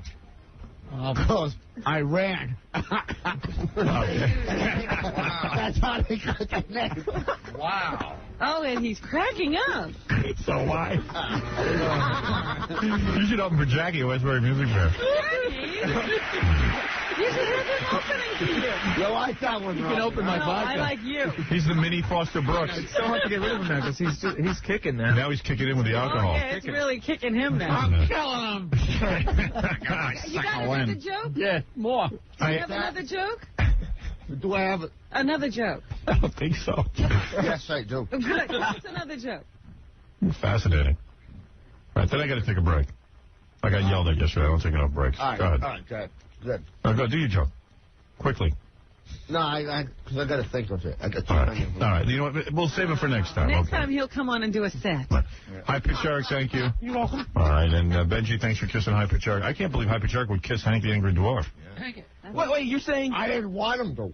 I know you don't. Wait, you're saying you're surprised he would do him before me or something like that? No, I'm not saying anything. Okay, and I want to thank the Jewish rapper. What is your name again? Eitan. Eitan G. Okay, all right. And Doug, thank you. Potential clients, all of them. All right, we'll be back right after these words. Hi. Wow. How are you? You are not wearing pants today. Look how Take great those you look off. hot. I'm talking about your legs on the air all week. Oh, You so can't you want me to pants. wear a skirt? You need to wear a skirt. All right. I've been talking. You do look hot. You want to go over Katie now? Yeah. Benji wrote a note earlier that her mother is actually Jewish. Yeah, I have that too. A little bit of an issue. I have that in my Or note. might have been in her life. Yeah, but she was raised Presbyterian. I'm like, you're Jewish. Right, and I don't think she didn't come out with it until like 6-7 years ago. It wasn't cool to be Jewish back then. So on Wednesday, I went and did the Katie Couric. We had this horrible weekend. I know. The weather right? was awful, and then all of a sudden, it's beautiful when we have to go back to work. Well, it was pretty yesterday, a little chilly, but it was okay. pretty. Yeah. What is your schedule like on any given day doing the Katie Couric show? Are you taping today? No, I'm not do not. taping today. I'm taping a show tomorrow, 2 on Thursday and 1 on Friday. So I was shocked doing your show that we were there from 1:30 till 4:30. I know. I'm so sorry, Howard, but you had fun, right? I had a good time, but what upset me when I went home was that I feel we did a really good interview for 2 hours. Well, you know what I was thinking? I was And going to someone's talk gonna to them. edit it. I know, but I was going to talk to them, to the producers, and see if we could run a second show with some of the material that we couldn't use in the first. Because I think, it was good. You know what happened? You know, you never know, Howard, even you, how good a guest is going to be and how forthcoming and You're right. generous. And so we did go a little overboard, but you gave us such great material. We had I don't know about you, but I had so much fun talking to you. I had a fabulous time doing your show. And it was actually, you know, I liked the fact that it was fun, but it was also serious. You know, I think we had a serious conversation about a lot of different things. Well, it made me realize what a good interviewer you are, because people have said to me, gee, Howard, you do a good job, because people get relaxed and they start talking. You're the same way, and I think it's harder on TV when you have that whole audience. Right. I think the audience can get in the way. When you were a news person or on the Today Show, you didn't have that audience in your face. I think the audience is a mixed bag. I think for some people, they can get a lot of energy from the audience. I think you did this too, Howard. You sort of turn and you talk to the audience. You acknowledge that they're there. It's sort of like being on stage. And so for some people, I think it's energizing. For other people, it's off-putting. But I know what you mean, because I think when it's just one-on-one, there is kind of an intimacy that develops between two people. I think people will like seeing the show today, the Katie Couric show. What time is it on in New York? It's on 3 o'clock. But it's on all different times throughout the country. Mostly 3 and 4, really, throughout the country. It's syndicated, so stations put it at different times. That's sort of Oprah's old time period, 3 and 4 o'clock, right? Do you think your show would have come about if Oprah was still on the air? Was there room enough for another show? I don't think so. I mean, it's really hard to even do it now, to start a show in this current climate. You know what's going on with the fragmented media landscape, and to really get viewers to be excited, especially I think at that hour of the day. You know, there's a certain set of viewers that are available, and sometimes, you know, not as many people, say, who are around in the morning who kind of make something like this or the Today Show or GMA part of their morning routines. It's a little harder, I think, for 3 or 4 in the afternoon even. Do you worry about the economics of your show? They got to pay you X amount of dollars, and to put on the show is expensive. Yeah. Could someone again make that kind of money like Oprah did, or is that a thing of the past? I don't know. You know, I think it's increasingly difficult to really get that kind of market share in the current climate. But, you know, that doesn't mean that, of course, you know, the listeners who listen to you, the viewers who watch me, you know, it's a wonderful platform. It's a great opportunity. Yeah, the show's fun to do. You know, I like it because there's so much variety. Last week I did a piece on the military, saluting the troops and talking about PTSD. You know, I really like, first of all, I love interviewing interesting people. For example, when we did the show. But I also like talking about important issues and topics, whether... Do you worry, though, if you do a show on post-traumatic stress syndrome, do you worry that the ratings will go down? Yeah, you know, I sort of... That's in the back of my mind, Howard, but honestly, I came to this wanting to tackle some important issues, wanting to hopefully illuminate some topics that don't get enough airtime in other venues. And so my feeling is, this is who I am, this is what I care about, this is what I'm curious about. But do you have people who come into your office every day and say, hey, Katie, it's great that you're into post-traumatic stress syndrome and you want to help people, but the ratings dropped by X amount of people? You know, they kind of say, it didn't do that well, but then I say, oh, well, that's okay. You really don't get affected by that? No, you know, I don't, because I think at this point in my career, Howard, I want to do quality stuff. And if people don't want to listen to the stuff that I'm interested in doing, you'll leave. That's okay, you know? It really is okay. So I wanted to do well, but I don't feel this incredible pressure that, oh my God, I'll have to do anything to make to get more viewers or to make whatever. What do you like better? You like doing hard? You see, I don't think many people realize that when you started out, and I think you've had a charmed life in a sense. Well, I'm talking in about some ways, in maybe. career. Charmed in the sense that you got out of college where you were a Tri Delta, so was my wife, which I'm amazed because and when I went to college, nobody even would want me in a fraternity. Like no one, there was no fraternity for me. And now you're married to a beautiful sorority girl. A Tri Delta, yeah. Yes. But when you went to college, you get out and you start. I forget where you started working. Like right away, you had a job, a great job. No, not really. I was basically a desk assistant at ABC, Howard. I was making coffee, answering the phone. I had to bug the hell out of them to get them to hire me. I had to keep going, and you should hear how I kind of figured out how to get upstairs to talk to the bureau chief of ABC News in Washington. You didn't sleep with him at all? No. What happened was I applied for all these jobs. I didn't hear from anyone, so I said to my mom, can you drive me down to the ABC News Bureau in Washington? So we get in our Buick station wagon. She drops me off. I go inside. I say to the security guard, can I go up and say hello to George Watson, who was then the deputy? He was the bureau chief, or Kevin Delaney was the deputy bureau chief. And they said, well, no, do you have an appointment? I said, no. And I said, well, can I call Davey Newman?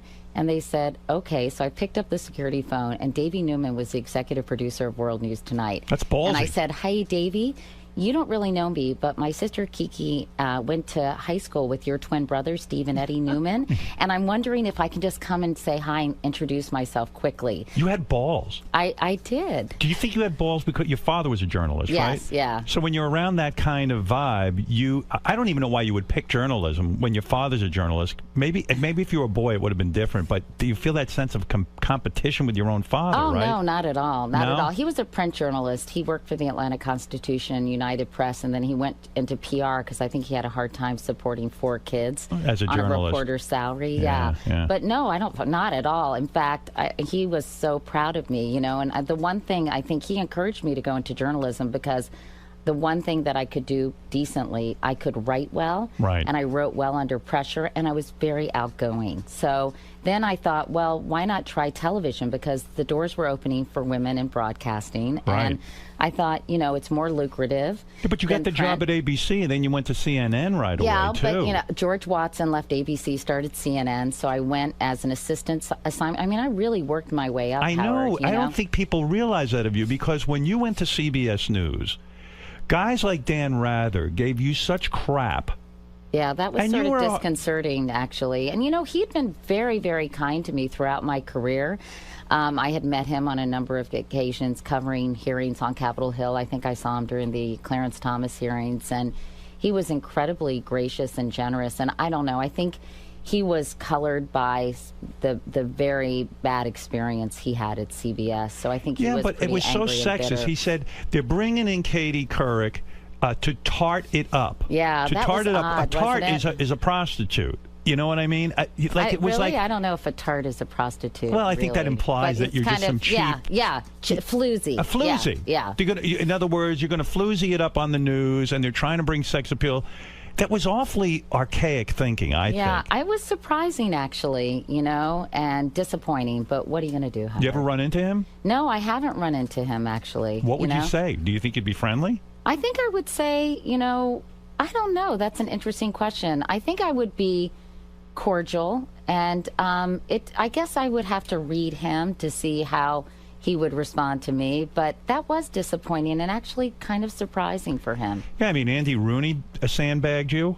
I feel. Well, I think, what happened is, I think because Les Moonves brought me in, right. And I think one of the things you have to have when you come to an organization is the support of the rank and file. And I think when there's a top-down thing that goes on, and I think CBS in particular is a very traditional network, and they are very, and to their credit, very loyal to people who work there. And I think I was viewed as an outsider who came in and hadn't worked my way up the CBS ladder. Whenever the president of the entertainment division brings in a news person, news people get completely pissed off for 2 reasons. Number one, the entertainment division is willing to pay people a lot of money to bring them in. and you came in at a high salary for a news person. Well, and it's really what I was making at the Today Show. Right. Yeah. About $15 million. And so the news people go, oh, she's making $15 million and rah, rah, rah, rah, rah, rah, rah. And they undermine you. They do. They undermine you. I was shocked because when you did your interview with Sarah Palin, I thought more people would praise you. I think that was one of the single best interviews I've ever seen anywhere. Sarah Palin. When I watch that thing, and I've watched it probably 50 times, to me it's a lesson on how to interview someone. Well, actually that interview did get a lot of praise and support. I think that later when she talked about it publicly, it was more criticized. But initially when it aired, Howard, it got... I didn't get much criticism at all, even from Republicans. I think most people thought it was incredibly fair, and that I didn't sandbag her, that the questions were not gotcha questions. They were basically questions, in my mind, that required accumulated knowledge and an ability to be a critical thinker. When you prepared to interview Sarah Palin, did you go in with the attitude that this is not a bright woman? No, I went in with the attitude as that there was a lot that was not known about her, how she would govern, right, what her opinion was on certain policy issues, how she felt. I mean, she had just gone to the UN and met with all these world leaders. I wanted to know her take on foreign policy issues, on Iran, nuclear weapons. I mean, I really approached it as I would have approached any political candidate who was not that well known. I think she underestimated you. I think she thought, oh, she used to be from the Today Show. She's going to ask me some light, fluffy questions. You know, that always bothers me because I think anybody who watched the Today Show when I was on it, and when Matt and I did so many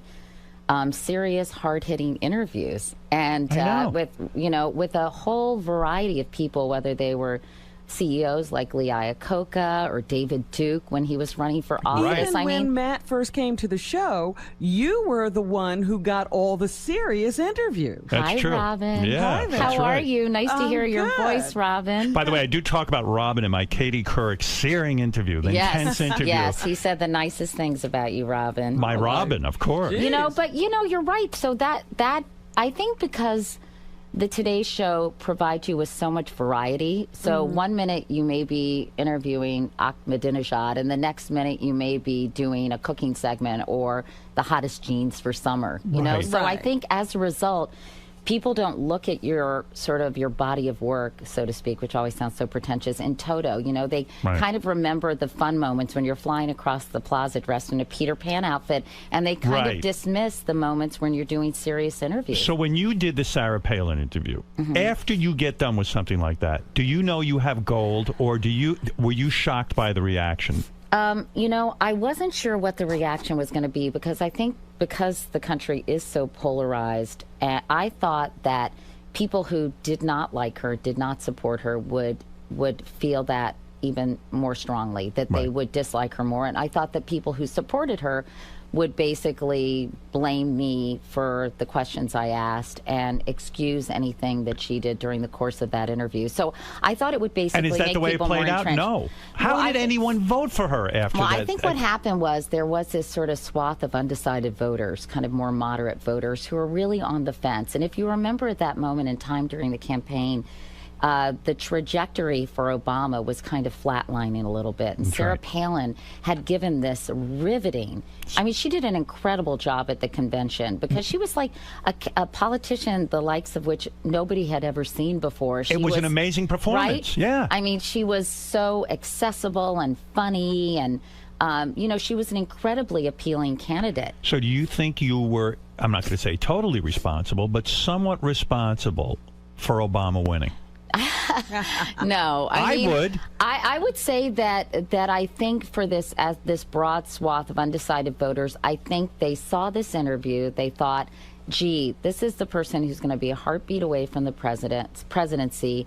John McCain had had multiple instances of melanoma. Thank goodness his health is good. He was just in Syria, right? Meeting with rebels. And, so I think it really gave people pause. And they thought, not only about her, but I think about Senator McCain's judgment in selecting her. Yeah, I think it changed a lot of people's opinion. When I saw the answer to the periodicals, when I saw her answer about Russia being like she's doing business with them because they're near Alaska. And What's so interesting? That whole question about what do you read, that was kind of an afterthought for me because that was at the end of our second interview. It was a ridiculous easy. We had done one interview in New York, and then we did a second one in Ohio after a campaign appearance.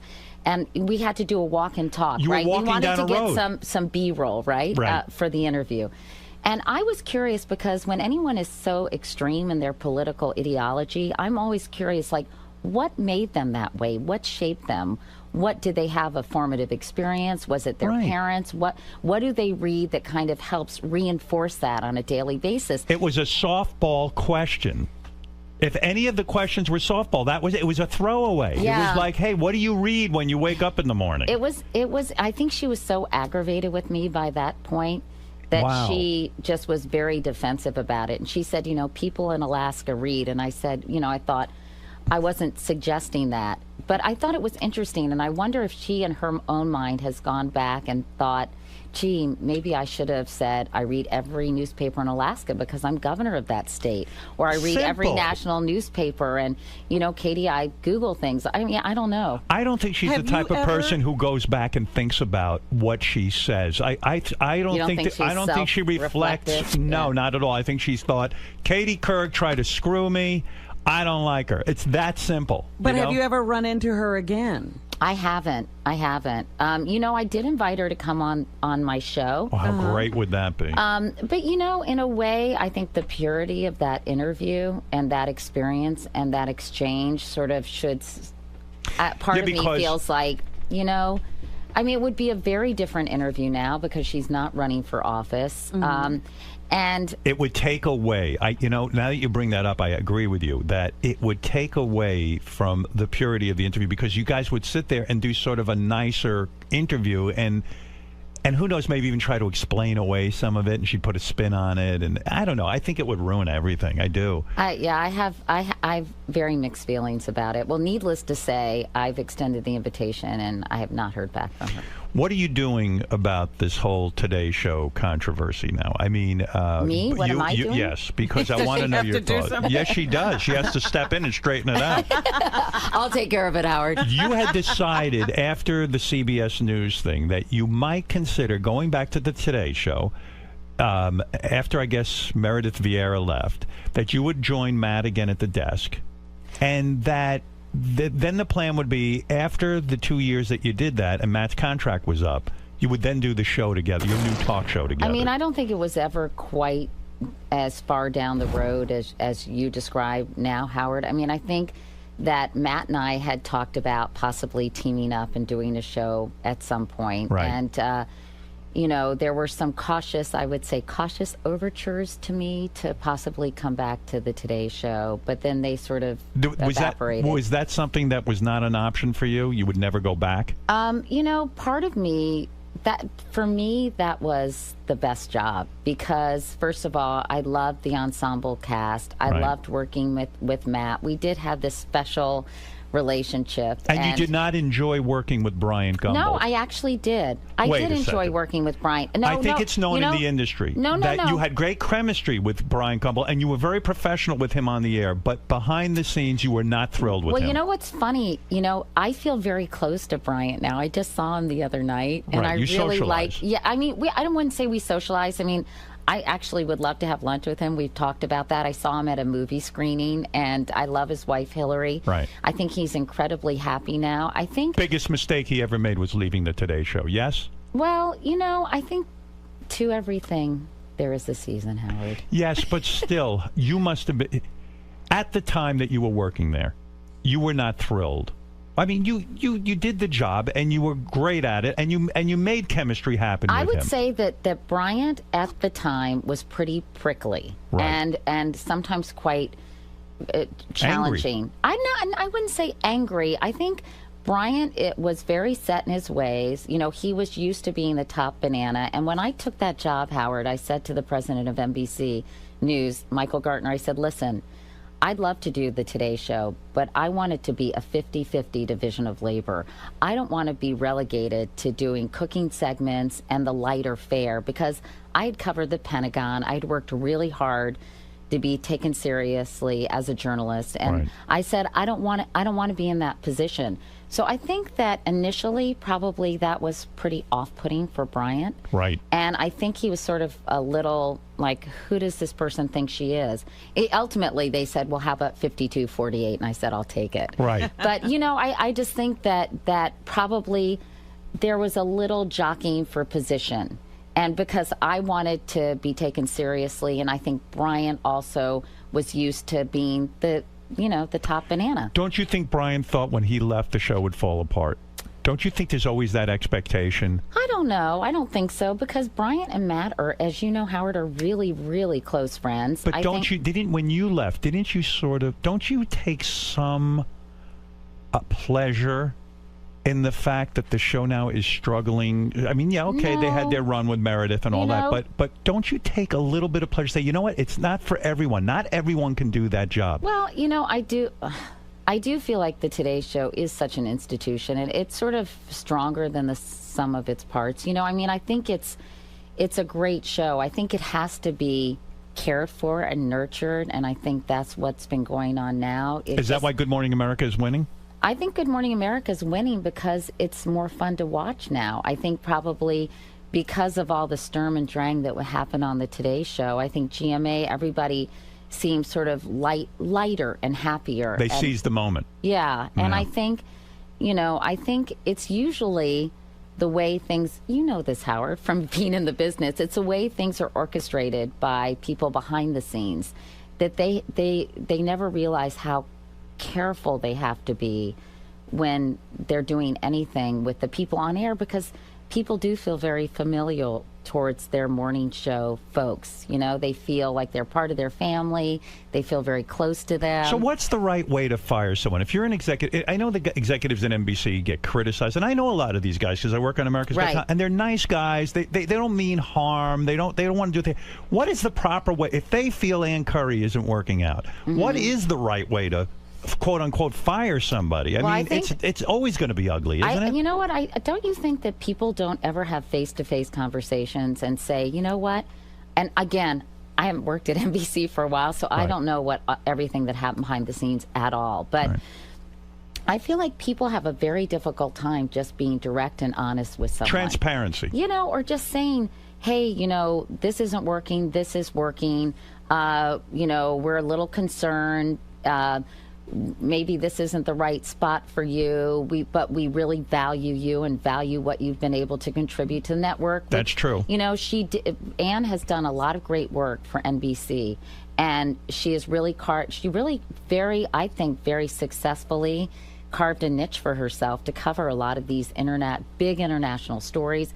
And I just think, I don't know. I think there are a lot of cowards who work in television and probably in every industry. You're right. Sometimes you think you're protecting the person by not being so transparent, by not coming forward and having that discussion. And yet you're right. If you make a good point. If you sat down and you had this very honest discussion, maybe it wouldn't seem so ugly. And some of these behind-the-scenes machinations where people feel like they're being sabotaged, and you know, say we want to put you in a position where you're going to really soar and do and let really us well. all win. And by the way, you know, a lot of it's not even personal. It is, Howard, you and I talked about it on my show a little bit about chemistry. You know, so much about that show. You know, sometimes you go out on a date and you're not really into the person for whatever weird, sort of nebulous reason. They're perfect on paper together. Yeah. And it just doesn't work out. And sometimes, you know, so much of that show is not about the interviews. It's really about, I hate to use the word repartee, but it's about the banter and exchanges and the kind of comfort level between those two people. You and Matt had that. Yeah, I think we did. More so than you and Bryant, in a way, right? Because well, Brian and I had a different relationship. Mine was sort of the irritating younger sister to Bryant. Would you guys talk off the air when you used to work with Bryant? Would you actually like have conversation, or was it just like, let's go to work and then leave? No. We would talk. I mean, he was a little moody at the time. I'm not going to lie. He used to write the memos. Himself. No, he wrote one memo. I don't think he. I mean, listen, I give him credit because you want somebody who cares about the product, right? That's right. You know, and so he's sort of damned if he does, damned if he doesn't. You don't want somebody who just walks in, does the show, and leaves. I mean, So why have you not had lunch with him? Why have you not had lunch with him? Honestly, it's because we've both been busy. He lives in Florida part of the year. Oh. You know, and we see each other, and honestly, there is a genuine warmth and affection between the two of us. Right. Isn't there something to also having been one of the keepers of the flame of the Today Show? The Today Show has such a long tradition. Aren't you glad it's still surviving without you? Yes, I am. No, I would not want anything to survive without me. Well, stop it. I would, if I was Katie, if I could AGT should die when you leave? Absolutely. Absolutely it should die. Why not? Why am I like that? Am I so deformed? I think there's come on, let's be honest. There's a little primal instinct in everybody who has that. But, you know, you hope to appeal to the better side of yourself. Think of the pressure you were under when you took over the Today Show. You were replacing Deborah Norville, who hadn't worked out. Deborah Norville failed. And you could have easily come in there and not been accepted by the audience. It's so weird. How do you charm an audience? You know what? I sort of feel like that's so unfair to say Deborah Norville failed. Well, that was the perception. Well, you know, I think for that moment in time, what happened was, again, if people remember, Jane Pauley was kind of forced out. Right. Deborah Norville was brought in. And she was seen as a villain. Yeah, and it was sort of, in a weird way, out of her control. And I think, I mean, I really like Deborah. I think she was almost too beautiful to do that job, because people used to say they felt like they had to be dressed with their makeup on watching Deborah in the morning because she was that stunning. And I think it was a little bit like, whoa. And, you know, again, I think she's incredibly smart. She landed on her feet. I have a lot of admiration for her because, listen, to be publicly humiliated like that is an awful, awful experience. I mean, I think we've all had our time with that. Yes. And so I think, you know, I really admire Deborah. And I think, again, it was just sort of how they positioned it. Remember, they had Deborah sitting on the couch with Jane and Brian. It was like a guy with his wife and his girlfriend. Yeah. It was so wrong. Yeah, you can't stage it that way because, let's face it, women don't react well to that, and even men don't get too comfortable with that. But are you shocked today that, like, Fox News, for example, do you watch Fox News ever? Occasionally, yeah. Are you turned off to them because, in the same way that MSNBC has sort of their view or slant on the news, it's so obvious? You know, I think it's kind of interesting to see what everybody's saying about it, you know, a specific issue. So it's sort of interesting to see what Rachel Maddow is saying about something and what Bill O'Reilly is saying about something. But aren't you shocked how every woman that I see on Fox News now has a very short skirt on, the big boobs, and I mean, it's almost like watching softcore porn, isn't it? Does it turn you off? I do think there seems to be a bit of a type over there, and I think Roger Ailes knows what he's doing. Well, it does get me to take a look. I'll be honest with you. It's like wow, really? I mean, one, and then the women disappear and they bring in a younger, hotter one. You know, I used to see that on Fox Business, more on regular Fox News, where people would be dressing very provocatively and super low-cut dresses, and I would be like, wow. Do you, now I kid you on your show today when we do the interview about you, your legs are very attractive, and they're very waxed up or something. I oiled them up for you today. One of the things I know when I watch this show, and I think you look fabulous. Thank you. I really do. But you know, this is the first time I've seen you wear pants. You usually wear. That's not true. You wear a skirt. Yeah, most days. And your legs are fantastic. Thank you. And I said to my audience, Katie's doing something with her legs. Either you're waxing them, or like there's a shine to them. No, basically I just put lotion on them. That's my secret. Is that what it is? It's lotion, and they're fabulous. And she crosses them with the high heels. I mean, it's very sexual. Beth is sitting I know. right here. Beth and I have talked about it. Really? what I'm... Ooh, this is getting weirder and weirder. Oh, darling, we're going to have a threesome by the end of the show. Stay tuned. It's going to be wonderful. Do they pressure you when you... Because I remember with CBS News, too, that was another thing. They were like, let's put Katie not behind the anchor desk. We want to put her somewhere where we can show her legs. It was a calculated move. I don't know. You know, honestly, it wasn't like, let's put Katie somewhere to show her legs. I think we tried to make the evening news a little less formulaic, a little less formal, more conversational, more accessible.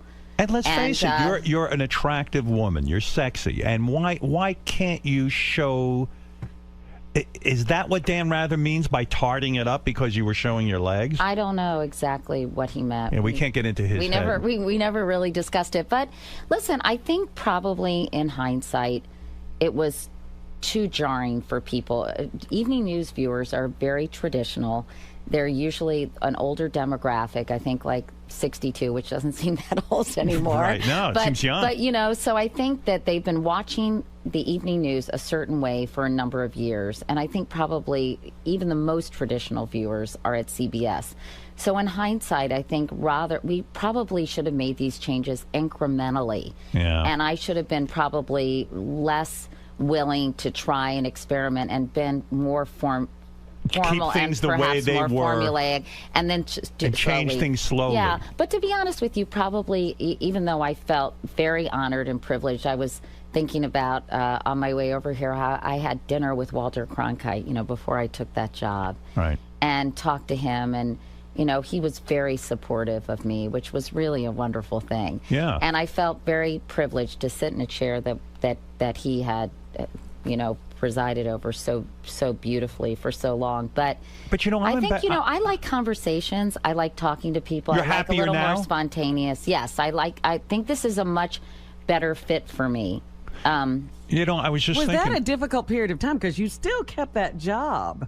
Yeah, you know... I mean, how did you deal... That's a stressful situation. You know, it was difficult because I think there was a lot of, obviously, external criticism because, you know, for a number of reasons. I think internally there wasn't a ton of support from You wouldn't check the everyone, ratings every night to see if you were going up or down? No. And what's amazing to me about that, though, when you have high ratings, everyone leaves you alone. Uh-huh. When your ratings aren't the highest, yeah, then the executives get a hold of you.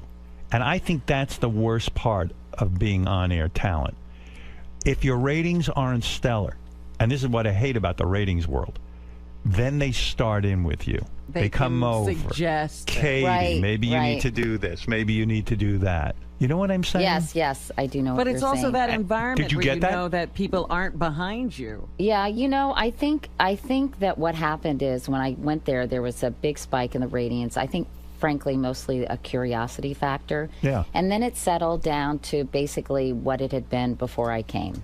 Yeah. So I think, you know, so I really focused. I know it probably sounds Pollyanna and unbelievable, but I really focused on the work. I focused on trying to do good shows, trying to do good pieces, covering different things, doing the Sarah Palin interview, getting out in the field, reporting. I did a weekly web show, which at the time was very avant-garde. You know, every week I would do an interview show just for CBS News Online. I'm embarrassed. I can't even tell you who anchors the CBS News right now. If you asked me that question, I couldn't tell you. Well, you know, I think that obviously it's Scott Pelley, by the way, and he's a great reporter because and a great journalist. I don't tune in at whatever time they do it now, 6:30 or 7 o'clock. I don't tune in for my news. Well, this is the problem. This is just opens up to a whole conversation about how the media landscape is changing. People consume information and news when they want to. They don't.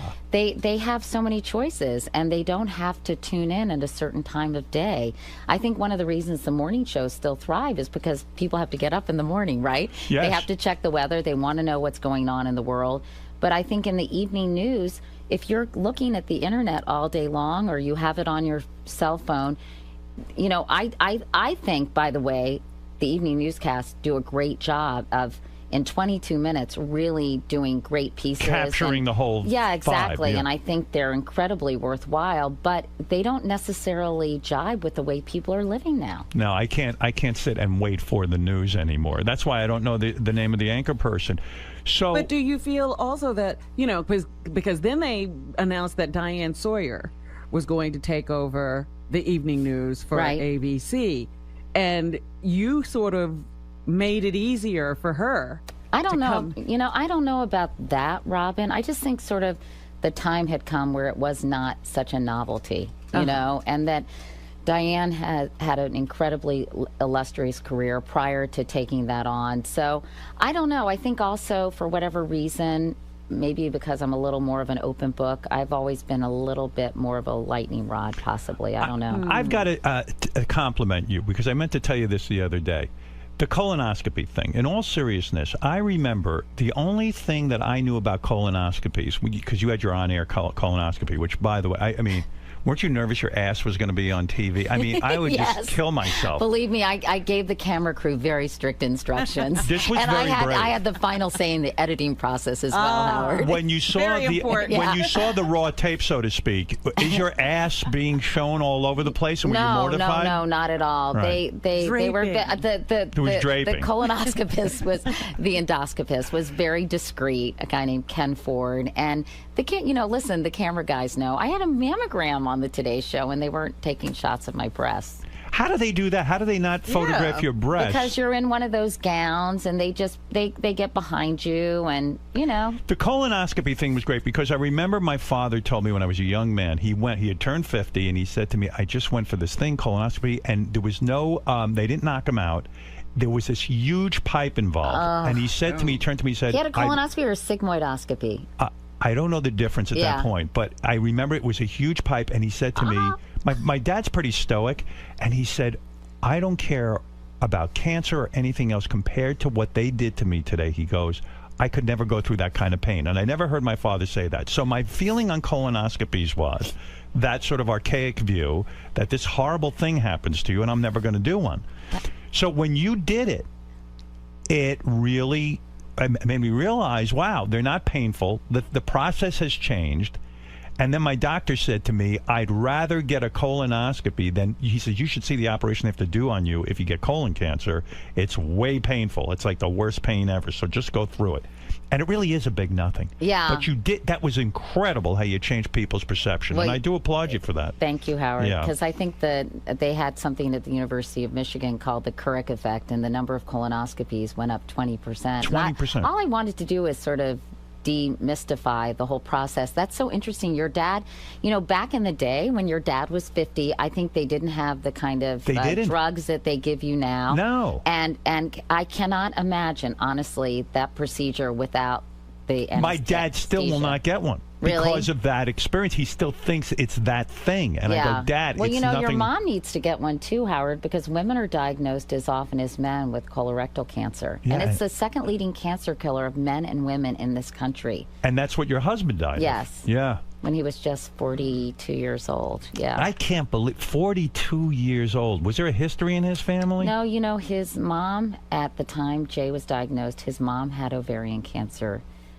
She ended up outliving Jay, and his grandmother had breast cancer, and there's a feeling that certain glandular cancers are hereditary. And, for example, if you have breast cancer, you have a higher risk of colorectal cancer. So I think that obviously there is some genetic predisposition. And did you have a sister you lost to cancer as well? An older sister who was a state senator, very accomplished woman. She was running for lieutenant governor with Mark Warner in Virginia, and everyone used to predict that she would be the first female governor of the state of Virginia. Wow. Incredibly impressive, wonderful, talented person. And she was, a couple years after Jay died, I got this phone call. This is like my bizarre, surreal life. I'm in the green room at The Tonight Show, and I had just done The Tonight Show, and the person who was the Today Show publicist said, your sister called, it's an emergency, you need to call her right away. Nobody wants that kind of call, right? So I called her, and I was so terrified it was my parents, because my mom and dad were older. And I got on the phone to Emily, and she said, don't worry, it's not mom or dad. I said, what's going on? She said, it's me. I have pancreatic cancer, and it's all over my liver. How old was she? She was 52 when she was diagnosed and 54 when she died. And you were close to her? Very, yeah. Oh. So there are 4 kids in my family. Emily was the oldest. My sister Clara. I call her Kiki. She doesn't like that anymore. And then I have a brother, Johnny, and I'm the youngest of 4. So that that's was so devastating. It was so devastating, and very devastating for my parents, obviously for all of us, but for parents to lose a child, as anyone has experienced that. For my mom and dad, I think. Did she have kids? Yes, 2 incredible sons. Her son, Ray, is an oncologist hematologist in Northern Virginia. And Jeff is my other nephew who lived with us between college and graduate school. Great guy. He's a director. He just finished directing Kick-Ass 2. Wow, no kidding. Yeah, isn't that great? And what's with your kids? So proud of him. Are you worried about your kids? Because you're a very wealthy woman.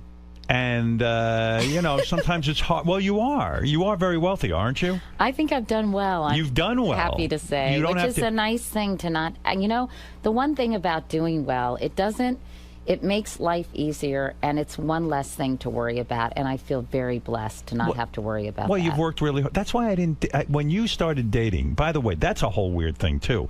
You're an attractive woman. You're a young woman. You lose your husband. You got 2 young girls at home. Mm-hmm. When do you start dating? How long do you wait? I think it was like a year and a half. Did it feel remember weird? The 1-year anniversary of Jay's death, and I was just in such a dark place and so depressed. And then I thought, I'm young. I have these 2 little girls. I really did imagine that I would be in a Carol Brady situation. Right. A merged family. A blended family. And it never really happened. Because you say you're sad that you never had more kids. Yeah. I think I would have liked that, but, it just didn't work out that way for me. How the hell do you juggle your career when you've got 2 young kids at home and you're doing the kind of work you're doing? Well, I was very lucky because I was well compensated. I had a wonderful person, Lori Beth Meyer, who lived with us, who was like a second parent to my girls. So you could go off and cover a story and be gone for 2 days and you didn't worry? No, not at all. Yeah. And that's such a blessing to be able to have somebody like that in your life. And she was such a positive influence. I really credit her. I think my girls have turned out really well. They're great, nice people. Right. And I feel like Lori Beth had so much to do with that.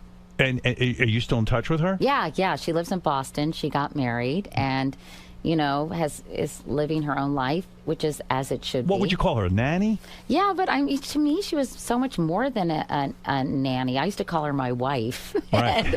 But, because she really was like a second parent. So I don't know, nanny just doesn't even seem to describe what role she played in our lives. Ah, so the kids must still be in touch with her and they must love her and the whole thing. Yeah. It's funny, though, those situations, people drift apart, and she's always going to hold an incredibly special place in our lives. I wish that we stayed in better touch with her, to be honest with you. But, teenage girls, Howard, you've got 3. If you had 3 of them, they're very involved in their own lives and get sort of caught up in that. You're lucky they call you, right? Yeah, right. Yeah, exactly. Before your husband died, did he, and maybe this is too personal, but did he make a tape or anything to talk to the girl? That would be my first inclination. If I was diagnosed and I knew I was going, I would make a series of tapes maybe, because my biggest fear is that they would never know me or remember me. Yeah, that's such an interesting question. I remember going with Jay. I think my parents were visiting, and I used to go to these screenings all the time because if I was interviewing someone on the Today Show, I'd really try to watch the movie or be hard nice to do the interview. Yeah. So I remember Michael Keaton. I don't know if you remember this movie called My Life. Oh, yes, yeah. where he made the videos. Oh my God. And you went with Jay to that? Yeah, this was long before Jay was diagnosed. Okay. And that movie just devastated me. And I remember that he did do the tapes. And I think the last scene is Nicole Kidman watching one of the tapes with their child. Right. But, it's weird. I think that we never gave up hope. And I think we didn't even really talk very much about Jay, the possibility of Jay dying. Because I think when you're in a devastating situation or a really hopeless situation like that, if you have one glimmer of hope, you have to hold on to that with all your being. And I think that if you make a tape that says, I'm dying. Yeah, it acknowledged it, even though I think we both knew inevitably. But every time, something would happen, if he had lung mets or his vision was impaired because he had stuff going on in his brain, I would say, we're going to figure this out. We're going to take care of it. Don't worry. And I think if I had said, will you make a tape for our girls, you know, it would have just That would have been devastated him. terrible. And so, you know, he never did that. The only time I think we even acknowledged the possibility that he might die is we were at we had a house in Dutchess County in Millbrook, and I said, you know, I don't think I'm ever going to be able to come to this house if you're not here. Right. And he said, well, I just hope it'll be full of happy memories. Did you sell the house after he died? A couple years later. Yeah, I don't blame you. Because it was hard to go up there and without him, because that house was all him. You know, he loved it. He was a big Civil War enthusiast. Yeah, didn't he have like all the toy soldiers and the whole thing? And He was really into battles. Yeah, he did. He was a reenactor, Robin. I was like, what is your deal? And then I thought, he said, hey, I could be chasing women, drinking, and gambling. I said, I guess good point, play good with those point. Yeah, I'm but I used faithful to with say my to him, toys. if you think I'm going to follow you around wearing a hoop skirt and a snood, honey, you got another thing coming to you. Because they had all these camp followers. People get so into this. But I think what Jay liked about it, he loved history. Mm-hmm. He went to Washington and Lee. He became really interested in Robert E. Lee. And he was a very Did he have slaves? Did he own any slaves? No. He was a very egalitarian guy. No, he was a Confederate. Oh, my goodness. But I think he just like sort of battle strategy. And a lot of the reenactors, they came from all walks of life. So one guy could be a plumber, one guy could be a corporate lawyer, one guy could be a doctor. I mean, it was just such a, and I think Jay loved, listen, he had 2 daughters and me. I think he loved just the male bonding of it Did you all. marry young? How old were you when you married him? I was 31. Oh, 31. So you had some time to play around. Yeah, because I had to run around trying to establish my career, and I wanted the flexibility of being able to move around So a you lot. got to date before marriage. Oh, yeah. Right. So Yeah. you kind of did it in a smart way. So it was like you got married at the right age. I mean, it was the right age for me. I remember going to, this is so kind of morbid, but I remember watching Cassie Mackin. Do you remember Cassie No. Mackin, Howard? She was a Capitol Hill correspondent for ABC News, and she was beautiful and accomplished. And I remember watching her pallbearers were like Teddy Kennedy and a cameraman named Rolf Tessem, and she had no husband or family. And I think right then and there, even though I was this sort of hardcore, diehard career woman / feminist, I thought, I want that part of my life to be fulfilled too. And then and there I said, I want to ultimately get married and have a family. And so Jay was there at the at the right time, and I fell in love with him, and he was everything I ever wanted in someone. He had so much integrity and was such an incredible family man and such great values, but also wicked smart, just so interesting. I would be intimidated dating you because I think you might have this trouble with men because you are very, very smart. I'm not that smart, actually. No, you kind of are. And I would think that a lot of guys get intimidated, because you're, a good earner, and also you can be very quick. I've seen you do it.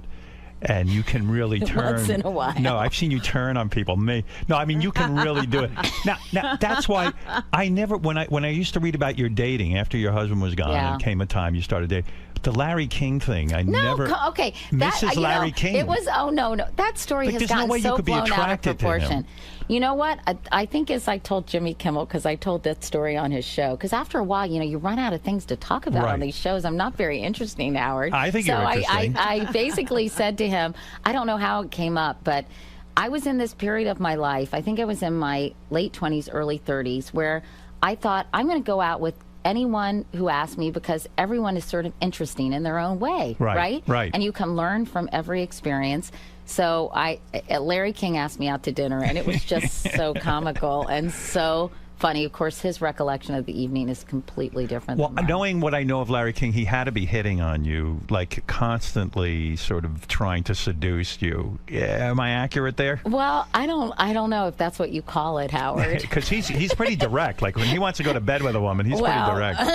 Yeah, he was pretty direct. I told you. I said I went to we were in this car, and I said, "Where are we going?" He goes, "My place." Uh-oh. And I was like, "Do do do do do do." How'd you get out of am I going to do? What am I going to do? That's the hardest part for a woman when you're not into a guy. How you sort of get out of it. Well, the problem is, I was 30, and of course that's not super 80. young. Yeah. But you would think that I would say, "Oh, Larry, that's so nice, but I really need to get home." I kind of froze and panicked, and I didn't know what to do. That's what he does. And we pull into the parking lot at his apartment in Roslyn, and we walk in, and I'm thinking, oh my God, oh my God, oh my God, how am I going to extricate myself from this situation? He's like, don't worry, Katie, I have rubbers. He's I'm like, ready. what? He didn't say that, but he did but I did extricate myself, thankfully. What did you just say? Oh, I have a said, headache. Larry, you're really nice. And Right. What did you say? I have Let's gas. take it slow. Let's take it slow, like a tortoise. She said, yes, I am. I said, listen, you're such an interesting, nice man, but I'm interested in meeting someone a little closer to my age. I guess maybe that was too direct. Yeah. See, you can be very direct. Well, I think, isn't that better just to be honest and direct when you can? And I would also think being sexual with you would be sort of difficult because you're Katie Couric. And, I don't know that you're going to go for me. Isn't that exciting? But maybe what I do to you won't think is, proper. I don't know. Well, I'll be very direct about that, Howard. Are you direct? You order everyone around. No, I don't. Yeah. So I really don't. I'm actually very much a girly girl in. You are. Well, although I don't know if people would always agree with that. I don't know. Did you find the reaction of your audience interesting when you started to date and who you were dating? Because all of a sudden you were a tabloid person. I know. That was so weird. I think, you know what? I took it kind of as a compliment that I think people saw me going through this very difficult, heartbreaking situation with my husband, who I love so much, with 2 little girls in tow. Yeah. And I think honestly, maybe I'm naive, but I think people sort of wanted me to be happy again. Maybe I give people too much credit. No, but it's weird when you're a news person. And this is the weird thing too about news people that drives me crazy. News people bought into this whole idea that they're not entertainers. And I always thought it was when you were doing the Today Show, you were not allowed to do outside commercials. Certainly as a CBS anchor woman, you're not allowed to do outside commercials or endorsements. And why the hell not? I mean, think about it. You're an entertainer in the same business that I'm in.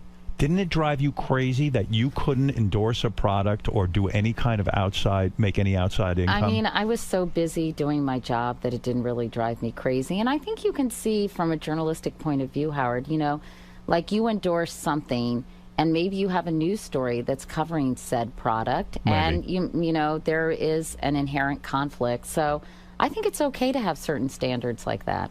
So when you're dating, you have to be careful because you're a news person, and if it's a guy, even with these guys, they do keep a low profile with dating and stuff because it does affect the public. If I see Katie Couric, when you were dating Brooks, who I met a couple of times, you go, oh, she's going out with such a young guy. It got me crazy for some reason. I don't even know why. Yeah. Well, I think people like to talk because it's more interesting than their own lives. I have no idea. But whatever. But it was also, that's who Katie would be into. Yeah. Like we're getting to know a side of you we might never get to know. Do you ever, are you the so whole cougar thing is funny, isn't it? Yeah, right, it's right. Like, Yeah, well, it was like all of a sudden, but why not? Why can't Katie date a younger guy? I mean, it's okay. It just happens. So. It's weird how you get caught up in it. Yeah. Well, it's just sort of, gossip is fun, Were you nervous as a woman after you've been in a marriage a long time, you get comfortable and everything, all of a sudden when you start dating again, you got to take your clothes off in front of a guy. Yeah. And that's got it. Like, did you start working out obsessively because you had to show your body? And somewhere some guys can go, hey, I just was with Katie Couric, and guess what, man? She's got I was a nice a little ass. more discreet than that and discriminating, Howard. You didn't sit and worry about who you dated. And A, were they using you for your money? Number 2, were they sitting and talking to someone about, the most intimate detail? No, I mean, I would love to read an account of your sex. I was in pretty long-term relationships, and I think I'm a pretty good judge of character. And but how has some guy never written a book about having sex with Katie Couric? Because she picked good. Yes. Is that it? Thank you, Robin. Or did you have him sign a non-disclosure? No. She can had you a lawyer imagine? Oh, Here. that'd be the best. Yes. Can you please sign here before we before go we have out? our sex? Yeah, exactly. That'd be a real turn on, wouldn't it? Did you ever lose control in your personal life? Or let's say throw caution to the wind, have a one-night stand or a fling? Maybe before I was married, but not since. But not since. No. Because you're daughters, you have to be somewhat more careful.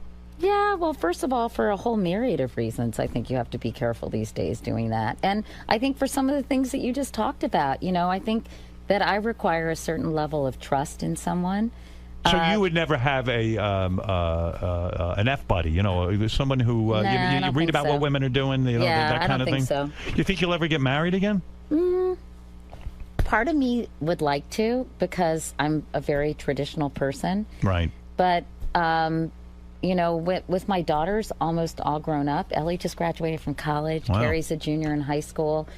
It's sort of like, I'm not sure, but there is something nice for me. Well, what do you think about marriage, Howard? I think marriage is fantastic. I'm very happy in my marriage. And, some people would say, well, Katie, if you're not going to have more kids and stuff, what's the point of getting married? I feel that you do feel like family. Yeah. When you get married again. There's something, I think there's something nice about being in a relationship that is not so easy to walk away from. Yes. I think when you're not married, it's sort of like, well...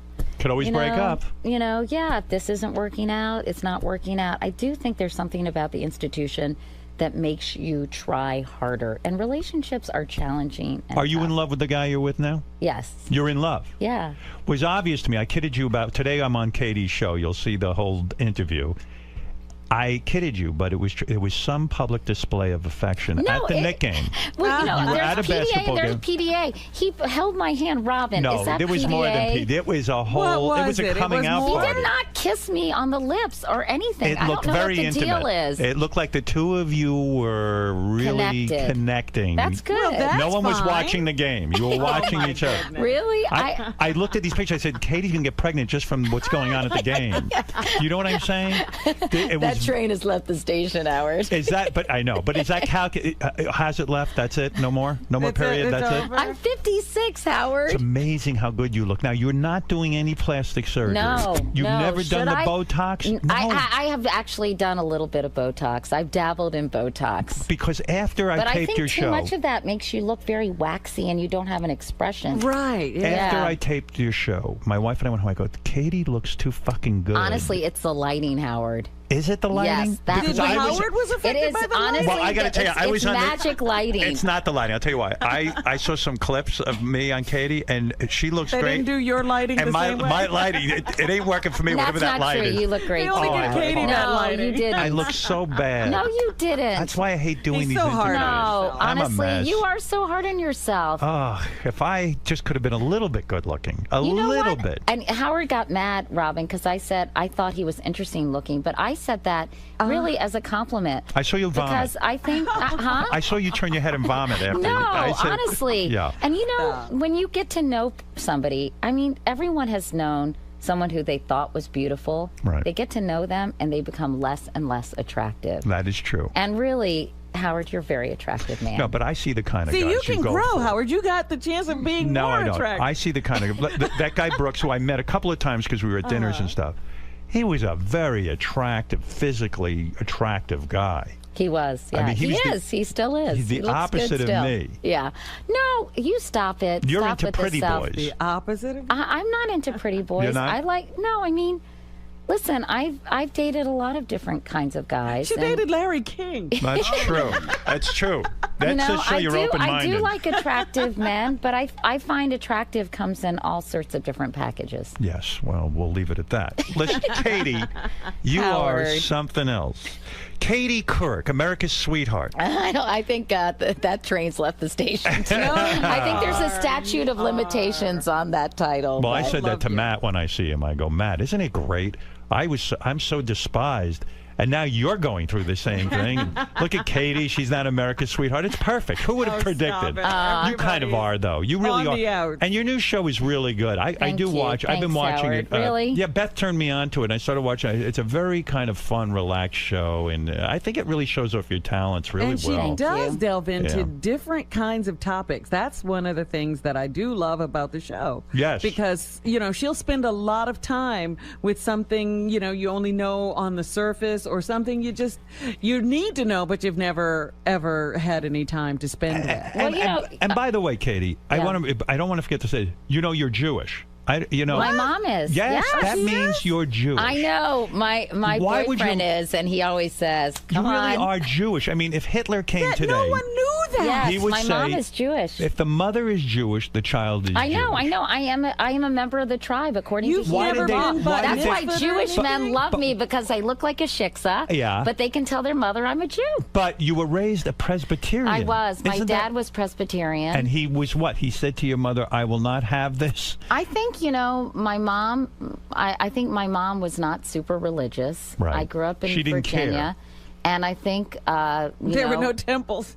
No, there were. But actually, there were Yeah. not many Jewish kids where I grew up. Sandy Markridge and Sandy Sager. Two Sandys who I went to school with. You're not afraid to call people out, so to speak, even as a news person. Like when you got mad at Donald Trump during the whole birther thing. Yeah. You said he's acting. You said Donald's a nice guy. I've met him a couple of times. I love him, but he was being such a horse's ass. I couldn't believe it. Because why? Because he wouldn't let go of this He wouldn't idea. let go, and it's just ludicrous. The whole thing was just ludicrous. And I think sometimes he gets caught up in his own bravado, Do you have? Did he? But he's a dangerous guy to even criticize a little bit. He's very sensitive. No, you know what? This is the thing. I don't know. We have a really nice relationship too. I think that I could have that conversation with him, and he would say, "I'm sorry, I agree to disagree." And he didn't tweet about you. He didn't attack you. I don't know why. I think there's actually a certain base level of fondness that we have for each other. I don't know. Weird, right? So when you run into a guy like that after you've said, "Hey, he's behaving like a jackass," you don't worry that somehow. No, because I think he just likes to be talked about, Donald. So you think he's not overly sensitive and will start attacking No, I mean, you? I think he knows I like him. I think that we never even talked about it. I don't even know if he even knew I said that. If I want to be friends with Katie Couric, do I have to be a famous person? Are most of your friends famous? No, most of my friends aren't. Who are your friends? My friends, gosh, I have a really close friend who I went to college with. And she's not jealous of you? No. You don't sense that from old friends who you try to go back? No, all my high school girlfriends, Howard, 5 of them are all coming to my house at the beach in July. Really? Yeah. Do you have any black friends or only white people are friendly with you? No, I have black friends. I do. You do? Yeah. Well, who are they? Who are your black friends? Brian Gumbel. She's hardly friendly with him. Come on. Well, you can't get too close. That's right. All right, listen, who knows? I want a list of your friends. I want to know how many are black and how many are Puerto Rican. I would say I don't have that.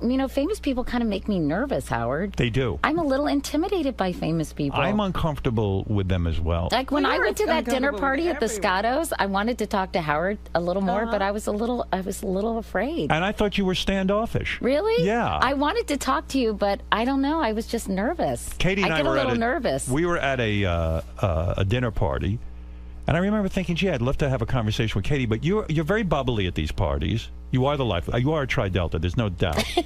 And you're kind of flitting around talking to everyone, and I didn't feel comfortable. I was too far away from you at the table to really talk to you, and I did want to talk to you, but I do get a little nervous, especially when I don't really know someone all that well. Right. And but next time I can sit next to you and we can blab away.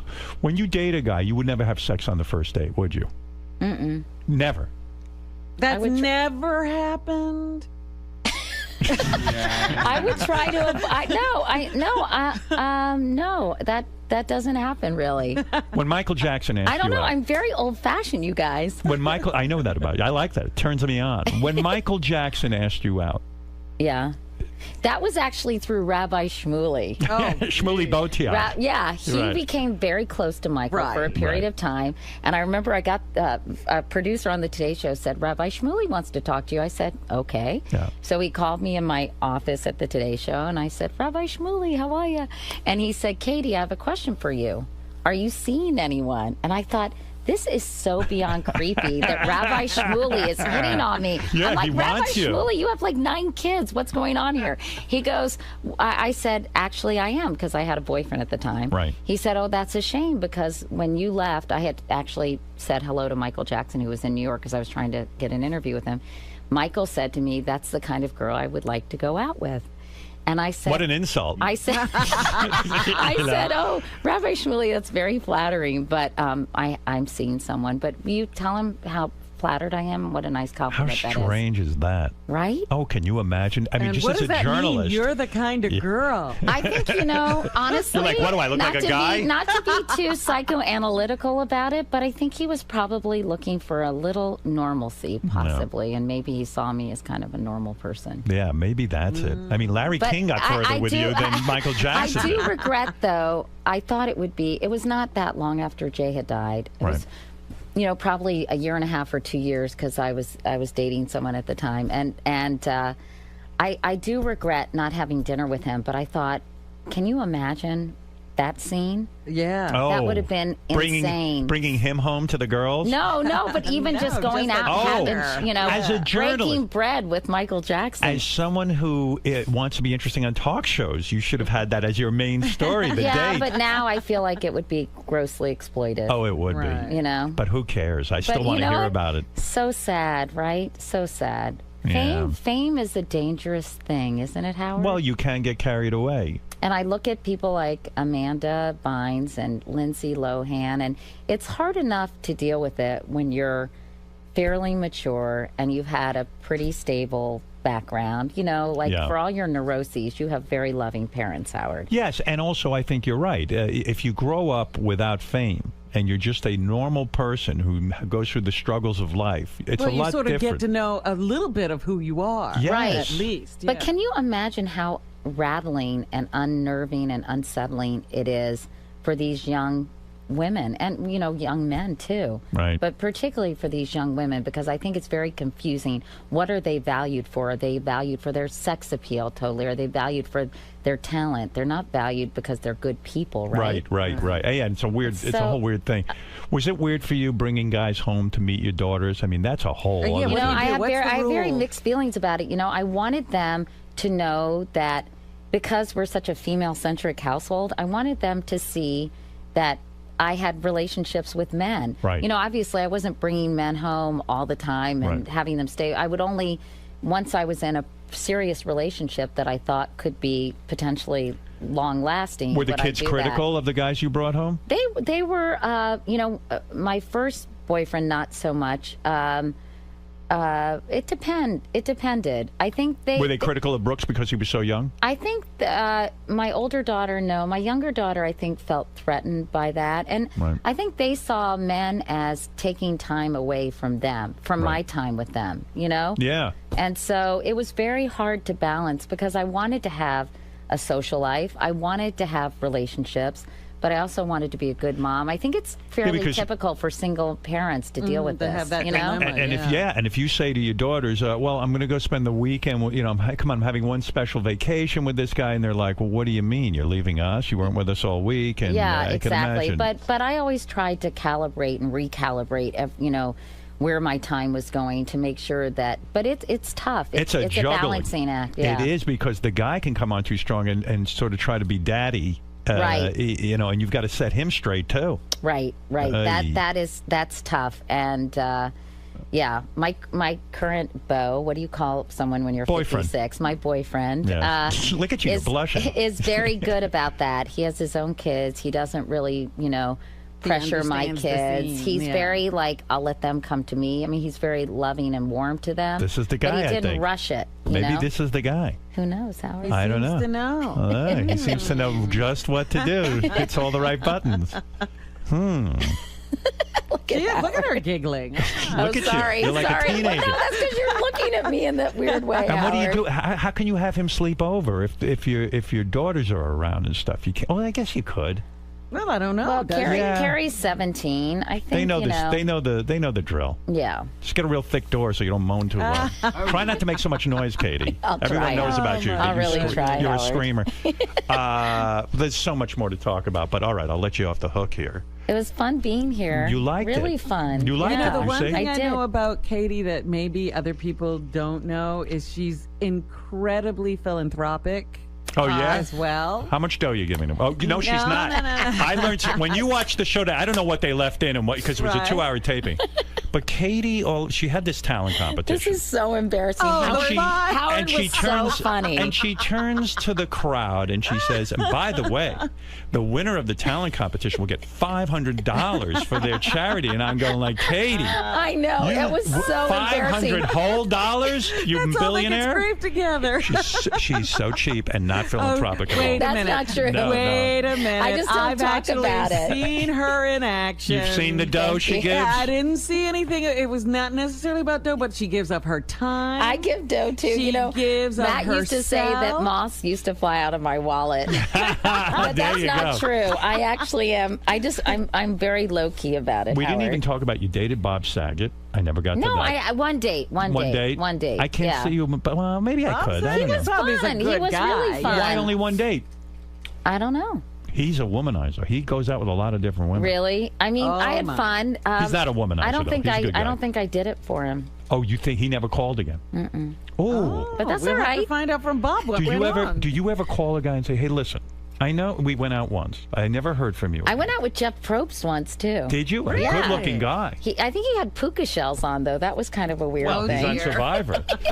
What happened? One date and he never called you back? Mm-mm. You know what I'm going to do for you? I'm going to give you a gift. No, don't. Is this like Jack Nicholson and Something's Gotta Give, where he goes to all his old girlfriends and Yes. apologizes? I'm going to ask Saget and Probst why they don't. never called you back. Don't, Howard, please. She's very happy with the guy. Yes, she's with. She doesn't it all need any worked out. help. It all worked out, and I can't say that I was devastated that neither called me back. I Really? thought they were both nice guys. You don't take it you have a very healthy ego, because if someone does that to me, I'm like, uh-oh, there's something wrong with You me. know what? I don't think there was real magic there with either person, but I actually enjoyed spending time with them. That's what I mean about sort of being open-minded about dating. I think women need to be much more open-minded. Dating can be fun if you don't take it so... Exactly. Oh my God, there's my husband, and now he doesn't love me. Or I have to have a love connection in the first 30 seconds. You actually can date, because a lot of women can't even date.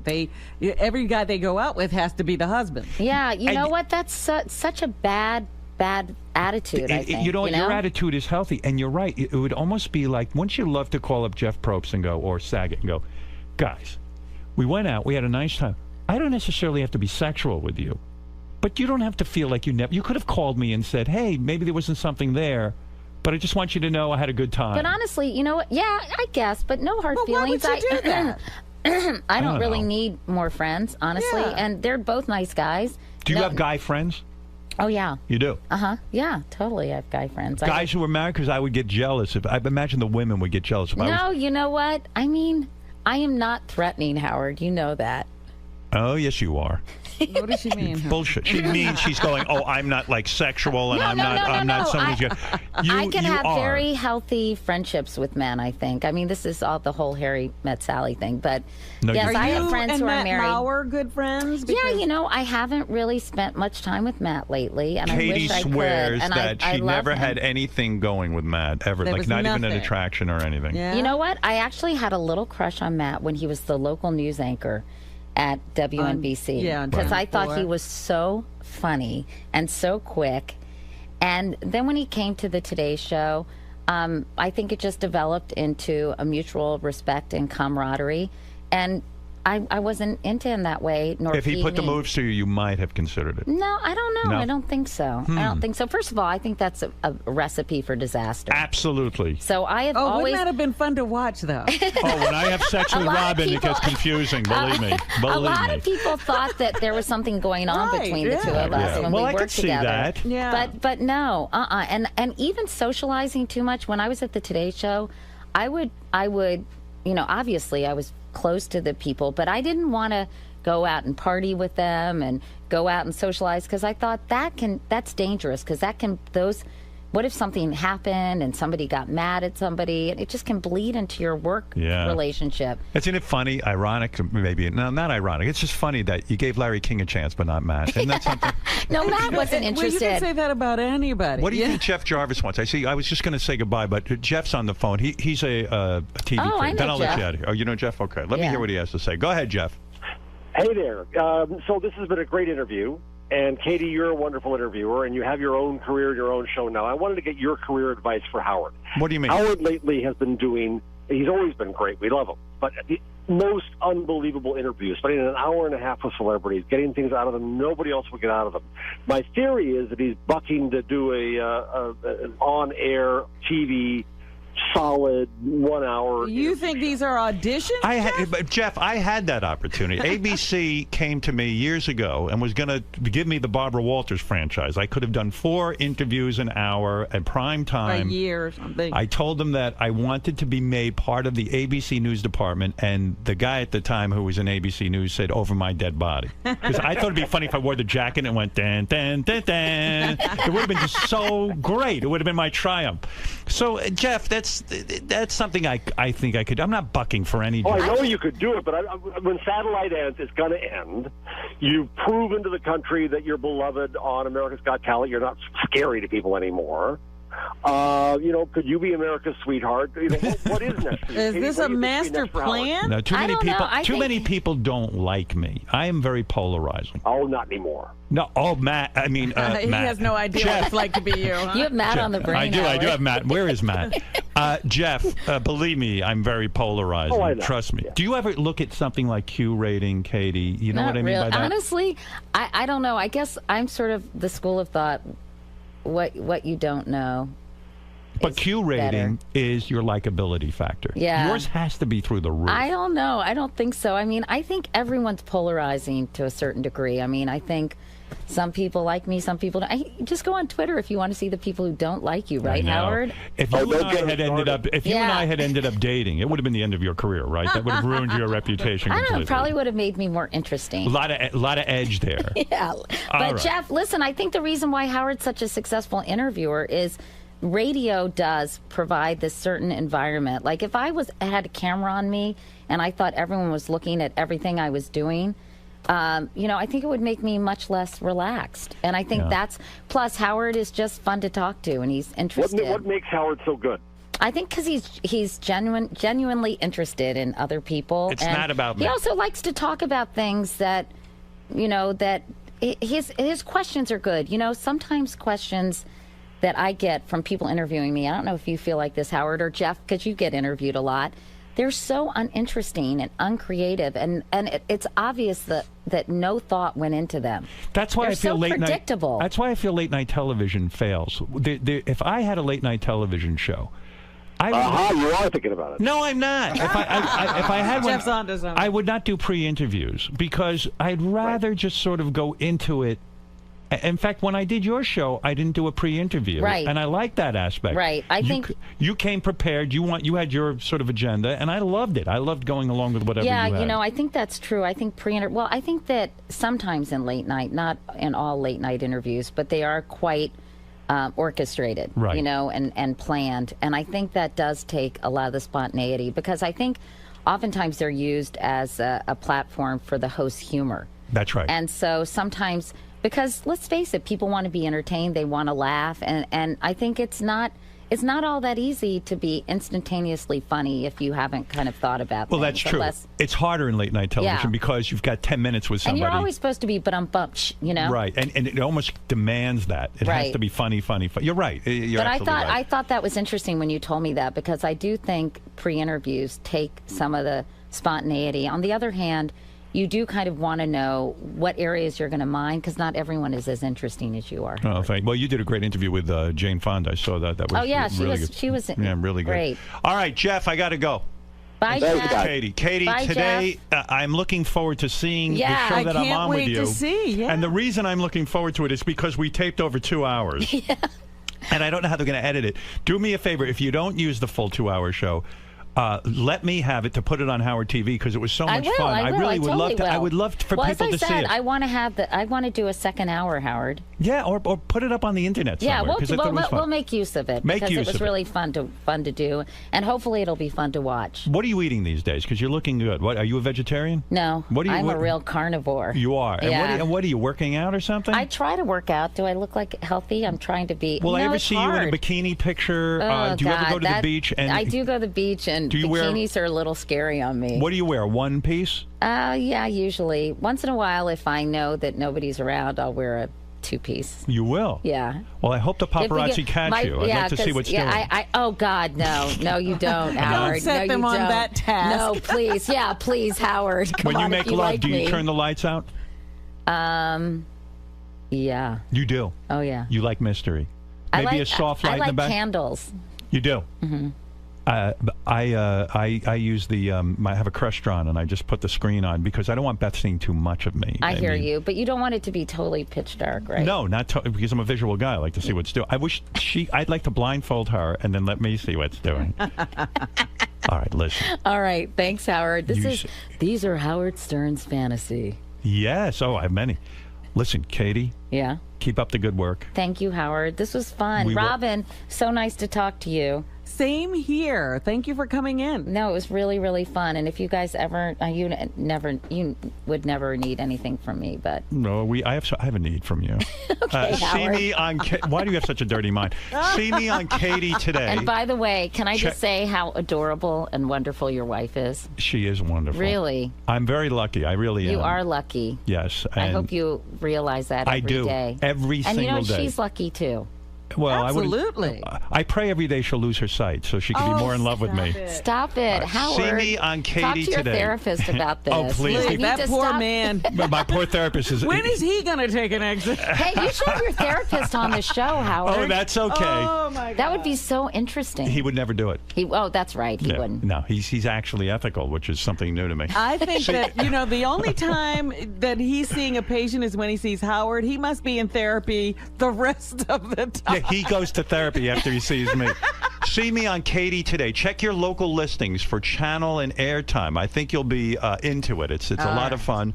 For more information, go to katiecouric.com, which I was on, and there's a horrible, horrible video of me there. Oh, God, They froze Howard. this frame of me, and it's one of the worst things I've ever seen. But anyway. We'll go back and airbrush it. Bobo, you were there at the show. You enjoyed the taping. Yeah, right? how you doing there? I have to say, Katie, you're one hot cougar in those sexy leather pants. I really believe you were taken with Howard's presence, though. I saw a twinkle in your eye. We had fun, and there was chemistry. Thank you, Bobo. All right. See what Bobo's talking about. Katie, thank you Thanks, very Howard. much. Thanks, Robin. Take care. And we'll be back right after these words. So, Katie, this time you're on the other side of the interview. Yeah, it was really fun. I do really enjoy talking to Howard. And on the other side, I feel like we do just have very, relaxed, interesting, hopefully, conversations. And so it doesn't feel like we're playing a role like I'm on the hot seat or he's on the hot seat. It's just fun to talk to him. It's got a conversational vibe. Yeah, totally. And he was so nice. Everyone was preparing me to answer questions that were just like very, not my typical questions, like anal sex stuff. And I was so happy he didn't ask me about that stuff because, first of all, I would have blushed, and second of all, I don't know, it would have just been very uncomfortable for me. Absolutely. There's only so much you can offer. Yeah, exactly. You mentioned that Howard takes a genuine interest in the people he interviews, and that's what makes him so great at what he does. What do you think his legacy will be as a host, as an interviewer? I think, I think Howard is outrageous and says a lot of things that people want to say and can't say. I think, I hope people realize that a lot of Howard's persona is kind of, I wouldn't want to say an act, but I think that it's sort of Howard writ large, Howard on steroids. And that I think Howard is an incredible person, very smart, very kind, compassionate, not sexist. And I think a lot of this is just kind of Howard's public persona. And I don't know, I think his legacy will be that he was just wildly, has been wildly entertaining for a long, long time. And whatever it is about him, I don't know whether it's because he's so open about his neuroses, people just really love listening to him. And that's a real compliment. I think he should feel less neurotic because of that. I'm like a woman because my TiVo thinks I'm a teenage girl. I watch The Bachelor with Beth, and I love it. I beg her to watch The Bachelor. I watch every dating show that there is. I mean, right? I mean, what do we watch? Housewives. We watch. Love Housewives. I love every housewife. So to be married to me, Katie, you know how women say, I just want to lay in bed and watch TV and like talk. That's what I like. Hey, it's Courtney Love. I'm here on Howard Stern. I'm promoting my tour. I'm just sort of here to, talk with Howard. He's sort of my psychiatrist, rabbi, messiah. Good luck. Thank you. So really quick, so I found these in my archive, so this is a Courtney Love concert from years ago. Yeah. And what happened was, so she's not wearing any underwear, but that's the funny part. The concert was really famous because she went into the crowd, everybody groped her. Right. And she came out, her famous line was, I want to know who stole my ring and who finger fucked me. So, okay, so there she is naked, right? She's got no fucking underwear on. Okay, so now she dives into the crowd. Okay. So now she's in the crowd. Now look, people are like groping her and everything. Right, her tits are out. Wait, hold on. But this is my favorite picture here. This is literally like Jesus on the cross. Yeah. Like guys are groping her, guys are, So I just thought that was interesting to see. What do you want to get into with her? Well, I really want to talk about what really is going on with her. She's been to a doctor. She's been diagnosed.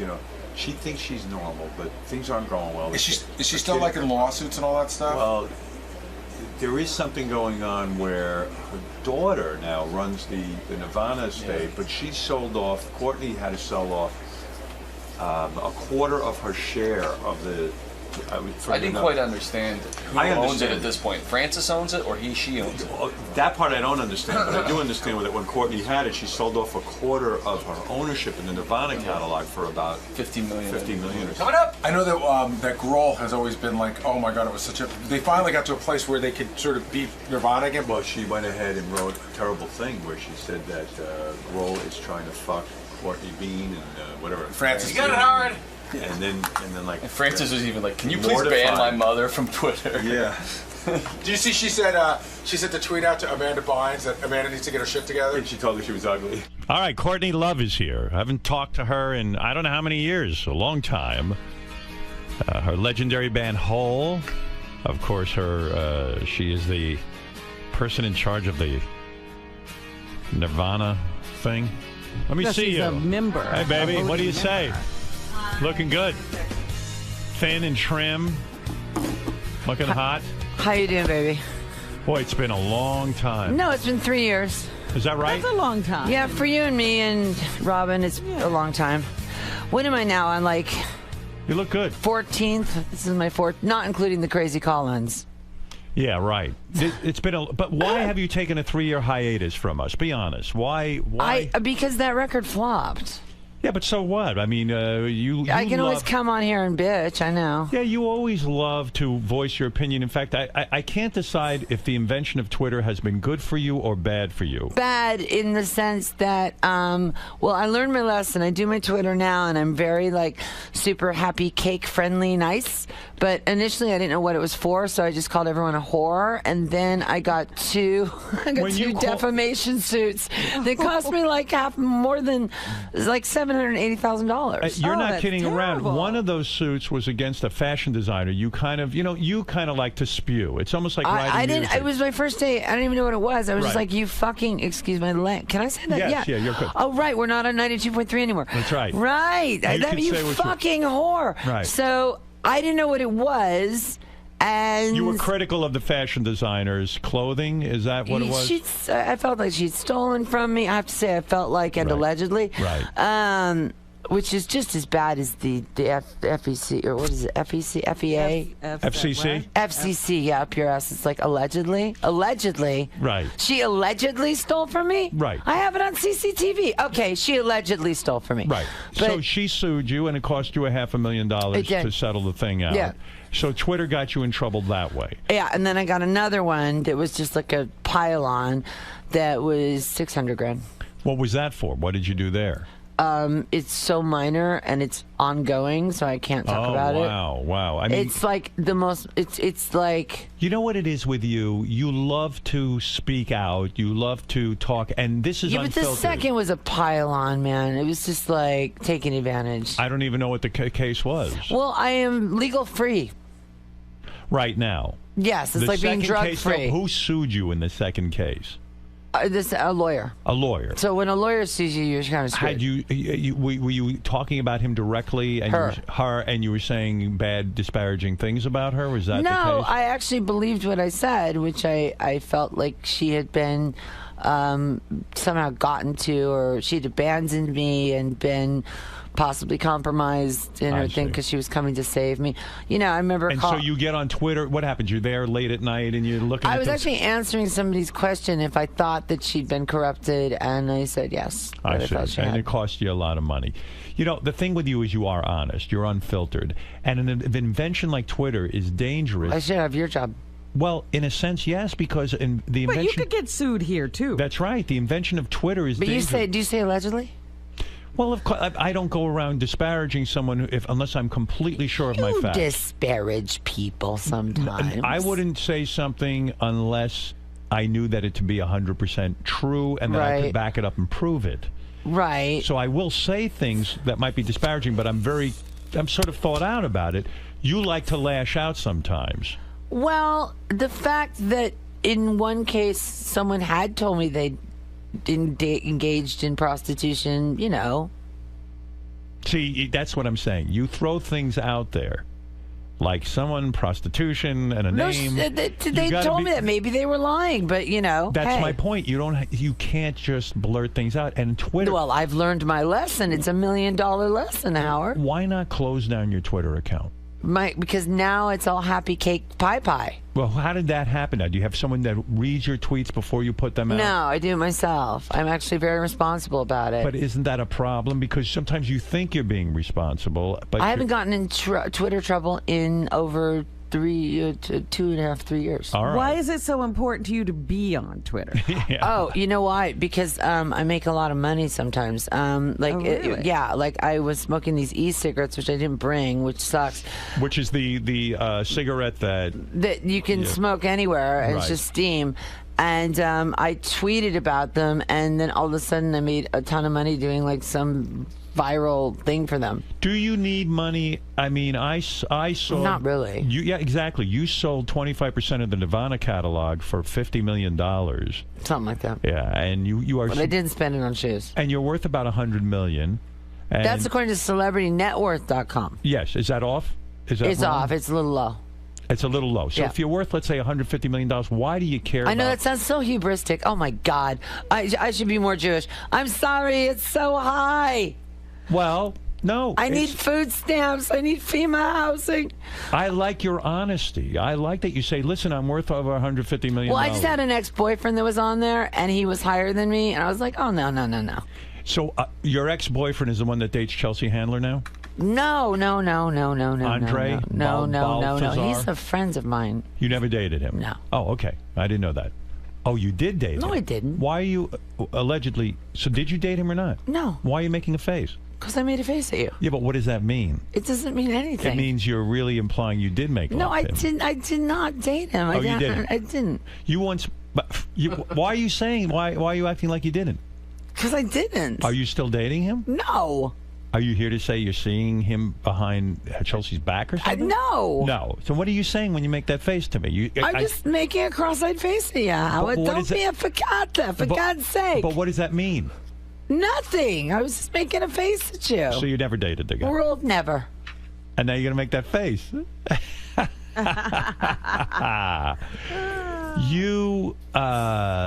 I never know what's going on with you. I just suggest that Twitter is probably not a good medium for you. I'm really good on it now. Yeah, you behave yourself now. I'm very, very behaved. So if you're worth over $150 million personally, why do you care if you make money on a cigarette that you smoke? Because the money that is the Kurt money, the Nirvana money, right? It's like the Nirvana money, and it's being managed by other people, and I just consider it cursed. So I'd prefer to make money that's the Courtney money.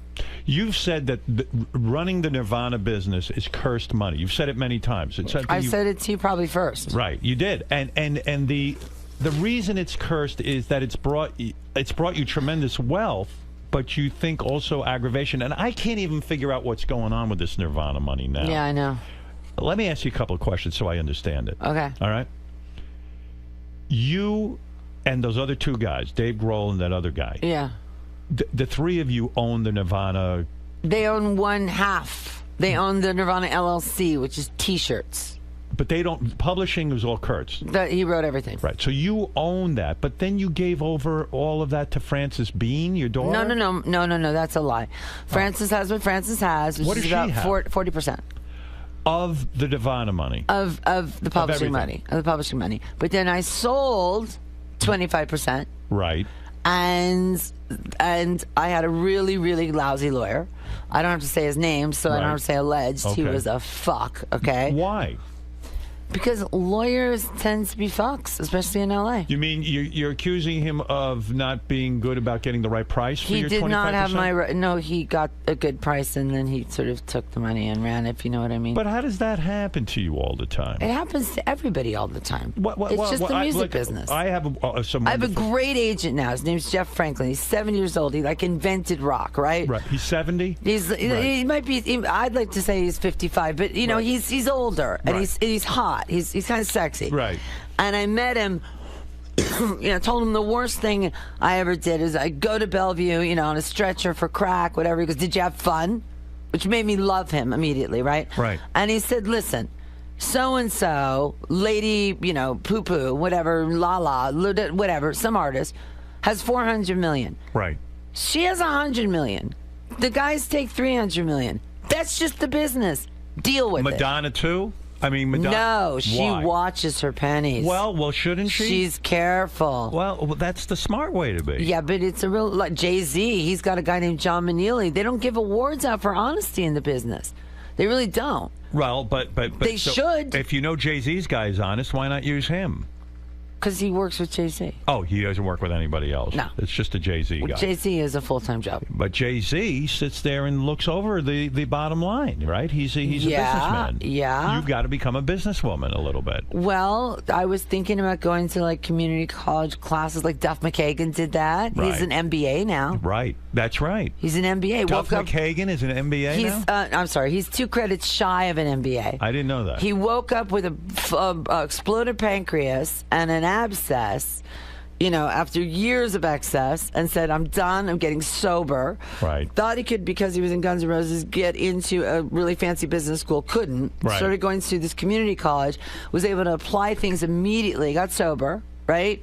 And now runs this thing called Meridian Rock. He's a fucking hero in my eyes. Yeah, that's great. that's a lot of discipline. You get rewarded for sleeping with, twins, their moms, and all in of a every sudden hole, change it up. And now you're running other rock stars' money. Yeah. And everyone knows Duff's not going to fuck with you. Duff was in a band called The Farts, for God's sake. Right. He's not going to screw with you.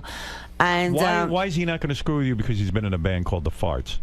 Just because he's Duff. He's punk rock. He's one of us. How could he screw with us? Well, you don't know that, but you assume that he's one of the good guys. Yeah, you would assume that he's one of the... Is that the way you see the world, that artists are the good people and the business people are the bad people? Kind of the truth, yeah. You think so? You think all business people are bad? No, I have this agent that I love now. He's the first agent I've had in a long time that I truly trust. Do you think maybe you... His name is Jeff Franklin. I want to get his name in there. Do you think you're attracted to bad people because then the drama continues sometimes? Like if you had a calm life, it wouldn't be as interesting? I think that when it comes to men and lawyers, I have terrible taste. I think when it comes to friends, I have the best taste ever. Are you seeing anyone now? You talk about your personal life. Do you have a man in your life?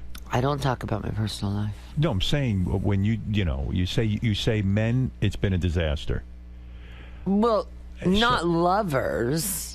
Well, what are you referring to when you say men? Boyfriends. Exactly. Lovers. Our boyfriends. Not really. Not fuck buddies. Why has it gone bad? You certainly put out in bed. I have weird judgment calls, I guess. I don't know. But you even say... I'm very passionate. I get really into it. I know. And then I get really out of it. You even say sexually you're fantastic because you try harder than these pretty girls, right?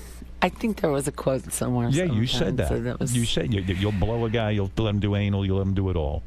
Aw, Howard, not on the first date. No, I'm saying you wait to the second date, obviously. You're a lady. You're a lady. When he can, just chill out for the lube. No, but there's a lot to be said for that. In a way, that you try harder, and you care in bed, and you're into it, and you're into making love, and that's a beautiful thing. I don't know what goes wrong. You would like to be married again and in a deep relationship, right? No, I don't think I want to get married again. No. Do you think a guy could put up with you? You're such a strong force. You're such a personality. I am such a pussy. Are you a pussy? Kinda. A pushover. Bit of. How did you end up doing LSD when you were 3 years old? 4. 4. How did that happen? My father gave it to me. Do you think that you were parented so poorly that the hardest thing in life for you to do was to be a parent because you didn't have any good life lessons in that? Well, I'm really good with my daughter right now. I heard. Really good. But you won't see each other. You only tweet each other. No, we email too. And we phone call. Is that Boy, it's getting more intimate. Yeah, we're phoning. We're emailing. How painful is that? What? It's not painful. It's great. Is it though? Like, don't you want to just... It was painful when she was gone. That was like not having a limb. Why do you think she doesn't want to see you, though? Well, I haven't been in L.A., so... You don't go to L.A. at all? I went, and then she was doing something... she was in Chicago or something, so we missed each other. We were going to see each other. When's the last time you saw her? I haven't seen her for 3 years. Oh, my God. Yeah. That's got to kill you. It doesn't kill me when I talk to her, though. Yeah, I guess as long as you're talking. I mean, it was so extreme. It was like restraining order and, What the hell went down? I never even talked to you She about doesn't that. really know what went down. She was surrounded by, how does a 20-year-old need 3 assistants and 4 law firms and 2 accountants? She's got a lot of money. Yeah. Have you met her fiance? I've talked to him on the phone. He seems really, really nice. Is there any plan to get together? Like, you could say to them... Did I just burp really loud? Yes. Yeah, you could fuck you. Courtney, you could send them a ticket and have them come to New York and see you, right? Yeah. I mean, we're going... we just started talking on the phone about 2 months ago, and, I don't want to get too into her private stuff, but, she's really private. Right. And she doesn't want to be a performer? No, she got offered this modeling job. I mean, major prestige modeling stuff and major prestige movies. And when she was 13, she was offered Twilight. She was offered Bella in Twilight. Is that right? That's a true story. How does that happen? Did she audition for it? No. Someone just saw a picture of her in a magazine and sent me this script for Twilight. And she was like, that's a sexist Mormon piece of shit, which is good. Right. Because I called the most powerful agent in Hollywood whose daughter is friends with her. That's Right. how I know him. I don't know him as like a shark guy. Right. I only know him as a nice guy. He's not my agent, so I don't know that side of him.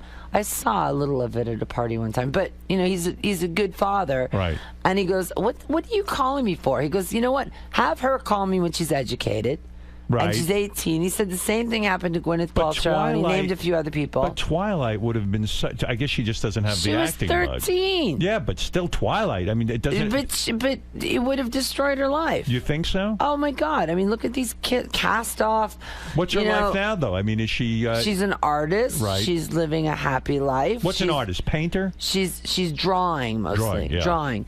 And it's like sort of graphic novels she's into, kind of a niche thing, but it works for her. It's what she wants to do. Right. And she doesn't want anything to do with being Kurt Cobain's daughter or Courtney Love's daughter, and she's really working on that.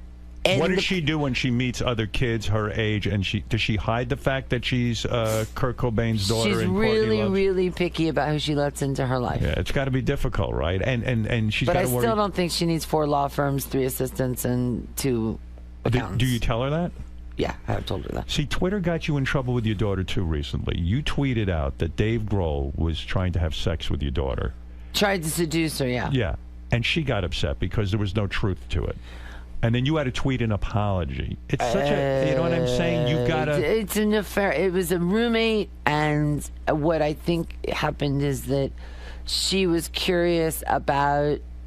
She certainly had no ill intent, but she was curious about Dave on her own. She wanted to judge for herself. And so she met him on her own. And then I heard from a really impeccable source who... That Dave was trying to fuck her? No, but that Dave was talking about it.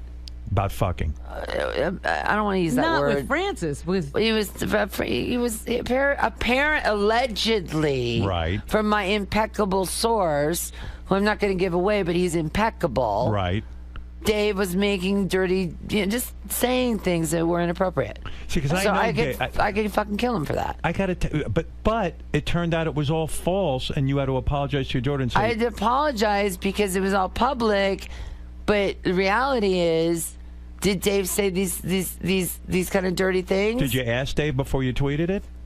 What, I have Dave's number. He has mine. I thought you guys do because you have to discuss Nirvana business. No, we don't. Not we're at all. supposed to. By Right. law, we're supposed to have 3 meetings a year. We don't. Why not? Because you guys can't stand each other? Well, I once tried to have lunch with him, and he went on here. Right. He came in here and he laughed at it, and I think he considers it too painful.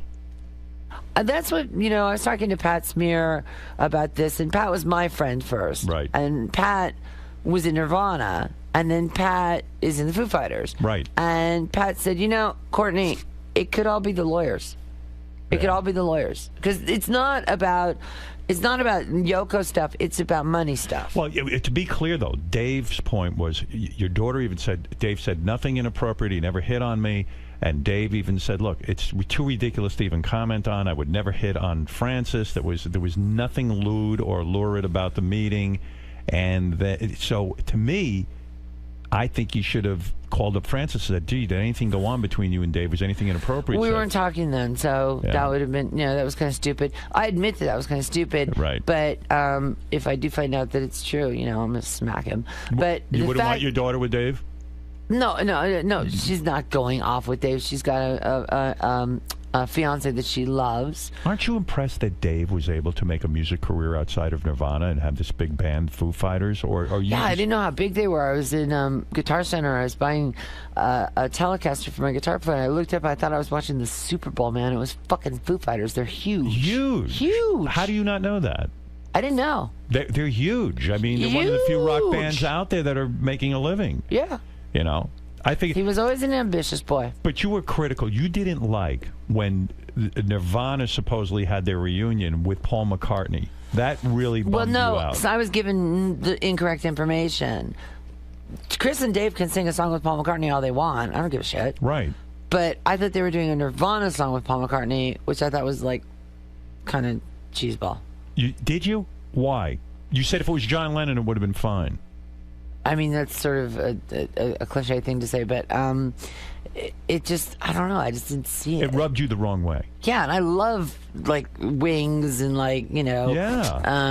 Jet and, what was the song from the Maybe James I'm Bond? Amazed. And Maybe I'm Amazed. Yeah, and Live and Let Die used to be my favorite song. Paul McCartney's one of the greatest. Oh, Helter Skelter, he wrote that song. There wouldn't be a Sonic Youth without him. I mean, I love Paul McCartney, but I just thought it was a cheese thing if they were going to do, Teen Spirit or something. I thought that was just But cheese. isn't that a tribute to Kurt and his music? And well, they didn't do it, Howard. No. So what did they do? I don't even remember. Are you getting Republican or something? No. What song did they do together? I don't remember. No one remembers, I don't think. Do you remember? No. Did you watch it? No. I wasn't even invited. You weren't even curious? No. Should I burp into the thing again? Are you in the Rock and Roll Hall of Fame? No, you don't get in there until you've been in the business 25 years. So how? I mean, it seems to me, when was the first whole album? I'm eligible for it in 3 years. In 3 years? Yeah, and Nirvana's eligible in it for 3 years. In 3 years, and I don't know. Do you think you'll go into the Rock and Roll Hall of Fame? Do you think they'll eventually? Yeah, I think you should. Yeah, I think you should be in there. But at the same time, I was talking with Billy Joe Armstrong about 2 years ago. He was inducting the Stooges, and I hadn't been invited. You think you should have been there for the induction of the Stooges? Yeah, I don't know what the problem is. It's yo, excuse me. I mean, because some of the people were going were plutocrats and.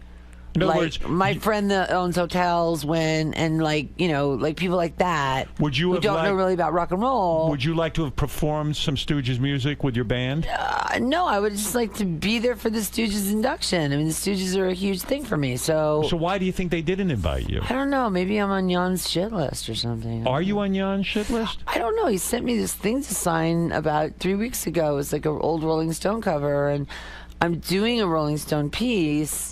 So I don't think I run into him. It's galas. You and I both do fancy stuff on the side. But maybe they didn't think of you. You and me. I never run into this shit. So what New shit York. do I do? You do New York Gala for children. I see you. I don't. I see you. You do little society stuff. I do. A little bit. All right. Well, I'll run into you with these things, I guess. I if guess I ever do so. them. I mean, I do a little of it too. Yeah, of course. Well, if you know, it's fun it's for good you. to contribute. It's good to auction. It's good to give back. Yada yada. All right, so let me understand what's going on with the business of this Nirvana thing. The only reason I'm getting back to it is you were critical because see, I don't get the whole business. I just got ripped off for so much money, and the Muppets thing brought me to my knees. I had no say in that. Okay, so the Muppets recorded a Nirvana song. And made Kurt into a Muppet. So how do you not have a say in that? You have 50% of the rights. They took the management away from me and Francis. Who in took the management away from you? A bunch of lawyers, man. How can they do that if you own it? Was like, slick. What is it? Is it communism? It took them a few years. It was slowly by degrees. So who made the decision to put the Muppets with Nirvana? I have no idea. A guy named David. Who works for a guy named John, Esquire. And they were somehow able to say, even though that's like saying they went into your bank account and took the money. Yeah. This it brought me to my knees. I didn't know what to do. Are you sure you didn't sell the rights? No. Like 2 weeks before Battleship, that movie Battleship had offered about $5 million for Teen Spirit, and the Muppets I think made $150,000. That's not fiduciary duty. So I still don't get it. And to see Kurt as a Muppet, I just started sobbing. I wish you could explain. When you saw it, you started sobbing when you heard the Muppets. I fell on my knees and I went, I give up. I'm jumping off the bridge. That's when you usually call me. But I know. I'd say call the governor, please. Yeah. And I still, Howard, to this day, you know, me and Franny were talking about this. Like, I said, listen, I don't have that lawyer yet. You know, when I went to this party in Southampton last summer. It was Russell Simmons' party. And I was like, I need to find a litigator. My next boyfriend's got to be a litigator. Why not just hire one? Why does he have to be your boyfriend? Because the litigators that I want to hire tend to be about $250 cash to hire. Very expensive. Yeah. Yeah. And then they're about $1,200 an hour. And also, I think you could walk into Skadden Arps or wherever with $2 million in a suitcase, and unless you're referred in there by the right people, they're going to screw you anyway. Is that a new tattoo on your arm? This Let It Bleed, it says. Is that old or new? That one I got right with the whole Francis trauma. Why? Well, Let It Bleed is the Rolling Stones song you're referring to. It's a bad Rolling Stones song, but it's a good title. You think Let It Bleed? Why would you tattoo Let It Bleed on your arm? What are you saying? I don't know. It was like in the middle of the night, the East Village. I got a tattoo the way you're supposed to. At least I didn't get it like a poser. When you get a tattaoo... because I'm, you know, wait, I want to understand this. Plan it out and go over your drawings with your think about it. trendy. 5 months. Exactly. Right? Like you don't like that. No, if it should be in the East Village. Should be by a sailor who doesn't know what the fuck he's doing, and then you can get it cleaned up by one of those trendy guys later. So you're telling me you walked into just a random tattoo place? That's the cool way to. That's the rock and roll way to do it. That's the proper way to do it. And you said to him, "Let it bleed on my arm." That's exactly what I fucking because you did. felt you had been wronged by the world and you were bleeding, and that was it. But I was also back then taking Adderall, which is it's amphetamine salts. What are you taking now? Are you drug free? Ambien. I take Ambien to sleep. Every night? No. Why do you need to take Ambien? Don't you ever take Ambien on the plane? No. Not very rarely. I've done it. I have a bottle that's lasted me 7 years. Mine hasn't lasted 7 years. It's lasted like 6 months, though. Okay, so you're not taking Ambien all the time. No, because it does make you. If you stay up, you get freaky. Crack was the greatest drug you ever took in terms of your own. No, I hated it. Did you? I thought you said you. No, I know I called in a lot and was out of my mind, but you know, back then, remember, you were still on 92.3, and they didn't have TMZ. Right. So I didn't get in all that crazy Lohan trouble, right? I mean, I got taken to Bellevue, and that was the end of the crack. Right. You went to Bellevue. They cured you of your crack problem. Well, going to Bellevue is a pretty easy way to get someone off crack. In other words, because you see such horrible things that you realize. I saw hermaphrodites, you know, black, white, with fecal matter, talking to Satan, manacled to the wall. I didn't need to see that shit. That was your rock bottom. That was gross, man, yeah. What about heroin? How'd you get off that? That was easier. I gave, on Larry Flint, which was 14 years ago, I gave Milos Forman my word that I wouldn't do it again, and I never did it again. Larry Flint wheels up to you and says, don't ever do heroin again, and you say, okay, I'll never do it. No, Milos Forman, the director. Oh, because you were going to be in a movie. Yeah. And you said the movie's more important to me than the heroin. Yeah. And did you go through a cold turkey experience? Yeah, and I lost 30 pounds, and I stopped Valium and heroin in the same in 30 days. Why do you think you became a drug addict? I don't really know. Bad childhood? No. I'm your dad gives too you a- Jewish to. Are really, you Jewish? You know I'm Jewish. I didn't know that. For God's sake. Courtney Love is Jewish? Yeah, like the name Love. Lovowitz? What? It's a fake name. What is your real Howard. name? It was Harrison when I was born, but my grandmother on my mother's side is Jewish, and it's Jubin, so she's a Jewish Cuban. I see. And it's a weird long name that was changed to De La Sola. Were they bad parents? My parents, I didn't really know them. How do you not know them? Because I was in boarding school at 9. They had the money to send you to boarding school. Oh, my mother was really rich. Is your mother still alive? Yeah, and writes books about me and shit. Oh, so you're not talking to her? No, I don't talk to her or the other. Well, then of crazy course one. that's why you do fucking drugs. No, I didn't like. No, Howard. You don't know your mother, I did and she heroin writes the first books time I did about heroin. you. I didn't like it. You did heroin at a party. Were you at Charlie Sheen's house the first time you did heroin? No, Where that's were a you? myth. When I was 22, before I was a rock star, I had a problem that me and my friends started an AA meeting. Right. And we started our own, and we kicked it, and that was the end of that. And then I How made hard is it to kick? The physical aspect. No, of it? it's not bad.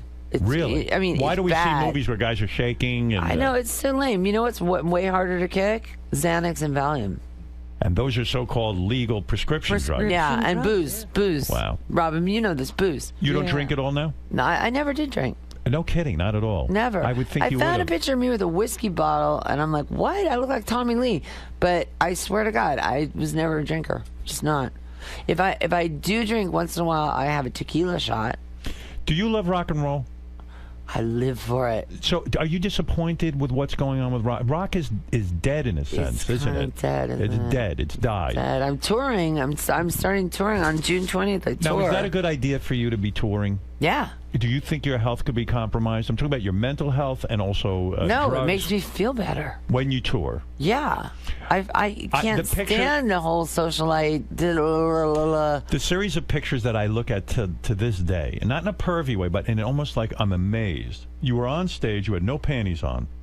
No, I did wear panties. They were just very, I No, guess, hold it. skimpy. Look at You this always picture. have accused me of not wearing panties. You've shown me this before. You can't No, see I my haven't. pussy because I I'm am gonna show wearing you your panties. pussy. Here you are on stage. Let me Maybe see I- this. Wait, let me see if Oh I my can God, see. Stern. Let I me got see if glasses I can on, see too. your pussy, as you call it. That is not my pussy. That is a strip of fabric. All right. When you were in the audience, though, the audience completely molested you. You stage dove into the audience. Your titties are out, and they're nice, by the way. Look, But look that at was, you. it was like an athletic challenge. Yes. Yes. Exhibit We know A, about all that. A and B. Right. What was that like? That experience? You Well, went but into what was the, it like for Eddie Vedder? What was it like for Kurt? No, for me, people were fingering they were you. fingering me. Yeah. And I was sort of it like was a trying to rape. prove a point. Yeah. And I was in. It was right after Kurt died too, when I did it the most. Right. And I was in just so much like weird psychic pain. And instead of, you know, them getting me a psychiatrist or getting me a bereavement group, they just pulled a fucking tour bus and put in front of my house. Get in. And does that cure you? No, but the shows were apparently legendary. I When- can't remember most of them because I was wasted. Who is it that did? Was it? Who is it that did? Lana Del Rey. Did she do a version of Heart Shaped Box? Yes, she did. Isn't that cute? And didn't you tweet her and say, you know, that's about my pussy? It's about my vagina, yeah. It is about you. That song is about your vagina. It actually is, yeah. Kurt Cobain wrote Heart Shaped Box about Yeah. your vagina. Yeah. And what is Kurt saying about your vagina in that song? I don't know. Let's figure it out. What are the lyrics? She eyes me like a Pisces when I am weak. I've been stuck inside her heart-shaped box for weeks. That's not a compliment. He was stuck inside your Yeah, okay. Oh, heart-shaped it's not a box. complimentary song. No. I wish I could eat her cancer when it turns black. Thrown down your umbilical noose so I can climb right back.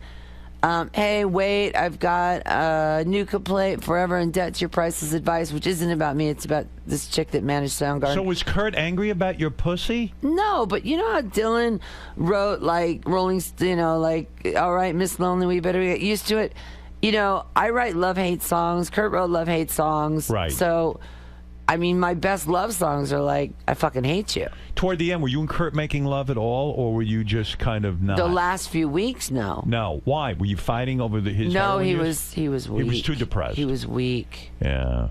Does that Yeah. bother you that you guys weren't on good terms when he died? No, we were on good terms. He was just really weak. He couldn't fuck at that point, or think about anything other than He his own couldn't condition. think about anything but It is drugs. sad. It's So really sad. sad. Yeah, It's it really really sad. is. You know, I wonder if, like, you know, now if we'd be divorced and like we'd be amicable and he maybe live on the Upper West Side. I know, I and wonder marry a about that. model, have twins, you know, and how my alimony would have gone. And, Right. you know, I mean, I don't know that marriage would have actually lasted 22 years. Maybe. You'd probably be in a Twitter war with him today. Yeah, we'd be tweeting back and no, forth. No, see, the good news with Frances is she inherited from her father the enigmatic gene. Although she did get into one with one of the Kardashian kids, she got into a little Twitter fight. Right, so she understands where you're coming from now. Yeah, well, the apple and the tree, but she also has her dad's tree. You've so said that if Kurt came back to life right now, you'd kill him for leaving I you said alone. that once, yeah, but you know, we're I get that. both me and Frances are really angry at him. Of course. You know, I mean, it wasn't were the left. right thing to do. Right. You He were left. felt like he was so young, Howard. He was 27. I know. But if And you think you're 90 when you're 27, but you're not. so sad if he could have been saved because he maybe would be enjoying his life right now. Yeah, I mean, look, all he had to live through was like Eminem, which he would have thought he would probably liked. Do you think it would have disturbed him to live through Eminem? It would have disturbed him to live through Limp Bizkit. I Really? can say that with authority. You think so? Yeah. Why? Limp Bizkit was kind of the end. I don't know. Limp Bizkit was just sort of the end of it, man. Come on, Howard. Remember that moment, Limp Bizkit? It was just sort of like, okay, it's over. That was the moment in rock when Rock died with Limp Bizkit. I feel Wow. that. Now, that's a quote. You know, and Everyone you'll wonders. like this because you love Playboy models, but and I don't mind them either. Who doesn't? Well, I don't mind them either. I like Vivid girls and Playboy models as much as you do. You still watch porn? Sometimes. Yep. Girls? Yeah, but I mean, not all the time. You know, You I been just with a girl if I'm recently? in a hotel, I go to the porn station sometimes and watch a little. You know, how porn's progressing. What do you think of the state of porn? Well, there's a whole like sort of artsy movement, like Williamsburg hipster porn now. Really? Yeah, there's like hipster porn, like What you is know that? that show Girls. Yeah. There's like girls that look like that are kind of, you know, not afraid to show their jiggle parts, and they're wearing like horn-rimmed glasses and have kind of greasy hair, Yeah, it's not glamorous. like from an Urban Outfitters catalog. Do you watch the show Girls? I've watched it a few times. Yeah, my friend Jemima's on it. Yeah, I thought you would like that. Yeah, it's It's hard to please you. You never know what's cool with you or not. You're sort of the you please me. Do I? Yeah, I have 3 things to do here today. What is I know what lithium is. Right. I'm doing that, but I'm playing all chicks, and I'm not playing myself, and I'm not playing Nirvana. Whoa. What did you just say? What did you just say? I'm not playing Nirvana, and I'm not playing myself. What about Lithium? Are you on Lithium? Yeah, I picked 10 songs on Lithium today, but the show You're on Lithium? Yeah, after this, but the show I'm on after this is called Opie and Anthony. Right. What is that? That's a radio show here. It's Are two they guys. Shack Jacks? Absolutely, they are. Are they going for your crown? Are they shock jacks? Well, they tried and they missed. What kind of shock jacks are they going to ask me about Vivid girls? I mean, you can. I don't know. I don't know what they're going to ask. See, I like you. I'll answer anything yours, but if they're brats, I'll kick them. You know, look. The thing is that you and I know each other a long time. Yeah, I once asked you to call the governor for me. You're going on. Yeah. Yeah, she's not on Lithium, Howard. Right, she's you're going on the radio channel Lithium. Oh yeah, no, I'm not on the drug. Oh, I didn't know what you were talking about. Yeah, I wanted to no, there's clear that this up. serious station called Lithium. Yeah, I'm trying to figure out what the named hell after a Nirvana song, and I picked 10 songs from the 90s. Yeah. And I just picked chick songs. When is the last time you were with a man? Has it been a long time? About a week and a half. Oh, so you're seeing somebody. Whatever. Some random guy, or is it like just a guy? random guy, sailor I picked up at the Stop dock. that. No, really. Where did you meet this guy you were with? No, baby. No, I What never. is not, baby? Because I don't kiss him. I don't I'm do not it. asking who it is. I'm saying. But even, I can't. Had you been with him before, or was it a first time? No, it was Yeah, I'd been around there. A couple of times. Yeah. So you're falling in love? No, it's so. How do I do this? I know. I'll pretend I'm Jacqueline Onassis. No, but what's going on with you? You don't want to be in love, so you just need to every once in a while fuck a guy? No, I just don't like to talk about it. Are you lonely? No. I have my bands. Who is in your band now? You're not calling it Hole anymore. No, I'm calling Courtney Love because I just gave up on people criticizing. Unless Melissa comes back. What do you mean you gave up people criticizing? Well, it was just like, they wanted like not the original lineup, but the Celebrity Skin lineup. And Melissa, I would take back. Even Patty, I would think I would take it back. But Eric, I'll never take back. Why not?